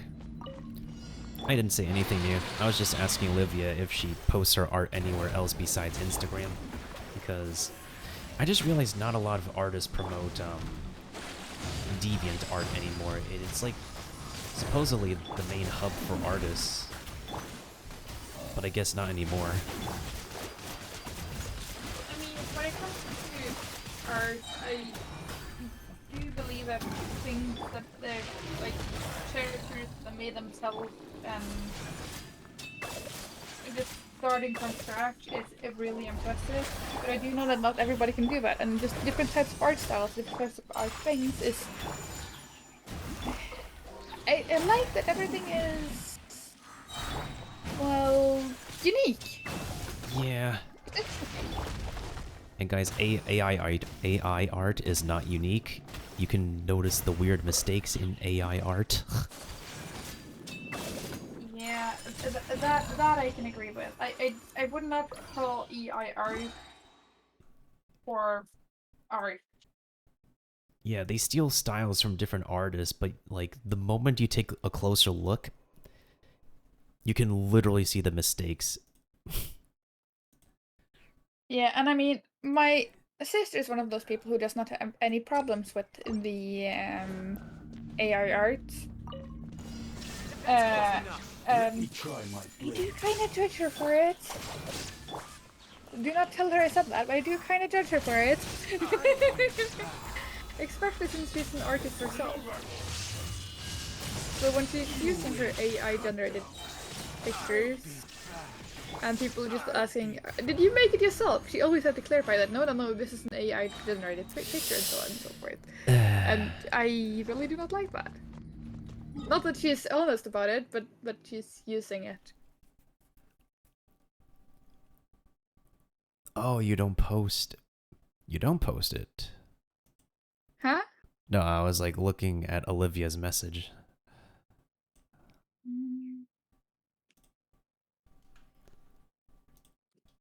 Most of my older stuff is on DeviantArt, but it's from my younger days. That's understandable. Same here, honestly. I haven't uploaded to mine in a long time.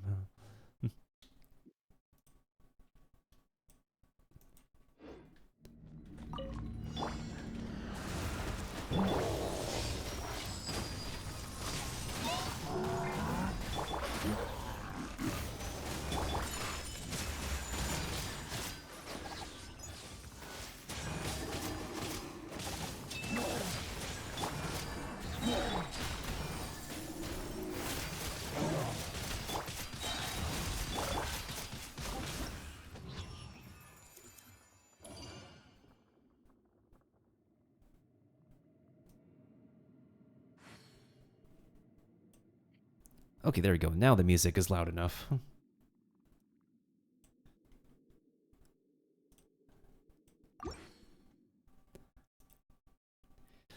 I have my background music rotating between Nintendo and Persona. That could be pretty confusing.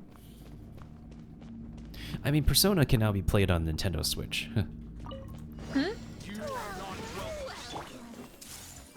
Persona games can now be played on Nintendo Switch. Interesting. I have never played Persona. I did, however, make one of the books from Persona, but I've never played the games. Ah, I see, I see. Oh, captions. Yes, I believe it's called the Persona Compendium or something like that. Yeah, yeah. I got a commission of it because I had a friend who was a cosplayer, and he's just like, hey, you make books, right? Can you make me this? And I said yes, and so I did. Oh, you can't post because of a one of the contract. first thing I did was making a huge mistake, which made me have to redo a lot of the book, and I'm just like, oh god, fuck. But I fixed it.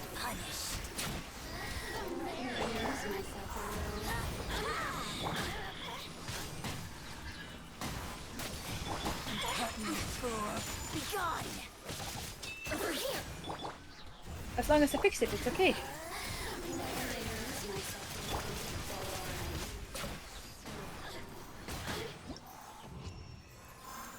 Captions, I said they can be played. If you know how to make databases, you could use your own personal artwork. Also true.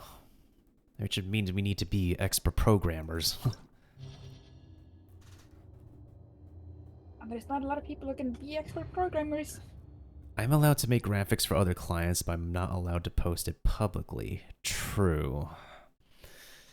I can see where you're coming from with the contract speak. It's just like with voice actors, they can't say what projects they are in until their client says they can. I get where they're coming from. I remember, I can't remember who it was, but who it was one of the comedians, one of the British ones. Oh god, what was his name? Do you know a lot of comedians, Miltando? Depends. Do you watch comedy shows? Or comedy things? A little bit, like Trevor Noah. Well, this is a comedian who he went to the same class as the one who played Edward in Twilight. Mm-hmm. And this dude has the biggest grudge against this dude. Mm-hmm. But another thing is, this dude was supposed to be one of the voice actors in Frozen, as in he was supposed to have one line that was supposed to be one of the trolls. Mm-hmm. In Frozen. And he bragged to everybody that he was in the movie. He was even hyped about just like, I can even be a princess, is what he said, even though he would never get that job. But he was one of the trolls. And he plays in that one line in the movie, and he goes home and he waits for the movie, and the movie comes out. He goes to the movie premiere, and just when his character was about to say his line, he opens his mouth, and they cut to the next scene. This comedian stands up in the middle of the premiere and be like, "You cut my line!" And he had to be escorted out from the movie theater. And I just can't unsee that specific part myself, because Ooh. I'm just imagining some person be like, I also worked on this movie, even though it was a minor role.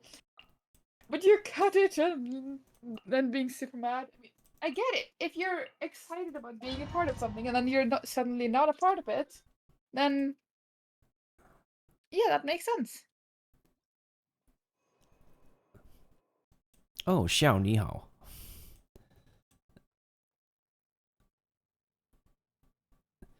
For the record, though, I haven't been going around posting AI art, calling it. That is fair, Kirby. That is fair.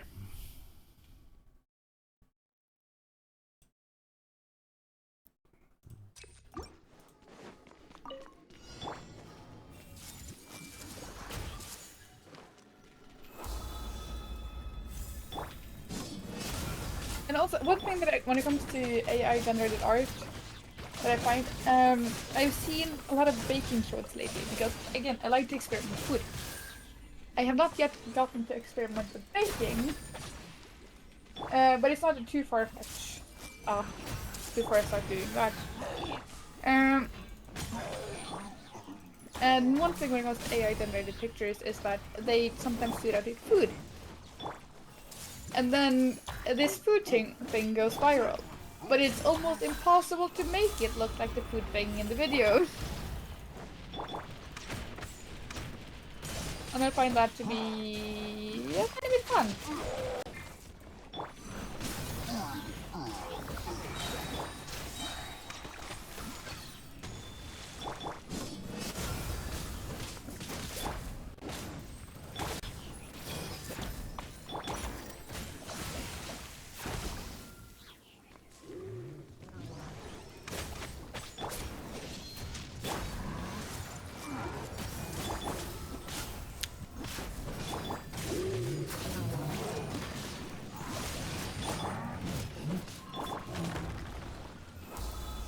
Yeah.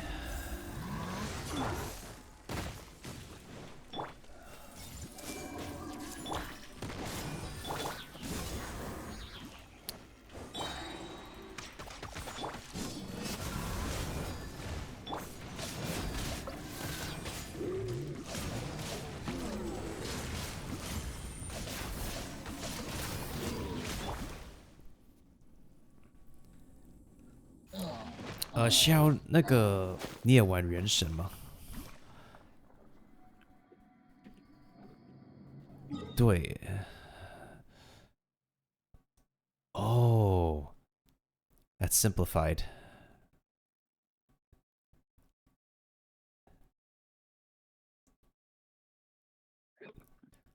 很抱歉，我的网络很慢。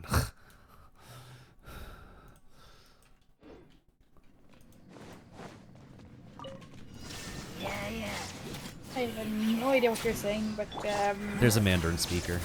I am activating my bilingual powers.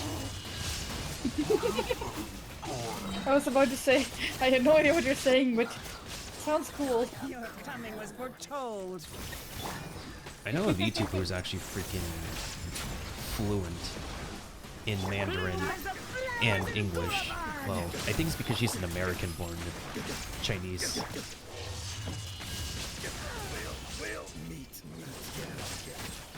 Yeah.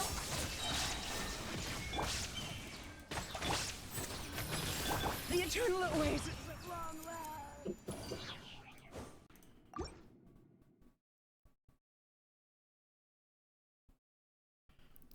Oh, 你有玩原神. It's kind of funny that the translation is correct because that's literally what Genshin means in Chinese, like original god. And oh, shit. Because the character Yuan means original and Shen means god. But the English title came from the Japanese pronunciation of the characters, interestingly. I don't know where the impact part comes from. I think it came from Honkai Impact.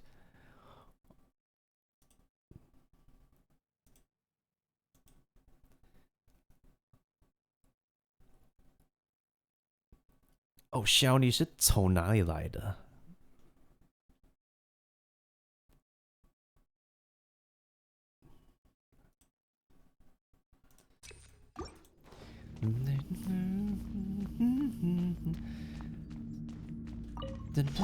Behold, the abyss has come.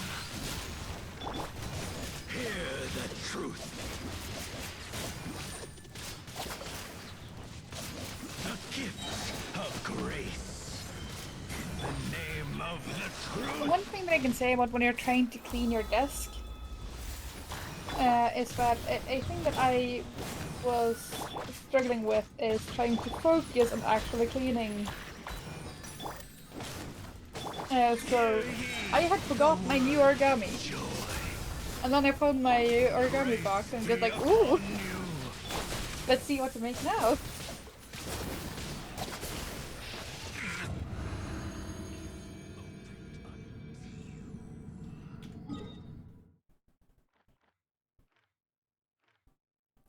You在问谁是什么问题? I think I'm fine for now, Olivia. Thanks for the offer, though.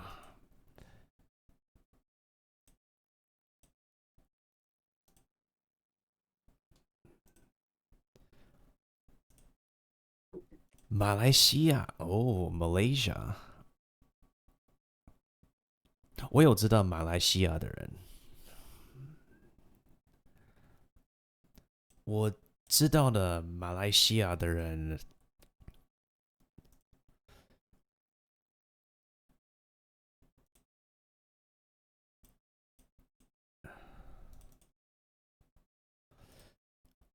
我不确定他可不可以讲中文，他是会讲英文的。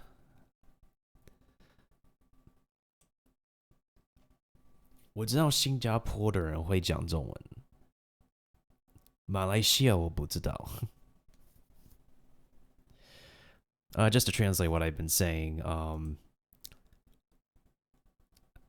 they say they're from Malaysia, and I said I know people from Malaysia. I just find it kind of rare to run into Mandarin speakers from Malaysia.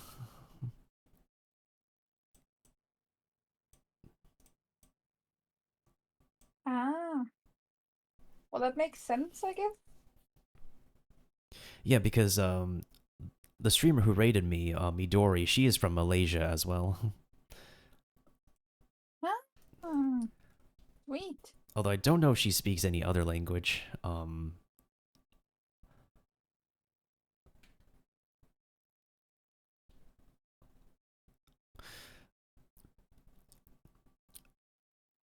对，肖你是男的还是女的？还是两个都不是？这个6月说是 Pride Month，但是我不想要猜错。And then I just asked them like if they're male, female, or neither of them because I want to make sure I don't make a mistake identifying someone. That is always a good question to ask. It is really awkward to misgender someone. Oh, because you always want to be considerate. Yep.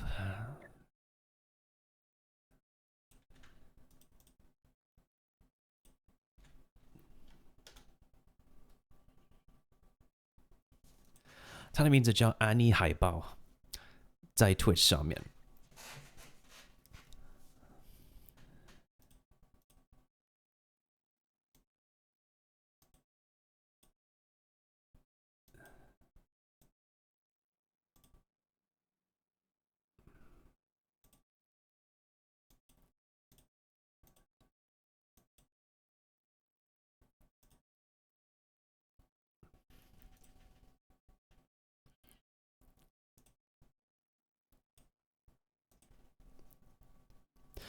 这个6月就是那个 Pride Month，就是如果那些人就说那个不，他们不是男的还是女的，他们就是那个 gay 还是那种人，这个月就是他们的那个月。OK， 你是男的，好，了解了。Okay, they said they're male, so just wanted to be sure. It's always good. I know in online games, like, a lot of people love to roleplay as the opposite gender, understandably, because you can make a really attractive character to roleplay as. Then again, I can also understand that from a point of view because I do feel like female characters sometimes have more options look-wise that you cannot always get away with when you're a male. I'm not saying this as a positive or negative thing. It's just, yeah, it makes sense. 对，是安妮海豹。你有看过她吗？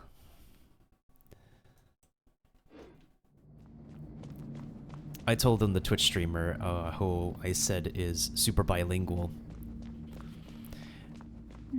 And then I'm asking them if they've watched them before.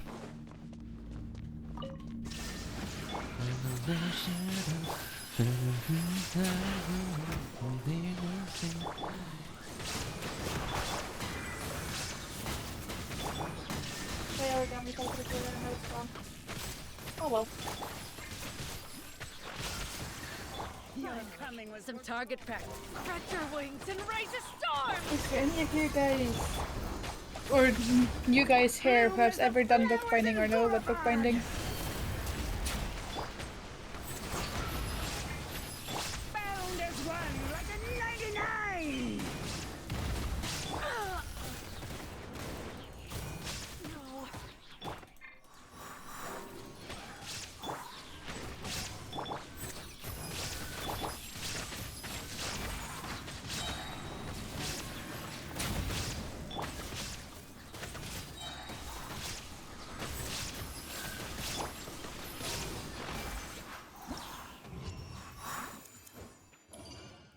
Okay, this part was a joke. This part was a joke.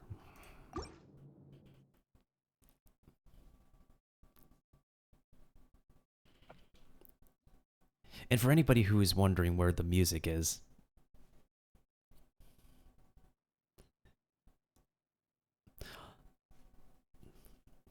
the music is from Persona 3.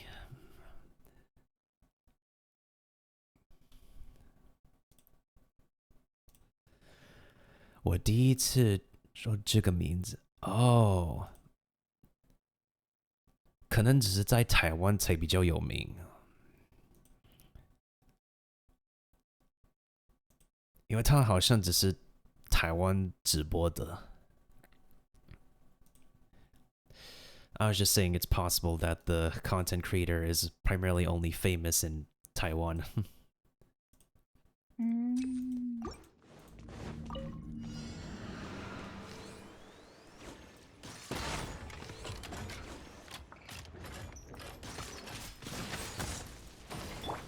By the way, I might have to go soon.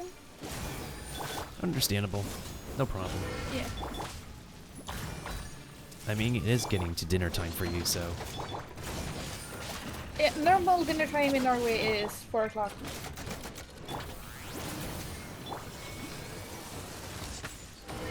That's fair enough.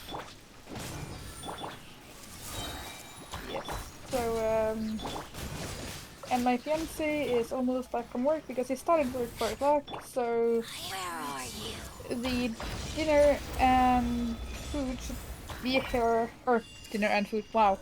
The dinner and my fiance should be arriving at roughly the same time. Hopefully. This is Her Majesty's gift. I don't know if he's closing alone today, so it depends on if he's closing alone.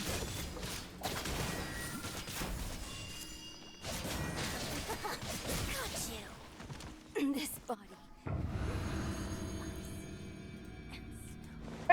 I have to go. Bye-bye. No problem. Thanks for stopping on by. And enjoy your food. It's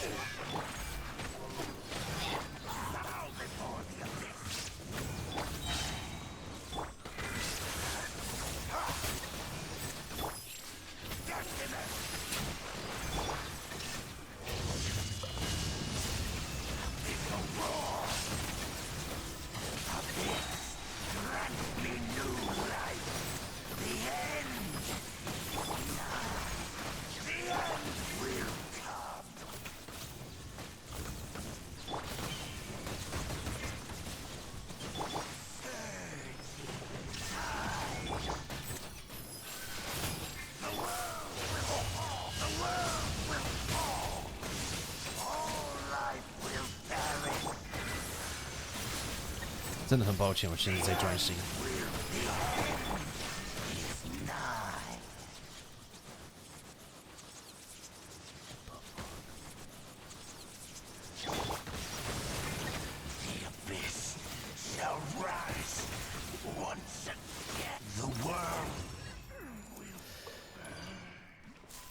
那在原神里头，你喜欢谁？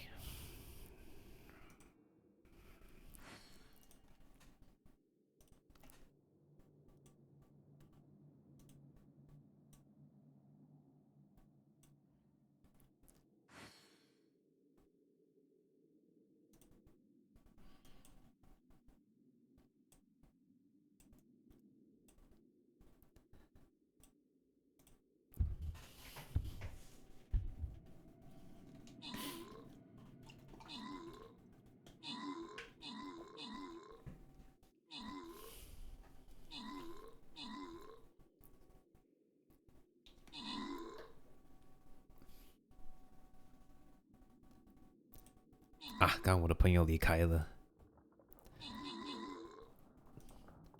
他是从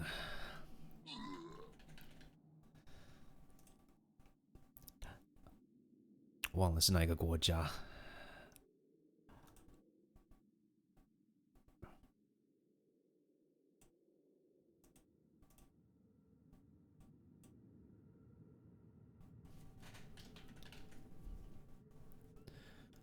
他是挪威来的，对。刚刚那个讲话的人是挪威来的。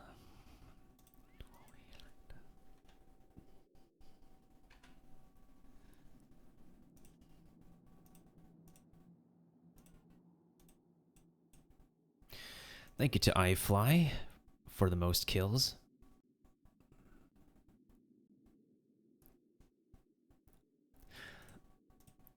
Liao jie, liao jie.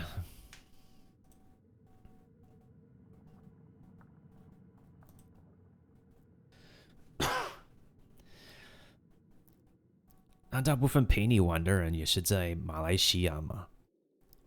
还是别的国家？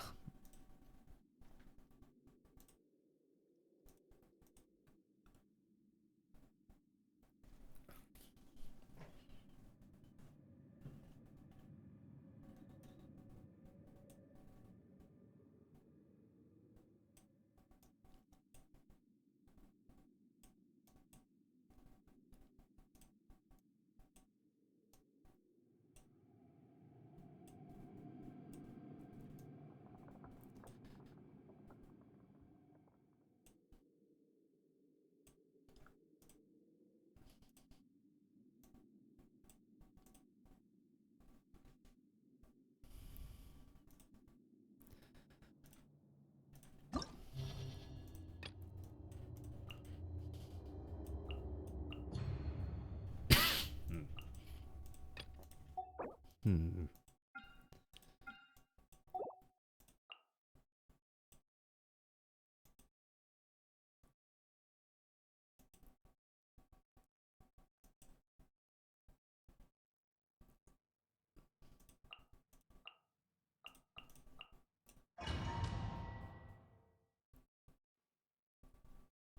And thank you for the posture check, Kiba.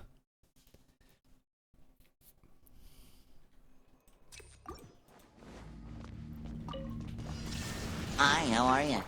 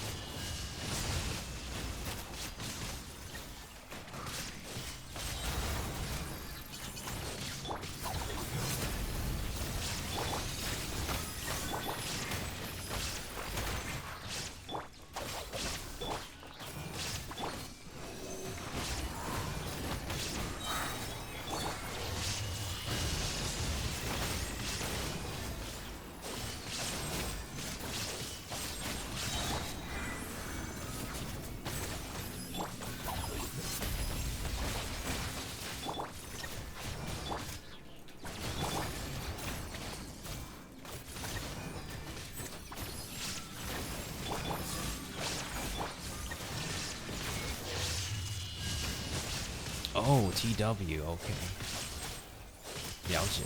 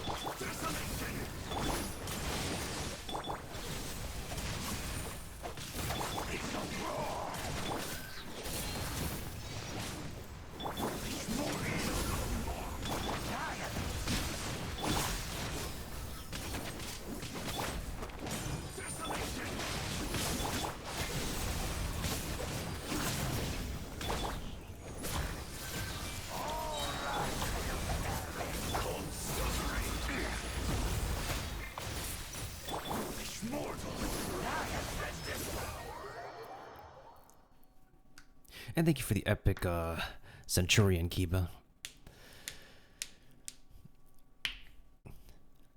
那肖，你通常会几点会去睡？现在是几点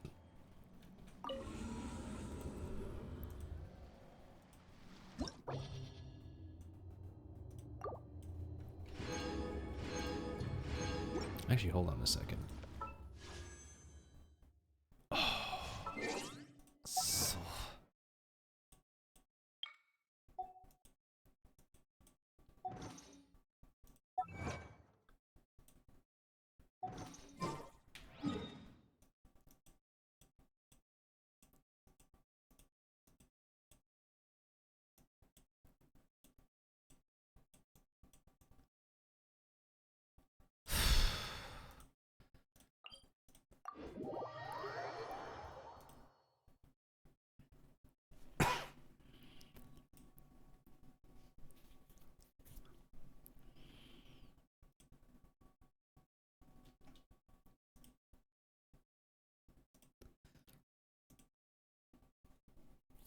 然后除了原神以外，你还会玩什么游戏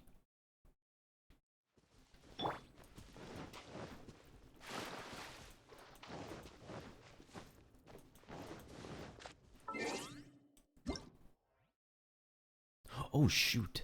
It's Yoimiya's birthday.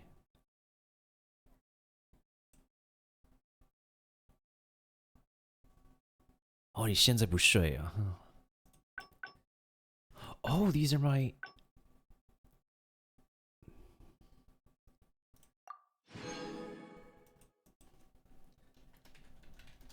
Let's get this red.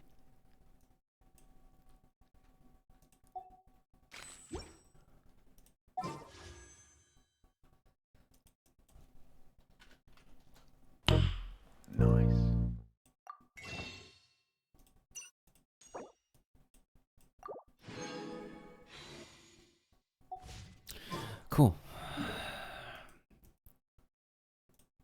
Cool. Very cool.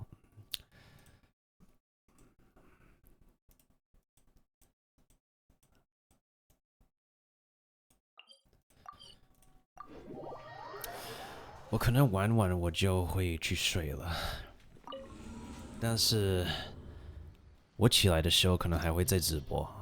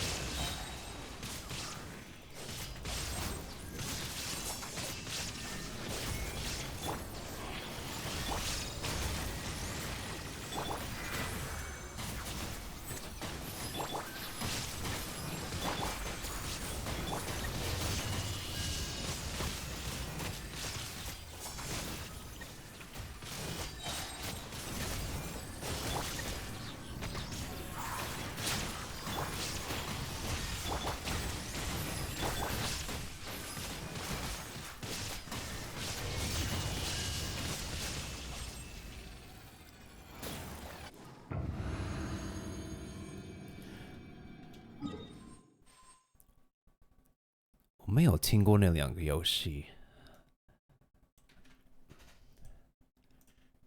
让我来查一下。不好意思。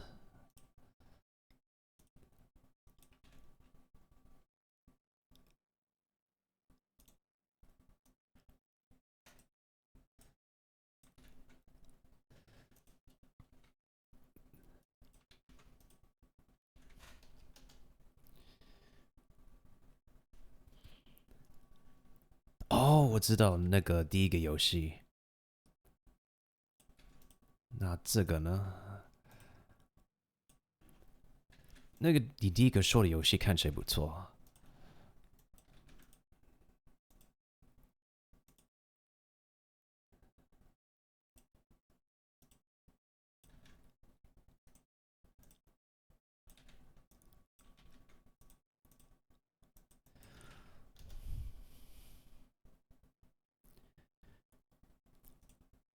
哦，第二个游戏我知道，一个朋友会玩。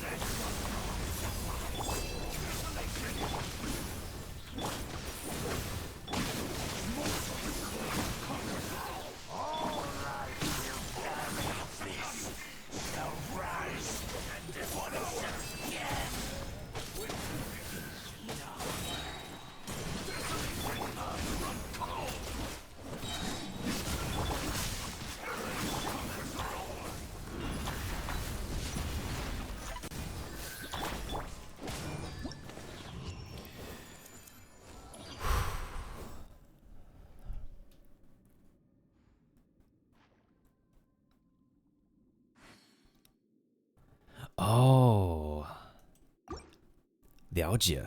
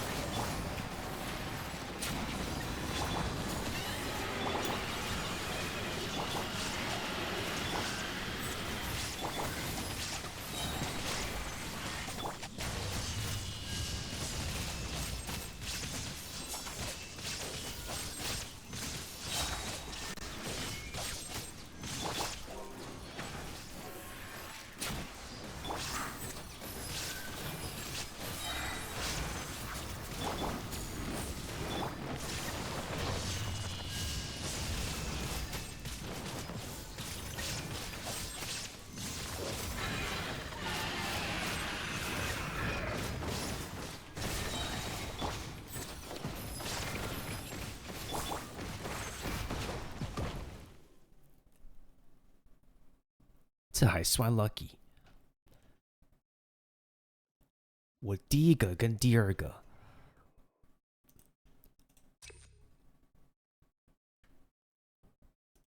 都拿到这张卡。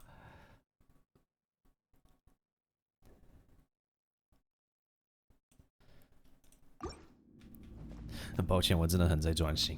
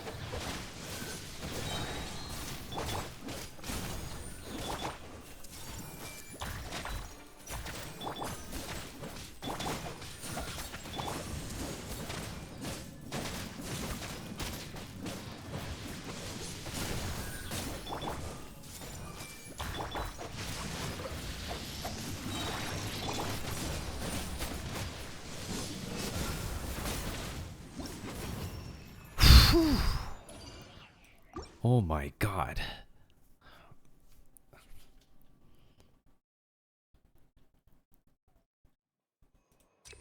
Oh, 太 lucky 了吧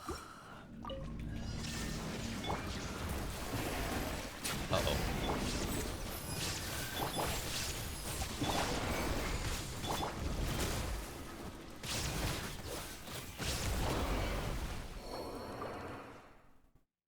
Oh, 我忘了这些动物很困难。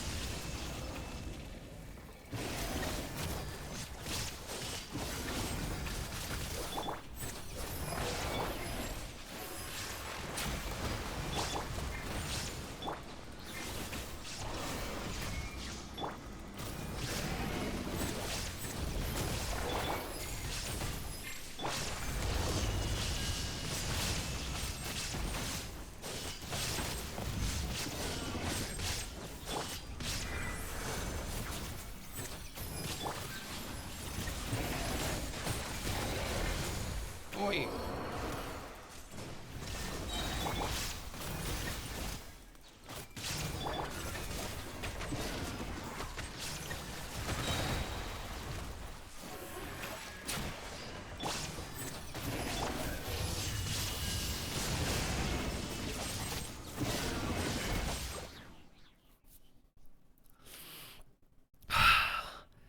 San 张都算是 lucky， 但是最后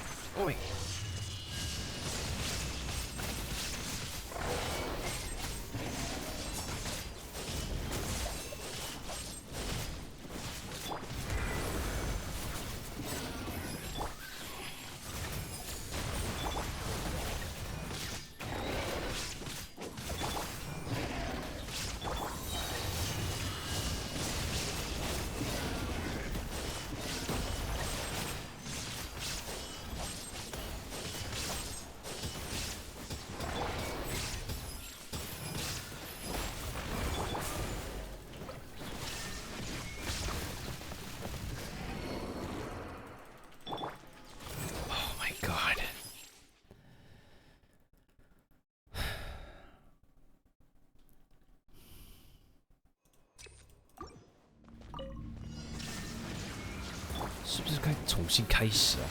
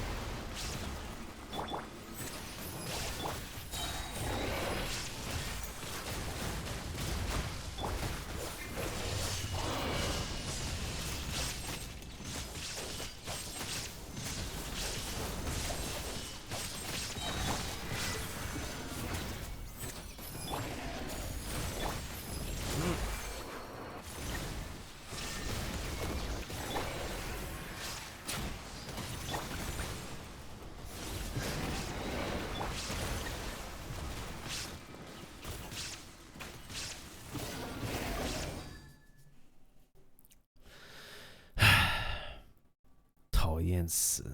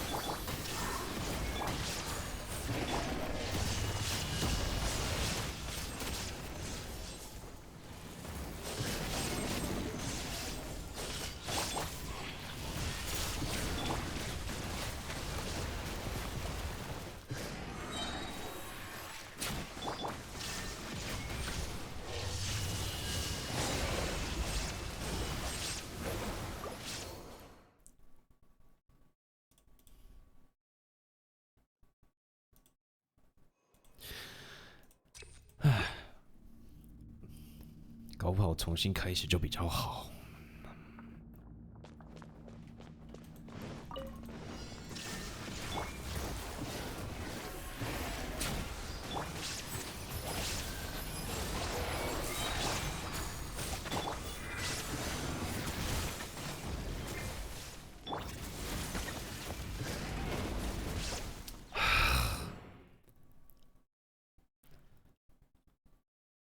而且换人换得很慢呢。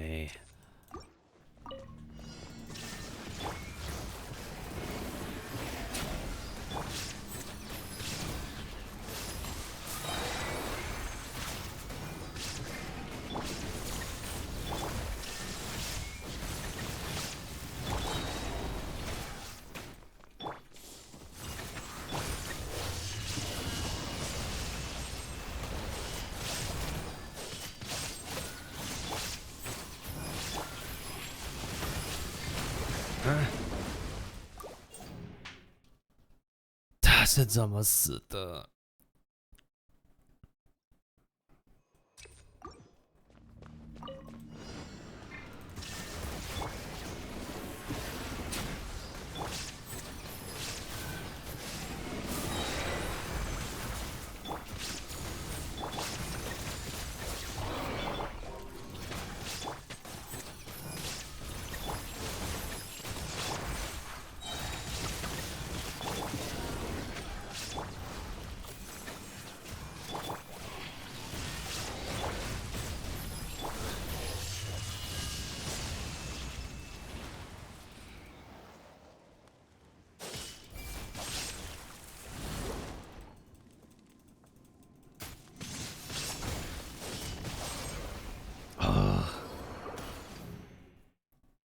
我的荧幕结冰了。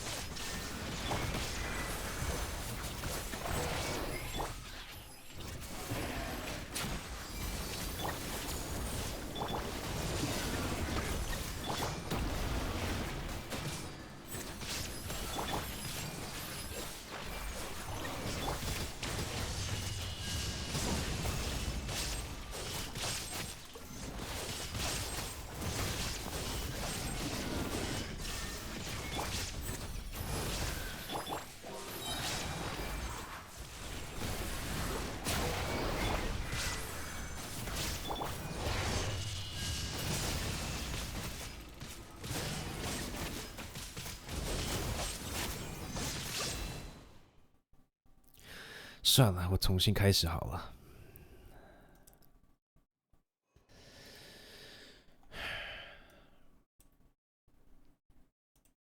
我先冷静一下。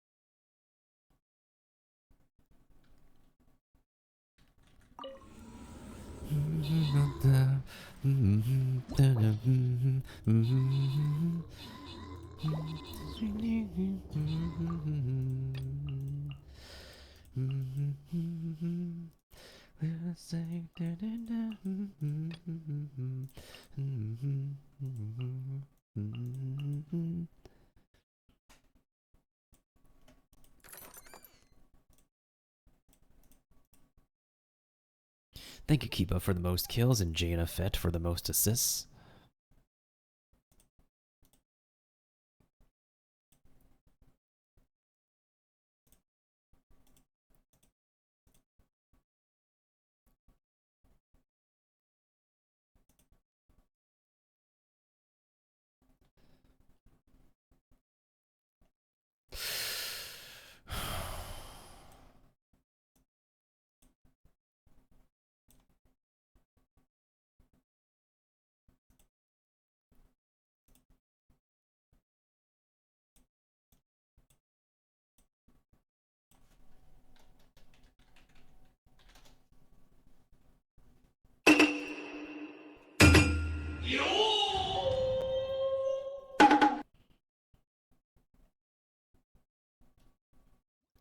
算了，我重新开始好了。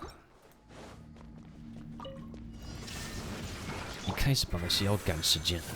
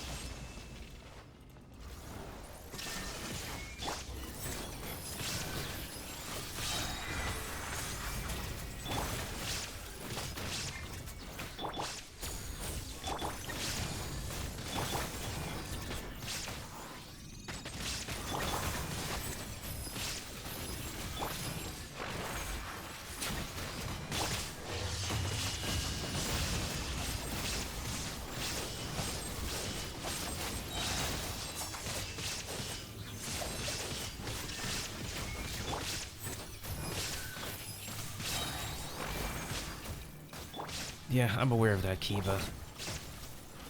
Not exactly so much I could do to fix it.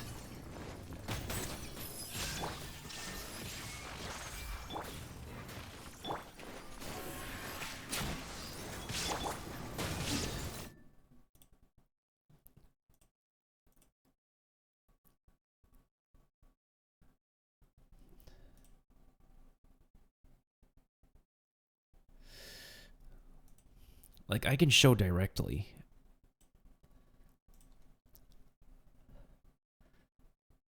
Alright, let me just show the desktop display real quick. Okay.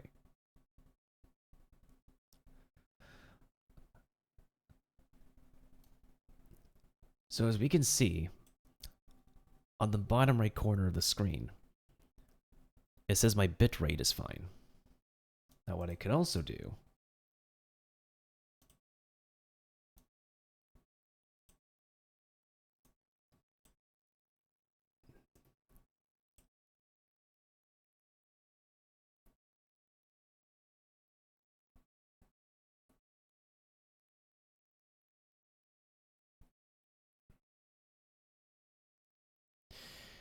yeah, everything looks normal on my end, so I don't know why there's a latency error.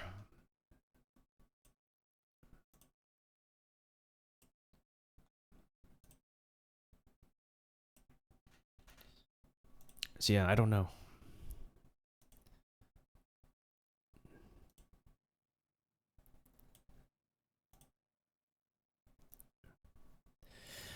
But I will make sure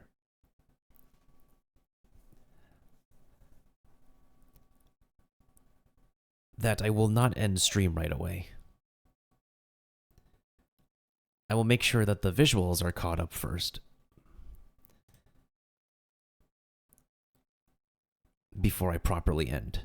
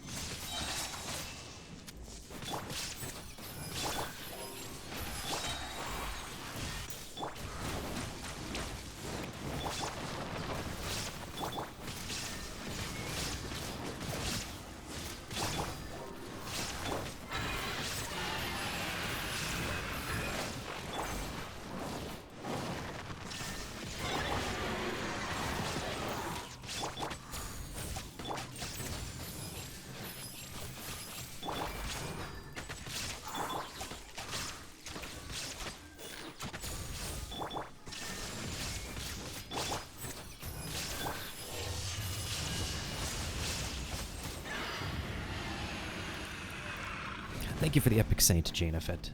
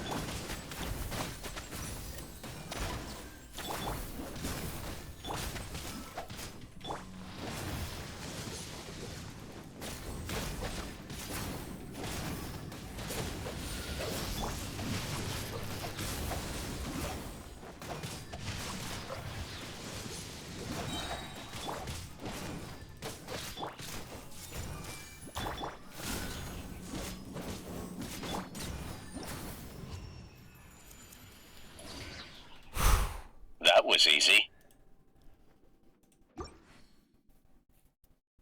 Okay.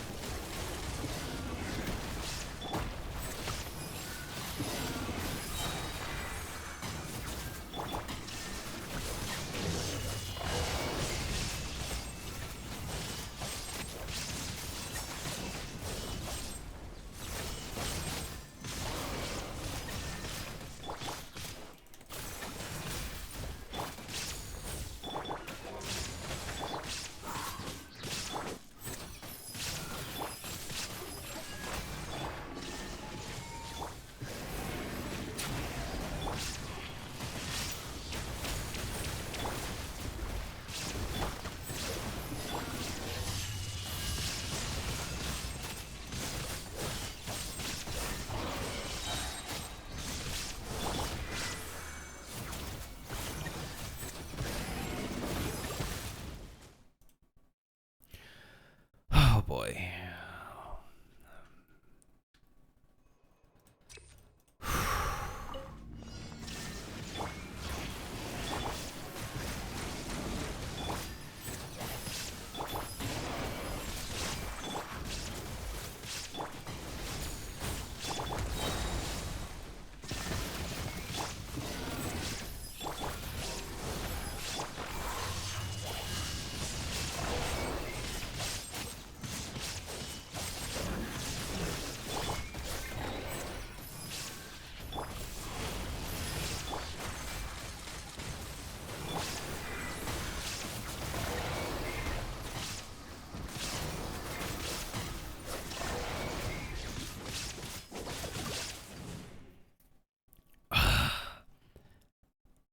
Inte de är bara för då.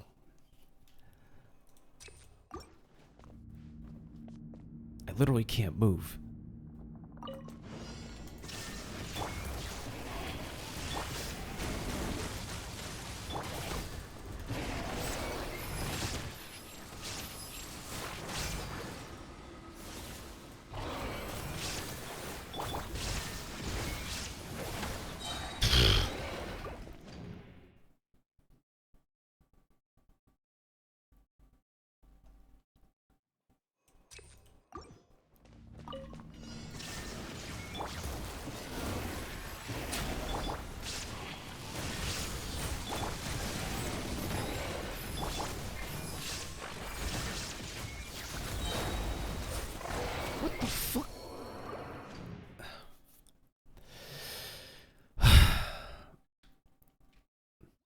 Where can I move?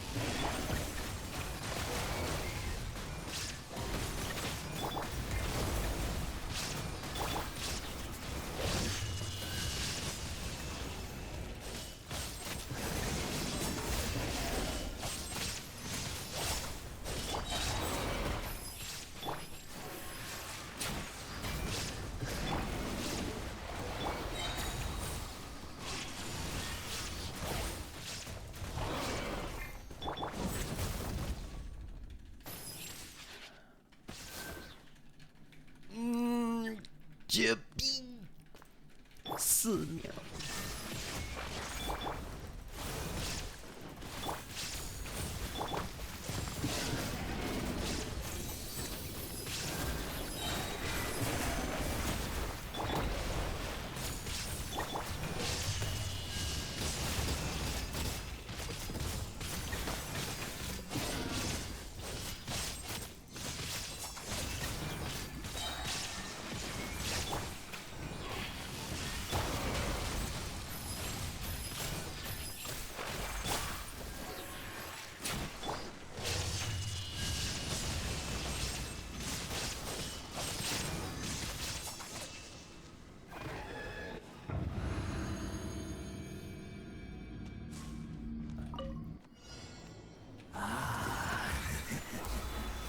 A lost man.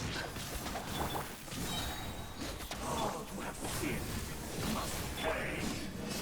Fight your salvation. Sin be washed away.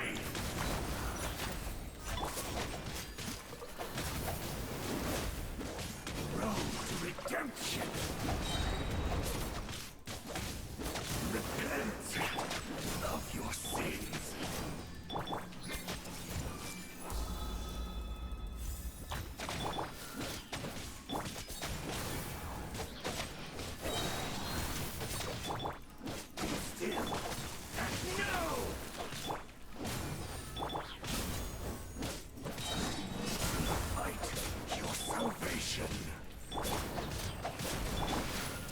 Sin be washed away. One more sin upon your soul. 我刚结冰了4秒。My screen was literally frozen for 4 seconds and I could not do anything.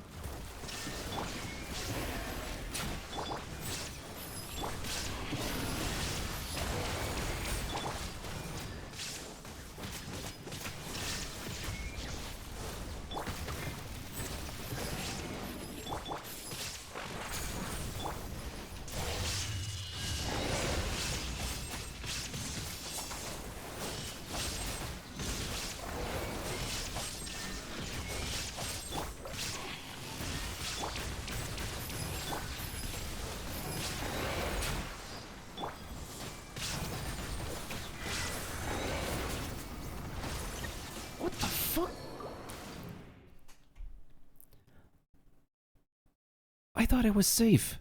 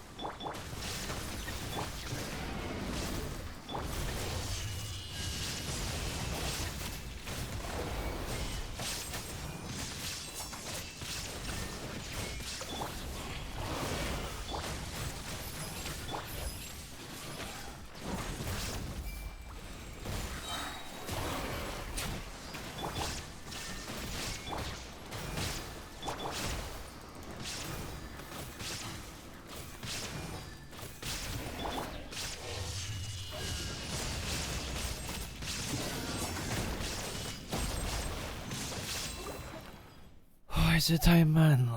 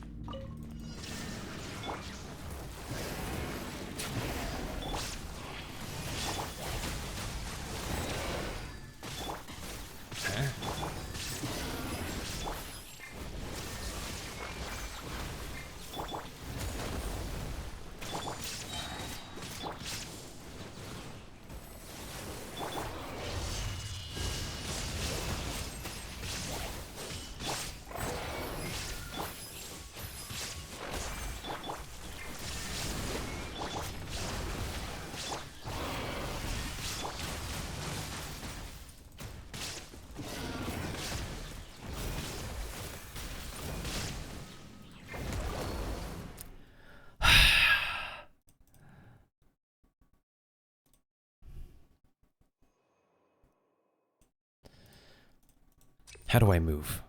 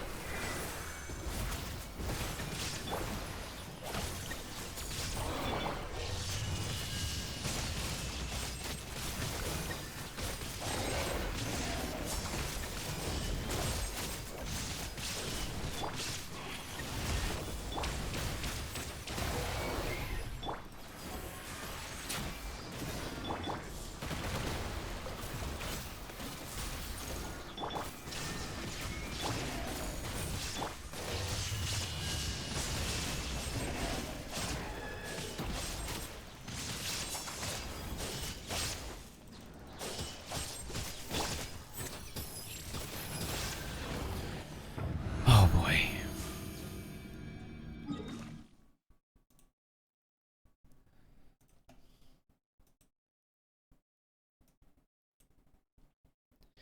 Let's give this a try.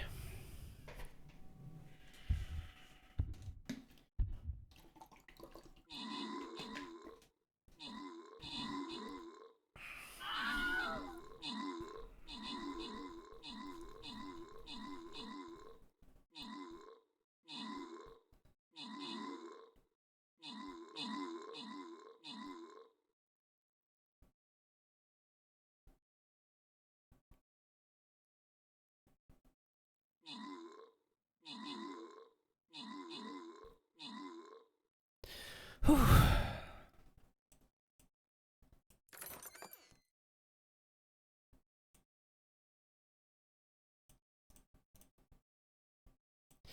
Thank you to SPC 3D for the most kills and most assists.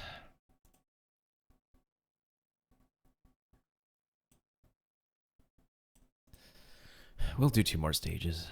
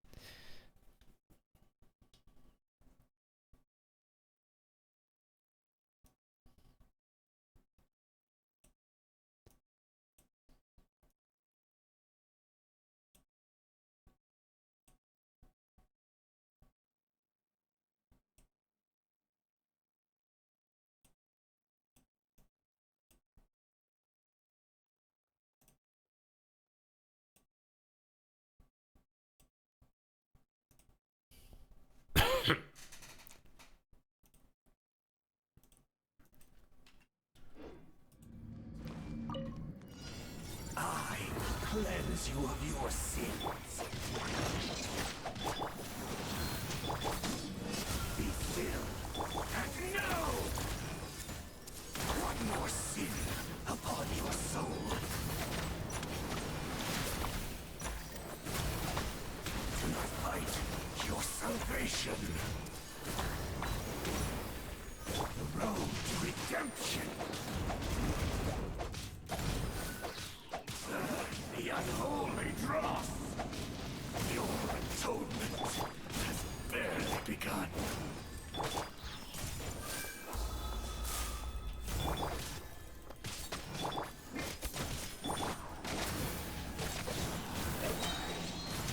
All who have sinned must pay.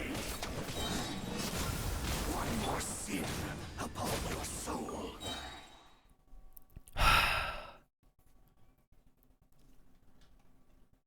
这回合也太急了吧！他的 HP 也太高了。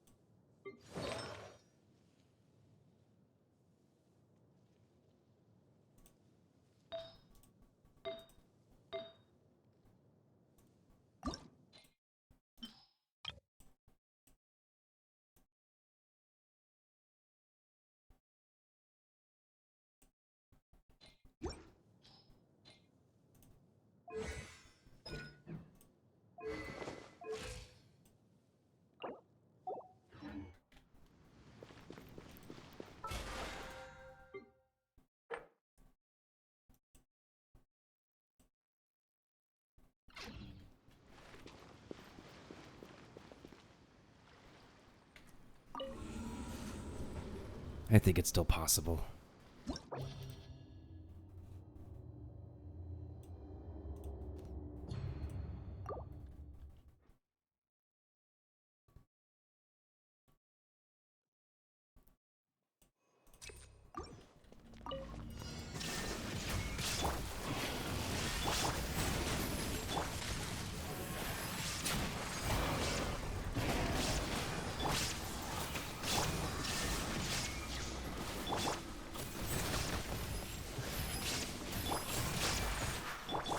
What the fuck?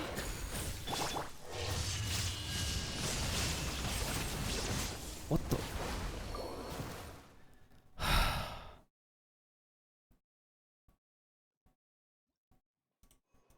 Also, why do I not have a shield?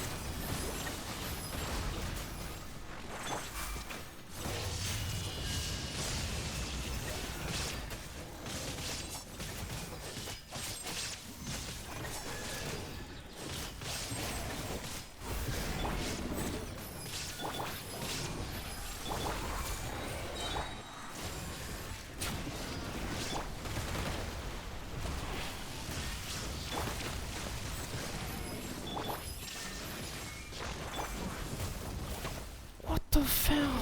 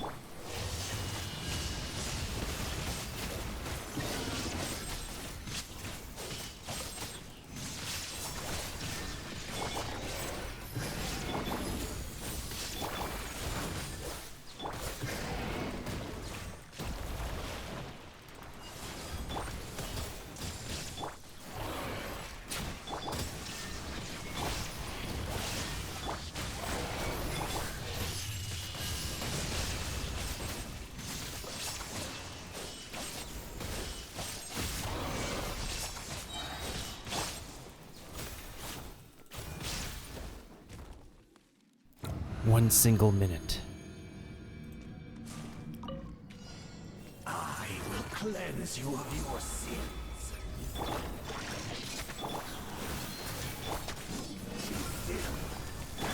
Fight your salvation.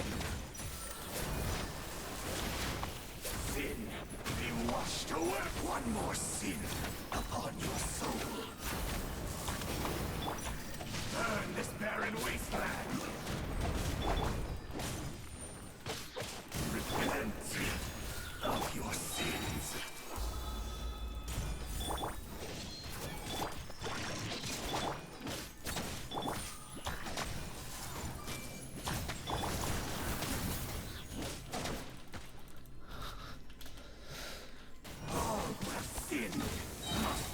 Okay, stop. I can't have the game freeze on me in the critical moment.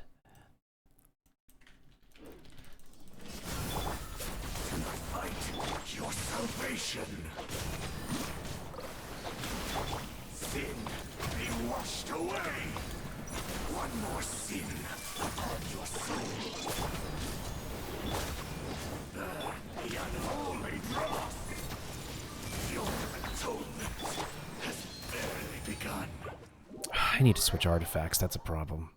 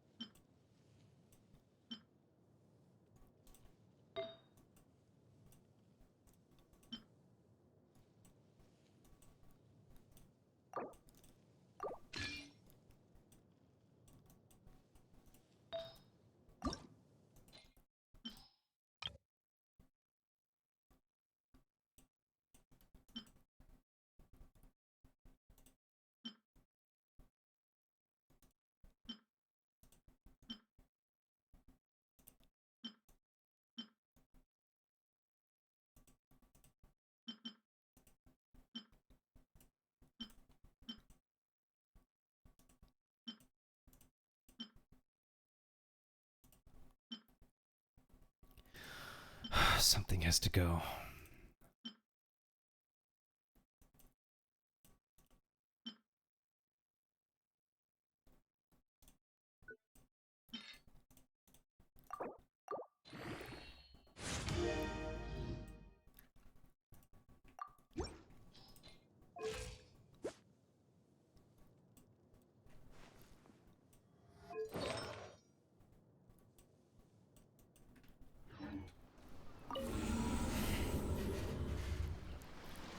Okay.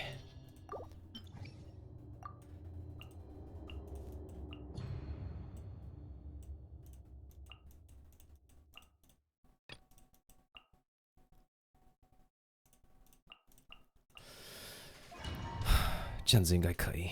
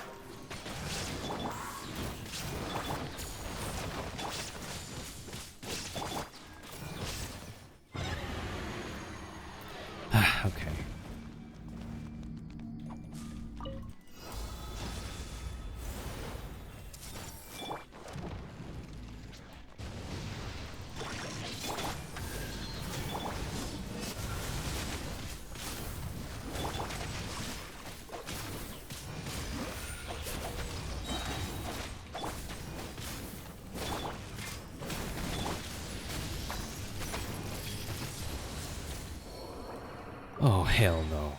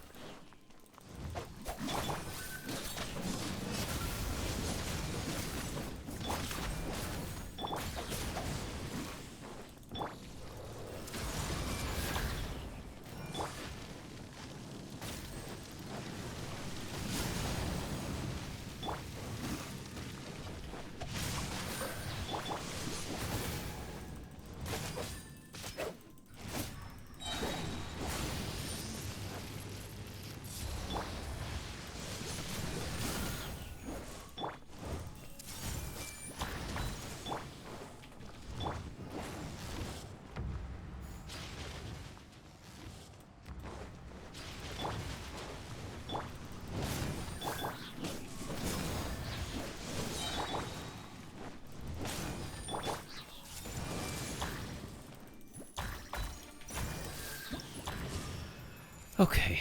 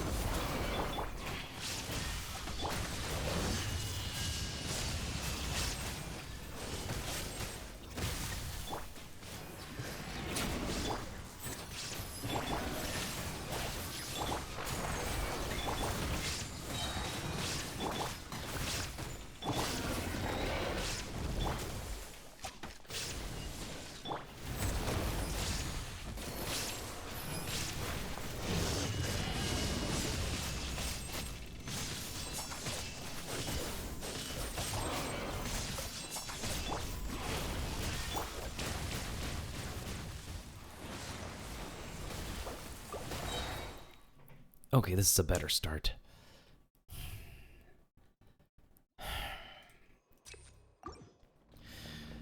Oh, and Dola.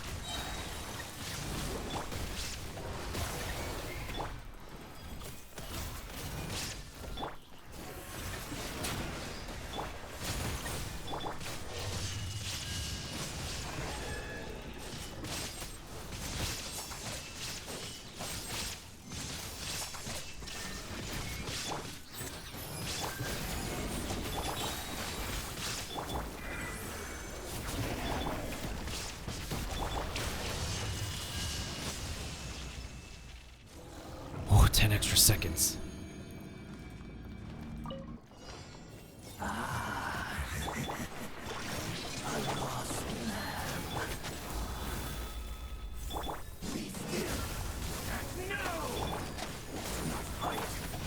Salvation.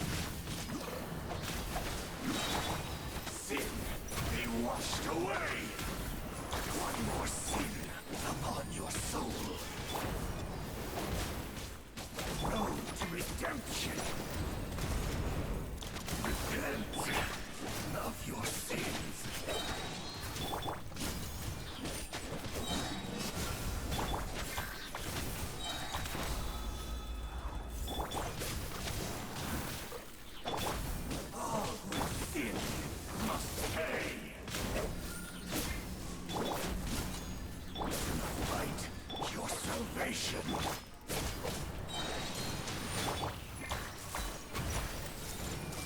One more sin upon your soul.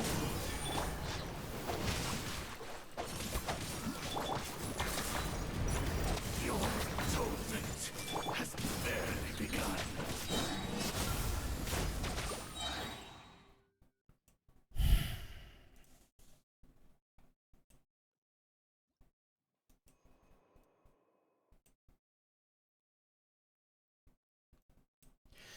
Okay.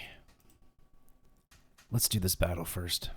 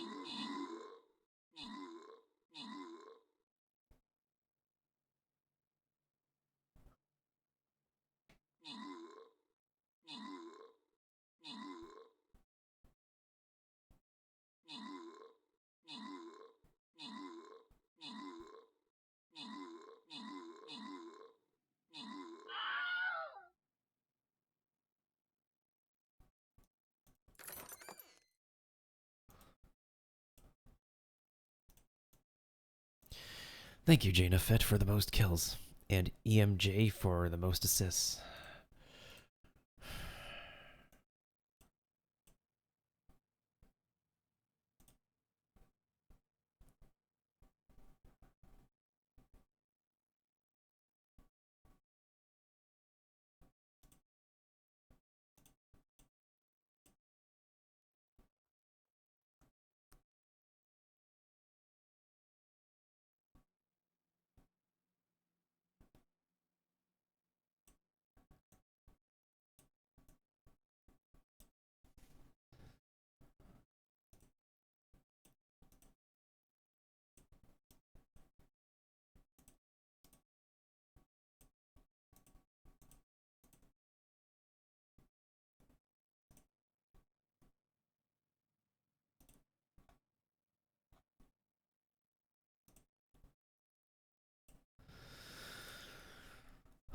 Okay.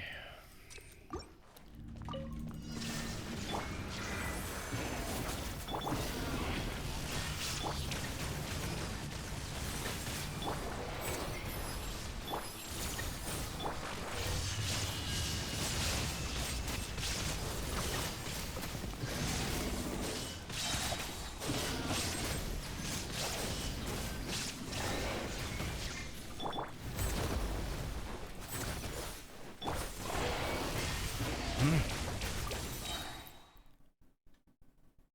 一生死。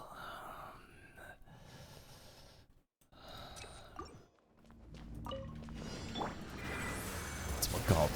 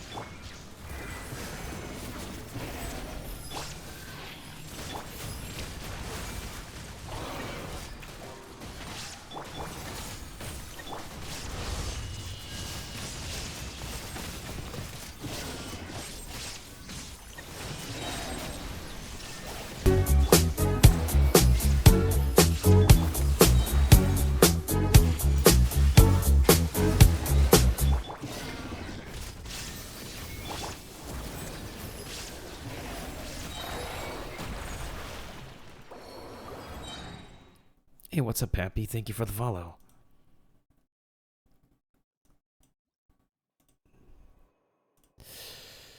Sorry, there's a delay right now.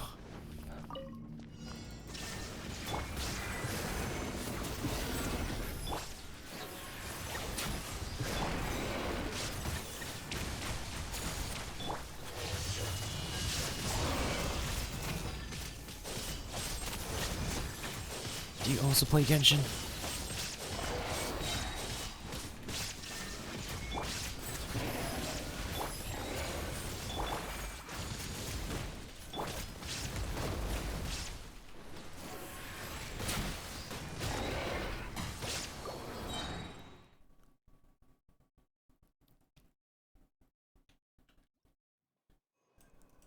I said, do you also play Genshin?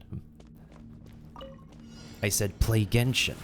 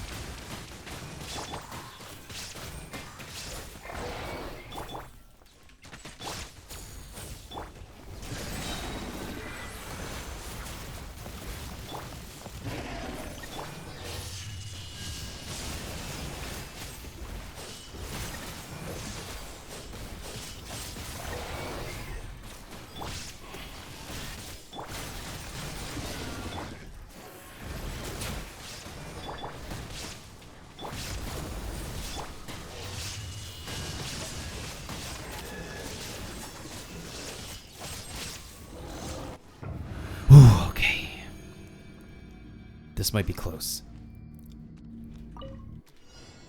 A lost lamb. Oh, fear one more sin upon your soul. Sin, be washed of your fight, your salvation. Burn this barren waste, your atonement has barely begun.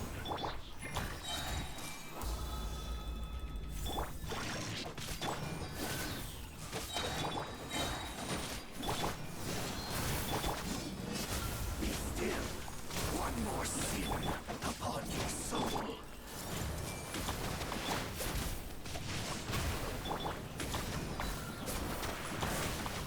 To fight your salvation. Burn the unholy dross.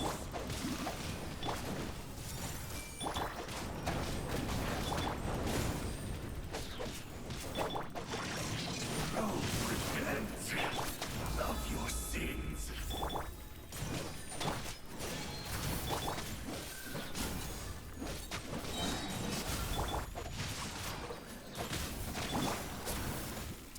Oh my goodness sakes, what am I missing?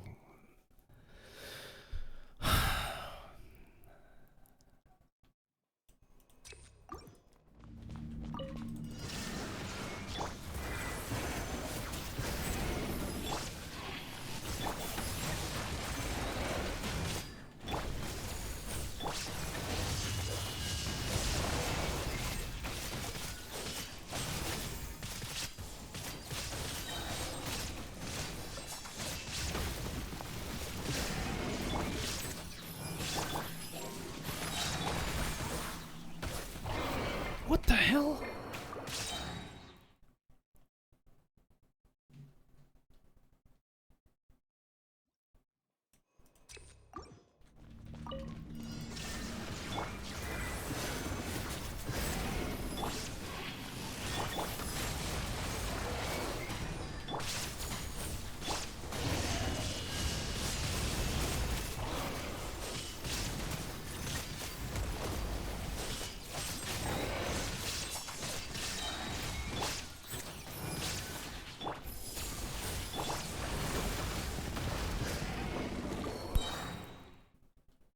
Which direction am I supposed to move? Why do I have so many attacks that require so close combat?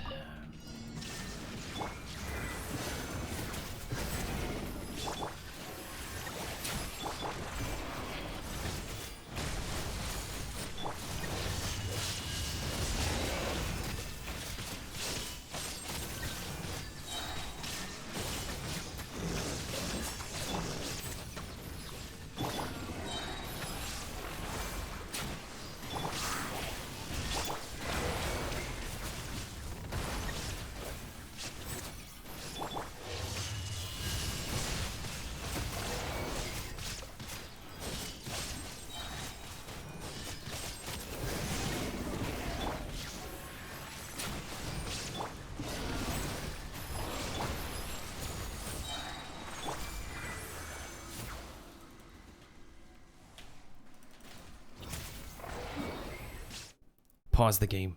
My game is freezing. I cannot move if everything's freezing.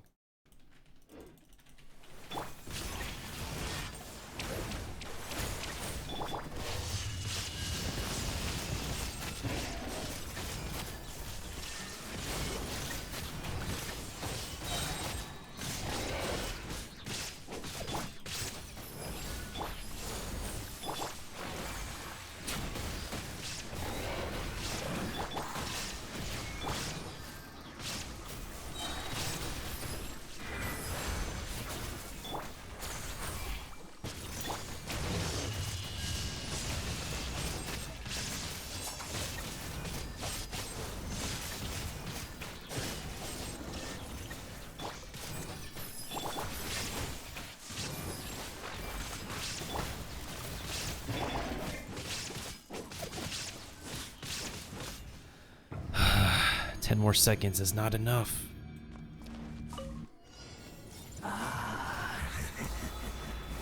A lost lamb. Sin must have not fight your salvation. Sin be washed away. One more sin upon your soul. The unholy dross. Repent of your sins.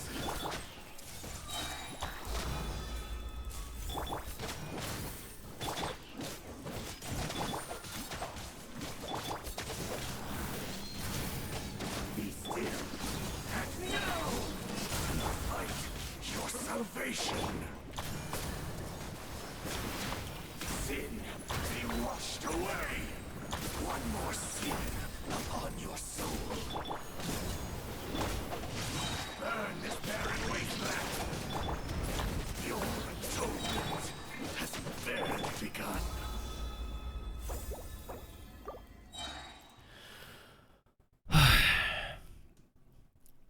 But yeah, do you also play Genshin, Poppy?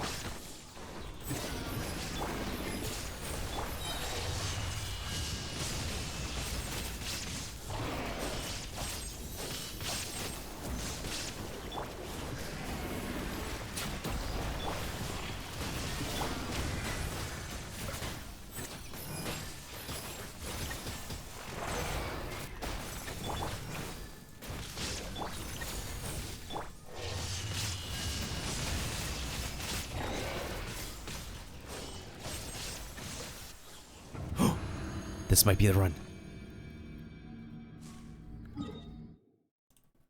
This might be the run. Is my captions working?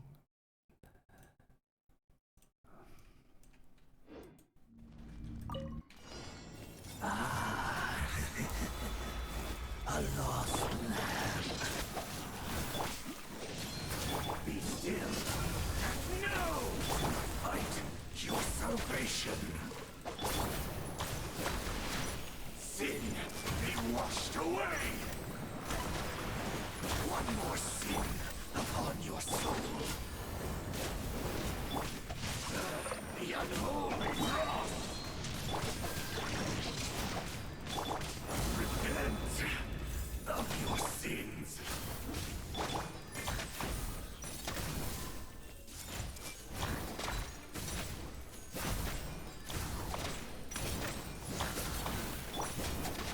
All sin must pay. Fight your salvation.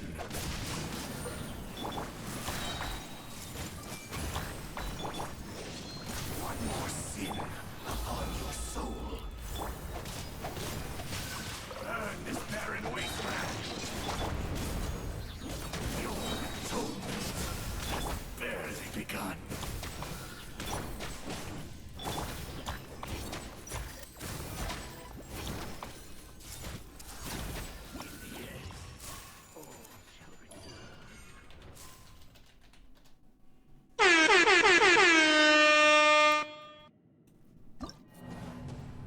We are done.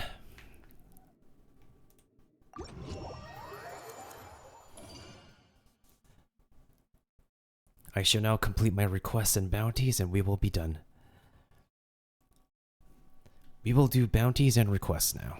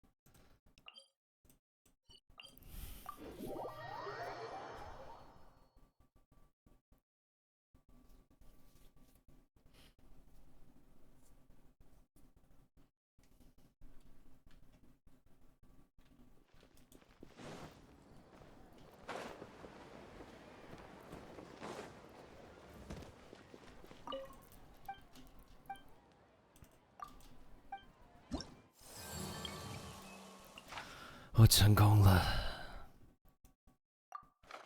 累死我了。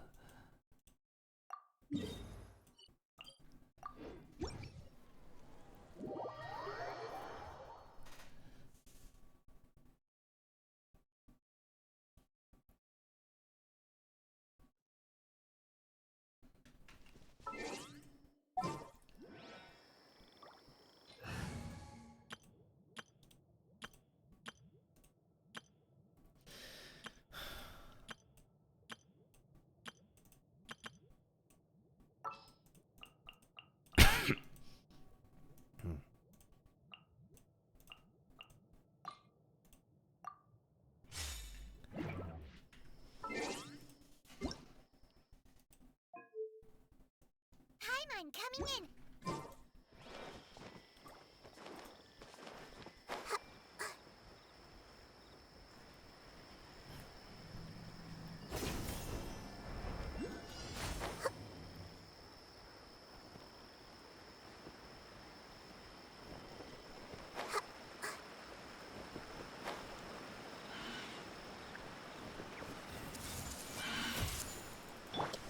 No, my sword!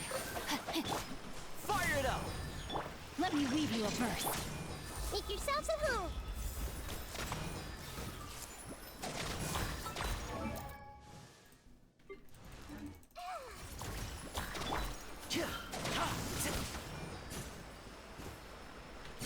Check this out!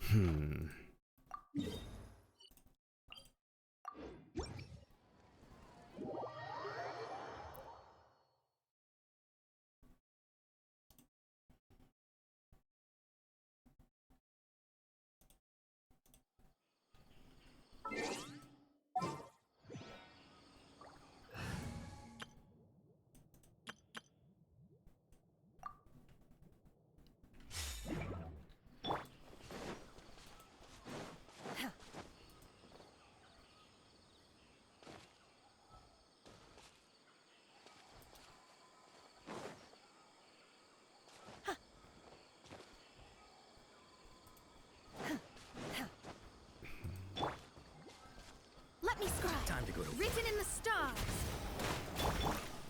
Do your master's bidding. Take your true form!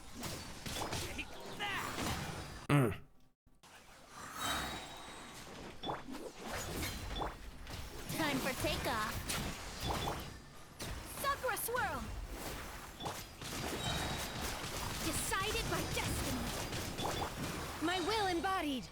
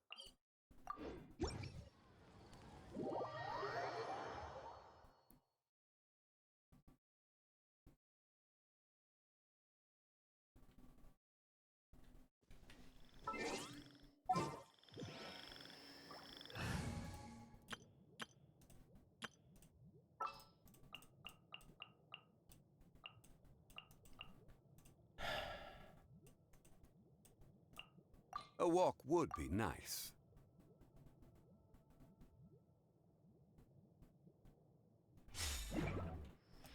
Keep up.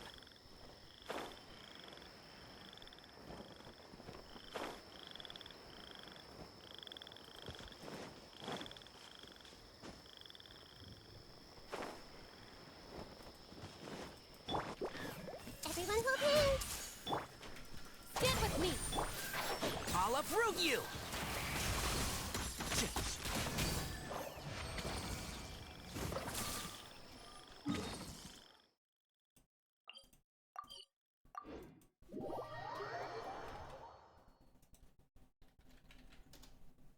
That was easy.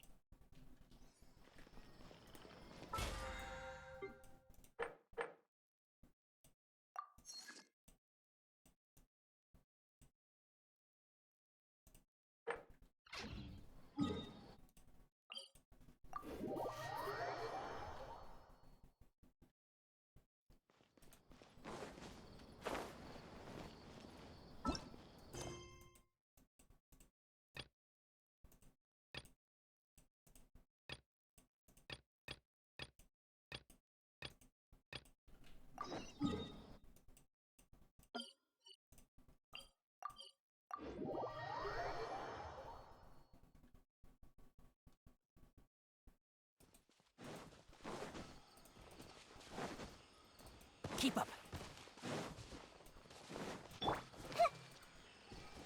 Hey! Happy to oblige. Dissipate.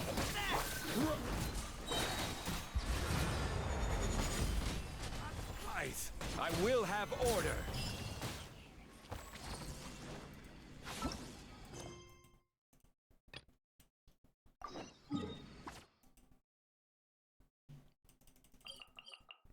Why this specific area?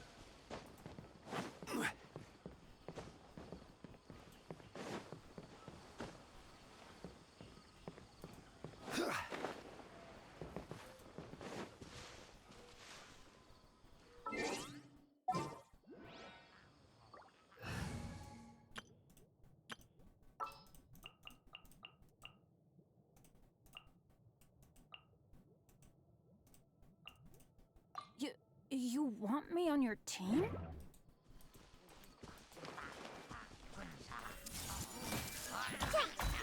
Huh? I got you covered! Everybody stand back! Ring cutter! I see everything!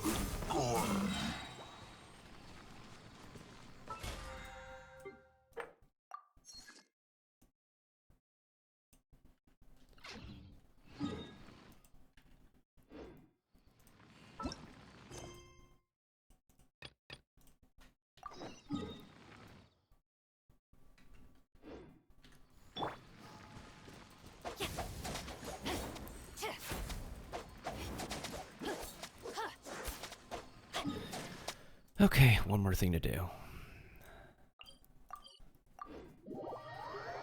And then we can end.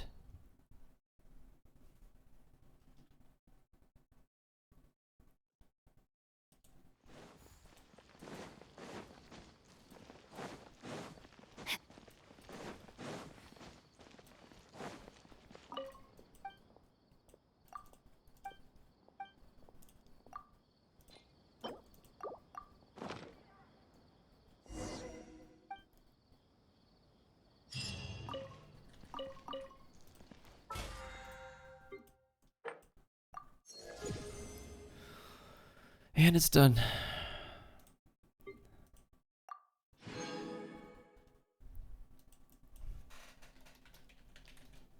Let's get this red.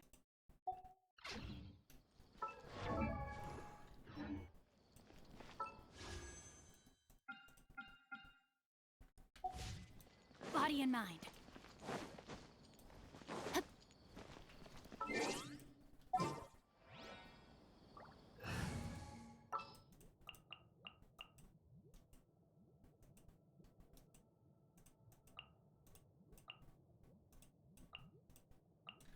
What shall we do? Okay, so now I know who to focus on next.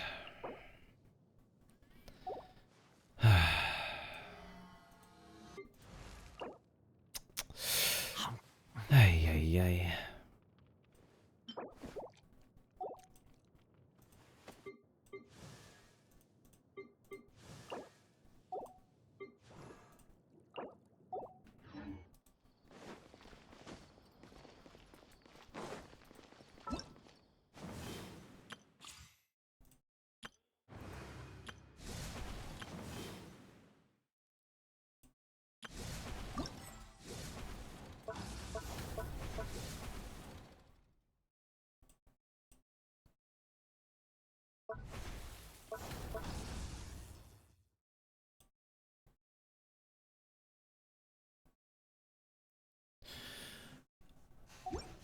I'll come back to the game in 2 days. When we have the special program going on. So on Friday when we have the special program, I will log back onto this game. But for now,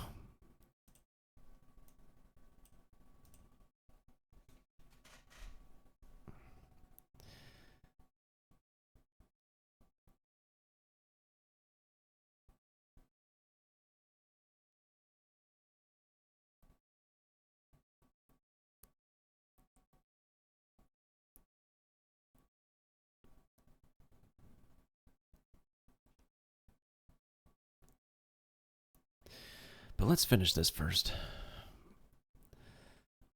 笑，如果你还在这里的话，我人生的广播结束以后，我才会回来。但是我起来的时候，我搞不好会玩那个崩坏的游戏。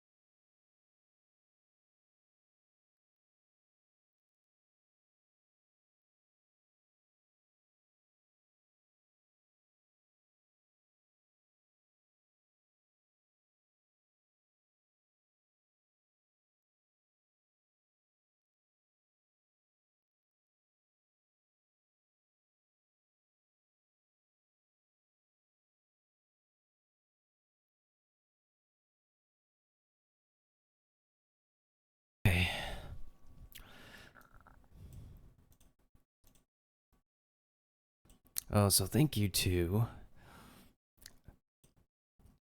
Name in Progress for the follow. Carl for the follow. Midori for the raid. Kiba for the points redemptions. And Rich Poppy for the follow.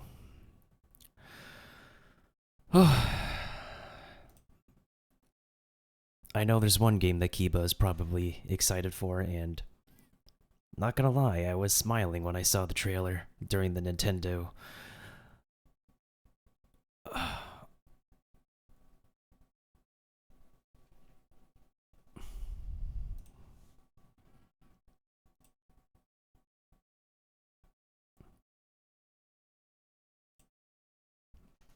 During the Nintendo Direct.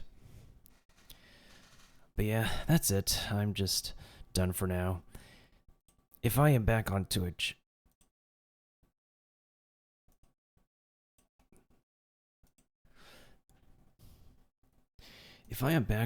I will be playing some Honkai Star Rail, but I won't be back on Genshin until Friday, so...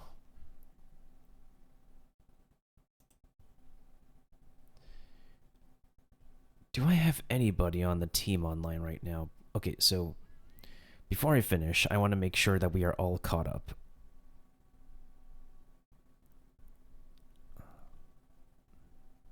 Because I know there is a delay, but there's...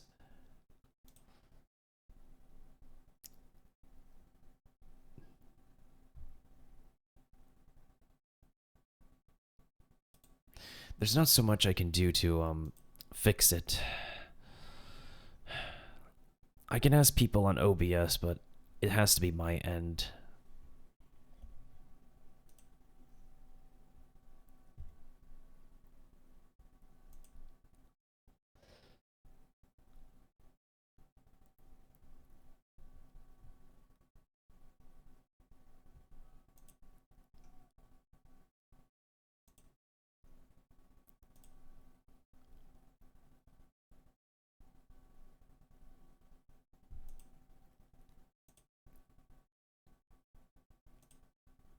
What is this game?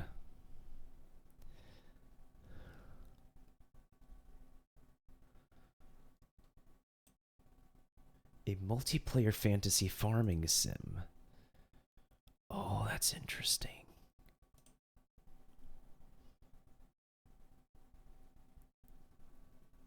Thank you, Kiba, thank you. I am also waiting for Twitch information to refresh, so that way I can end properly, so that when we highlight,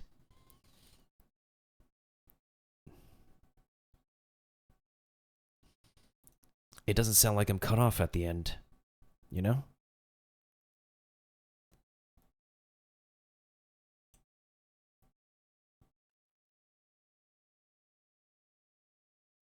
What does this streamer stream? What kind of games does she play? Oh, she plays League. Yeah, let me take the time to see if there's somebody we can raid. If we have any raiders. If we don't have raiders, I'm gonna end it. So, 需要感谢你来这边，但是我现在要结束，现在要休息了。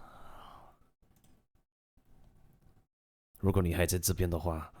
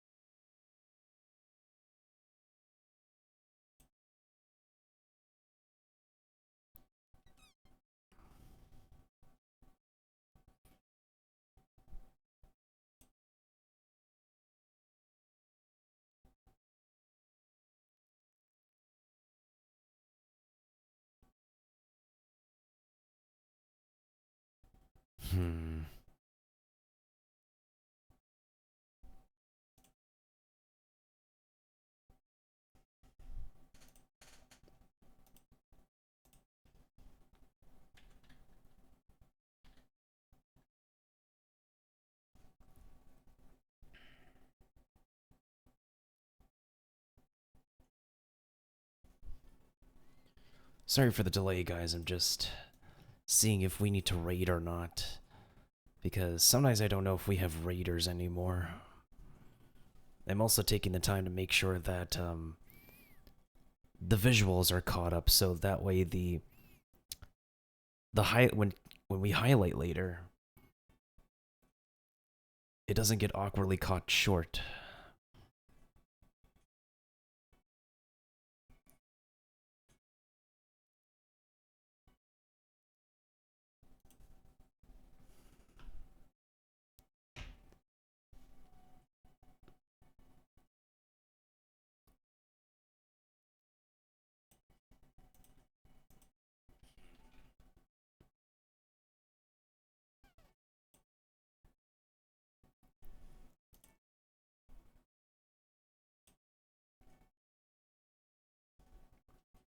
But yeah, I am super tired after all that battling we did.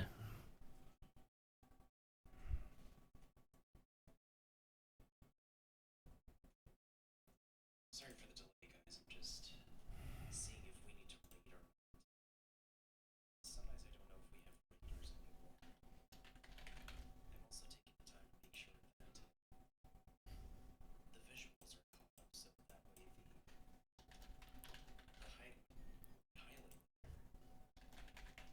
highlight, it doesn't get awkwardly caught short.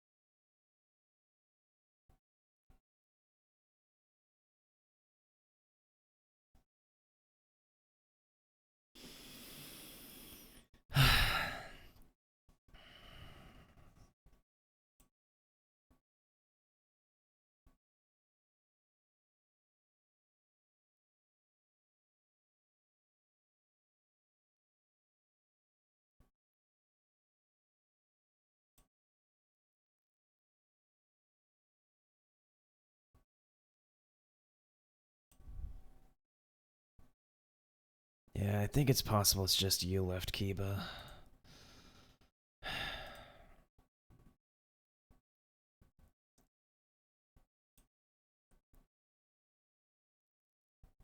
I'm gonna close my game for now. See if that can help my computer run better.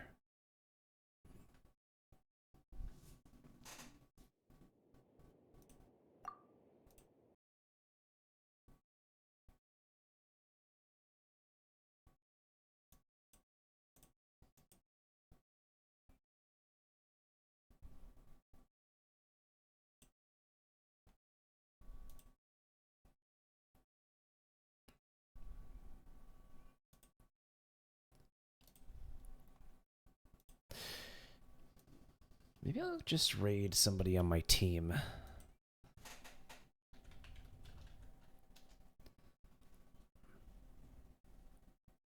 Yeah, I think that's fine. It's the thought that counts. Let me go ahead and give a shout out to Piaoyang, who is another fellow team member and a fellow... One enemy remaining. 10 seconds left.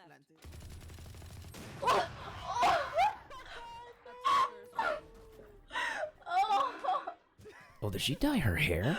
I'm so sorry. Ooh, that's cool. I could have saved us. I'm so sorry. Your hair. Alright, thanks for stopping by, Kiba. And, 下午如果你还在这边的话，感谢你也来。I really. 对，感谢你也来。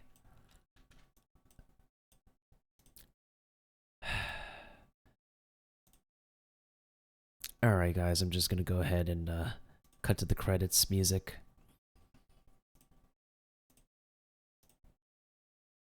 Take care, everybody, and I will see you next time. And stay hungry.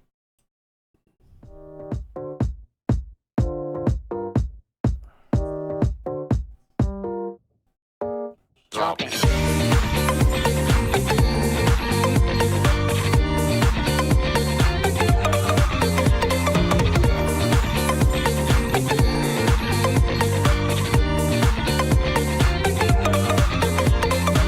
今になって答え合わせそんなのどうでもよくて憂いの波は寄せては返す落ちてた水から開いて地面に張った記憶を拾い集めてる味のないクッキークイーンランドリーバカみたいなハンバーガー落書きだらけの駅が胸が苦しいさよならつり革を握ってるあなたの手はぬくもりを忘れたぐ